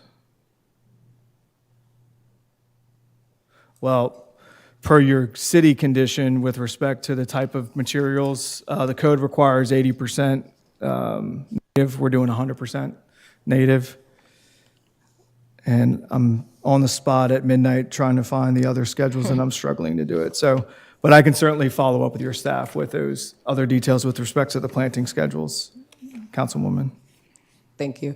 The other thing too, I'm sorry, I go ahead. didn't mean to interrupt you. Oh, no, you're fine. The other thing is with respect to the impervious area, certainly with the increase in open space and the increase in TCC, tree canopy coverage, that's resulting in a subsequent improvement to the pervious area, which we are adding 0.19 acres of pervious area to the site. There's no requirement that you have to add any. The other thing too is under the new zoning ordinance, the new zoning ordinance requires detailed site plans to also conform and comply with green energy standards. And the scoring for that, for this use, the code says 75,000 square feet or more. You're supposed to have a minimum score of 4. And that score rating system is codified within the zoning ordinance. And it's different elements of construction and what's proposed result in different points. The minimum is 4, we're at 6.25 or 6.75, so we're exceeding even that minimum as well. Thank you so much. Let me ask you one last question, then my next question is for staff. In terms of your architectural design, when you were looking at this design or working with your architects, talk to me about the thought process when you landed on this design, because I'm trying to ensure throughout the city of Bowie, and let me give you context so you know what I'm looking for. A lot of developers or builders, property owner, grouping them all in one category, will come to the city and they'll design these projects that in 5 years look like they were designed 30 years ago. And it no longer aligns with the aesthetics and where the community is going, or essentially where we need to go architecturally. So what I'm looking for is when you were looking at this design, how did your architects incorporate modern, forward-thinking designs of the future so that in 15 years, this doesn't look like it no longer belongs? Yeah, great question. And I think the zoning ordinance, which again is trying to move Prince George's County into the 21st century from a zoning perspective, took that into consideration, right? Yes, I know the comment was made 186 pages and it gives everyone a stomachache. Trust me, it gives me a stomachache to write it. But there's so much code and there's so many regulations, but we have to address it all. And I think from our perspective, one of the requirements is also in designing these buildings or any buildings, you take into account some of the elements that are in the immediate area, in the neighborhood. Obviously, we've heard about the shopping center to our east is as old as the development that was on this property. It's time, right? The newest development, obviously, I think is the Lidl. You've got the shopping center across the street. So the architects, and we asked the architects to take design elements from some of that, primarily building materials, as it relates to that. So it's somewhat in keeping with the character of the area with those mods. I will say the Lidl building is fairly modern. Whether we like it or not, it's a fairly modern design. Some of the elements from there we took was the same type of brick color, the darker brick browns, the glazing, the glass. Lidl certainly has a lot of glass. We added a significant amount of windows and glazing to these facades, and to include the brick both at the base to ground the building, and then throughout the facades of the building to add that contrast and design. As far as The design of the building, the step down was obviously dictated by the neighborhood compatibility standards to drop the building down in height to decrease its massing, but also to have those elements and some of the design of the building with respect to some of the carve-outs to also break down massing. The materials, I'm not an architect, right, but the materials that were used, the change in contracts that was used was purposely done to do that. And also to make this building look modern and nice and not like all the other buildings that were referenced here tonight. With respect, we have a lot of other choices. I'm not sure we would want our new developments to look like those. They're not very attractive. So, Scott, I don't know if you have any more you want to add because you were instrumental in discussing this with the architects. Yeah, Matt did a very good job of explaining, Councilwoman, but, I mean, we try to make them a lot more modern now. We've grown, and it's more of a Generation 5, Generation 6 self-storage facility. You don't see a lot of them that look like this, especially in this area. So we really wanted to try to make it modern so it didn't look like in 5 years from now something that was an old and tired-looking building. That's our thought process. Let me ask you one last follow-up question. There were a couple comments that were made here about the height restriction. Do you know what the height restriction is for this particular zoning in Prince George's County? It's not 30 feet. I believe, if you bear with me.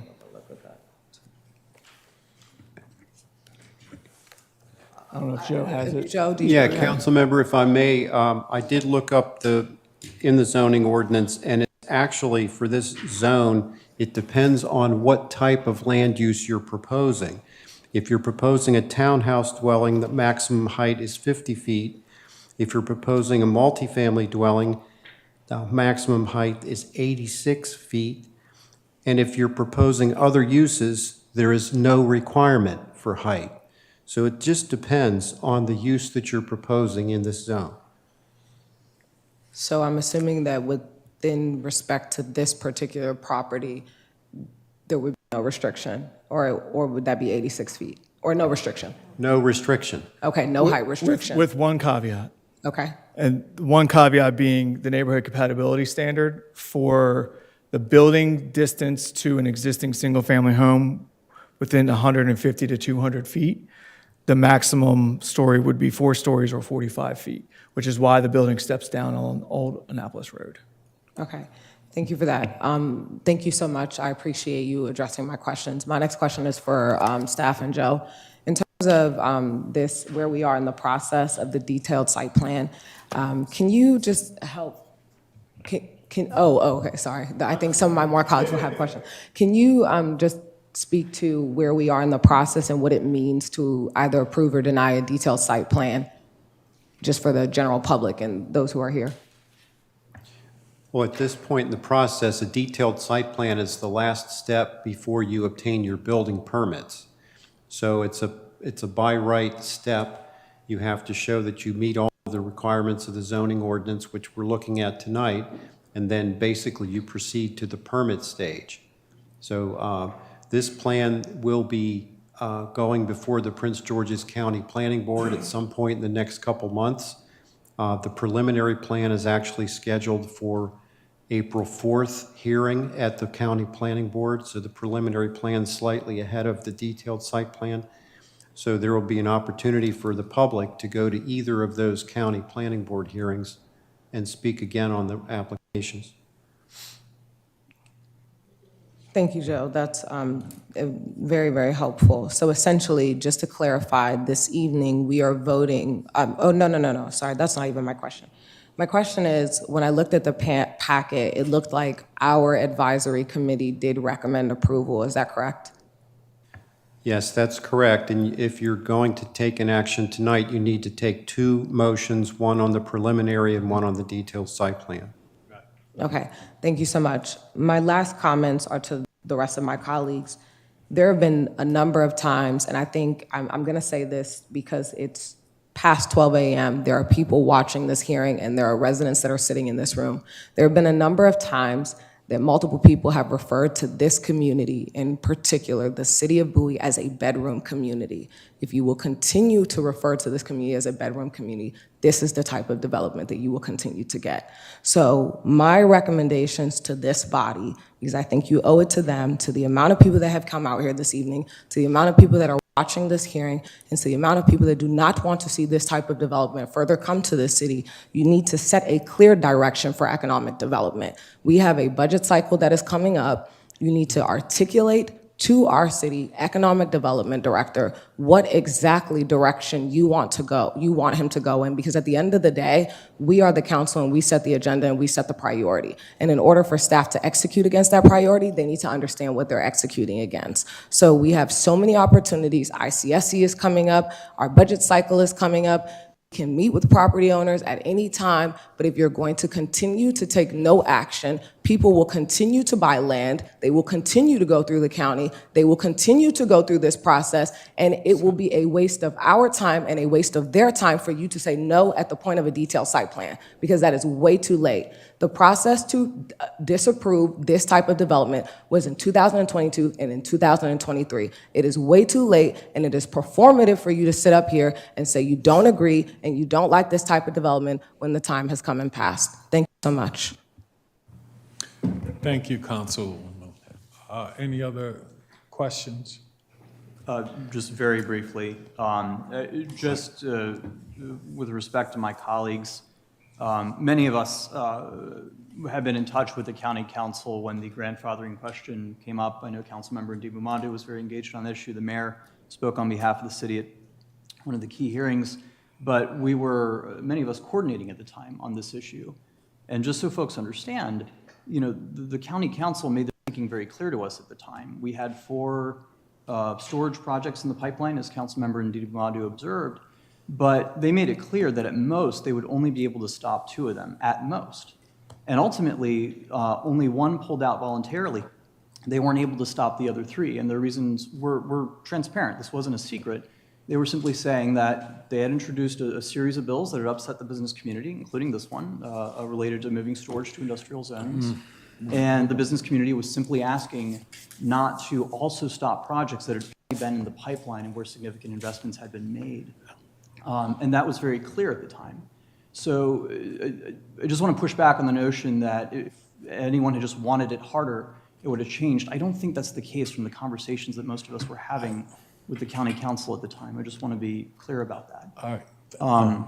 The only other thing is I totally agree with the idea that we need better economic development strategy. I will just point out that if you look at the city's history with this, even our best laid plans, if implemented in good faith, will still run into opposition at some point, right? There are residents right now today on Scarlet Lane who recalled their council member a few years ago because they didn't like a luxury housing proposal that was coming there. Now they're getting consolidated storage, and some of those very same residents are like, we should have stuck with the housing. So again, the idea that just policy will fix the issue of residents liking or not liking things that come down the pipeline, I want to be careful in setting expectations around that. Councilman, anything we do, even in good faith, will run into at this point, we've gotten way off of what we're doing this evening, and we're really just voting on the preliminary and the detailed site plan. So with all due respect, I just want to kind of bring us back in. We've kind of been on this a little while. And let's get back to what we need to be working on. Mr. Minor, I think the one thing that several of us have heard, and we just want to make sure one more time, just for the general public and everyone else. At this point, our role is to determine whether or not the preliminary plan and a detailed site plan meet the requirements. Is that not correct? That's correct. You're making a recommendation to the Prince George's County Planning Board. Right. And our duty is that if they've met all of those, that we should be approving this, correct? Yes, that's our recommendation to you, and that was the Advisory Planning Board's recommendation as well. All right, thank you. At this time, I will This is eligible for action, and I will entertain a motion. It's in District 2. We'll entertain, this is for the preliminary plan. Mr. Mayor, I'd like to make a motion to recommend a negative vote or recommend against the preliminary plan PPS-2022-104 to the county council. Second. It's been proved and properly second that we not approve the preliminary plan. All in favor of not approving the preliminary plan, please respond with an aye. Aye. Nay, same favor. Nay.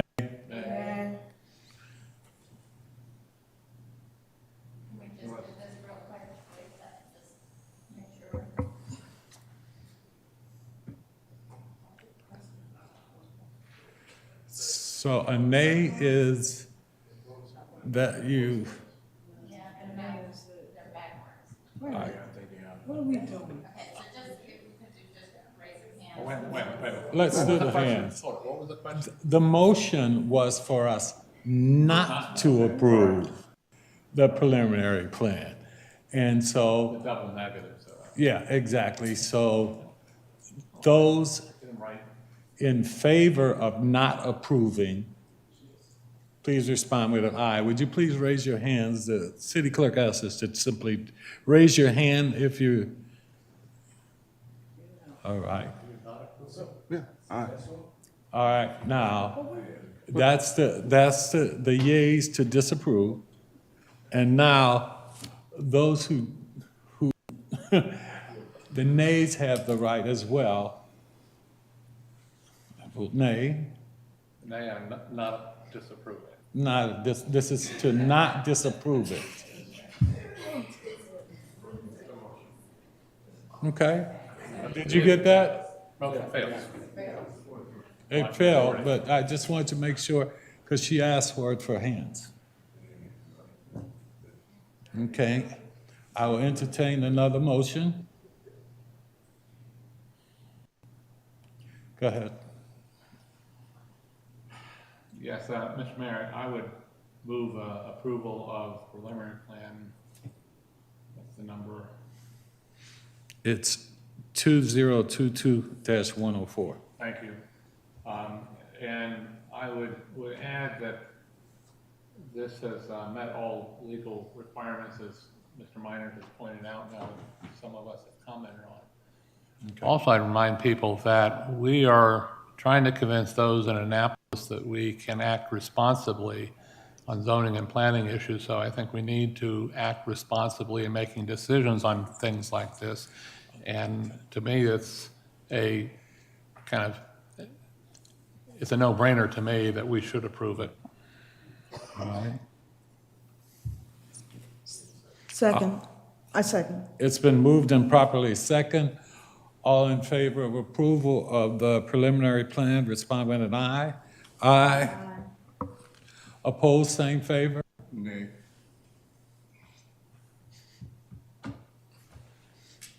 Motion carries.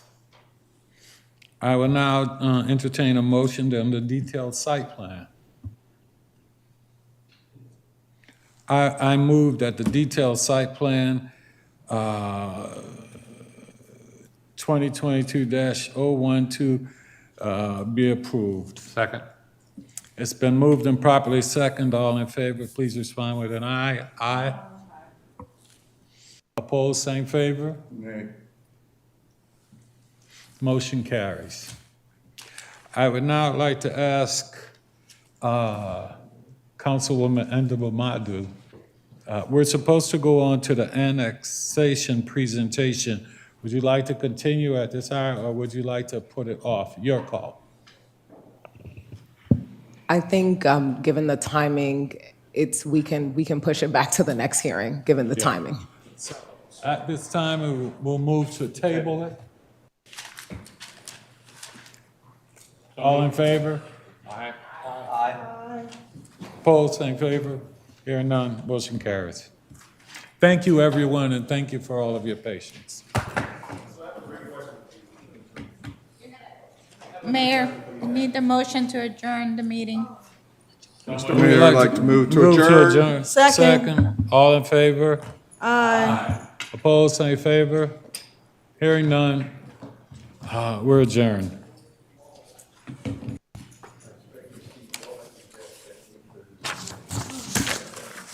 Hey, sir. Excuse me.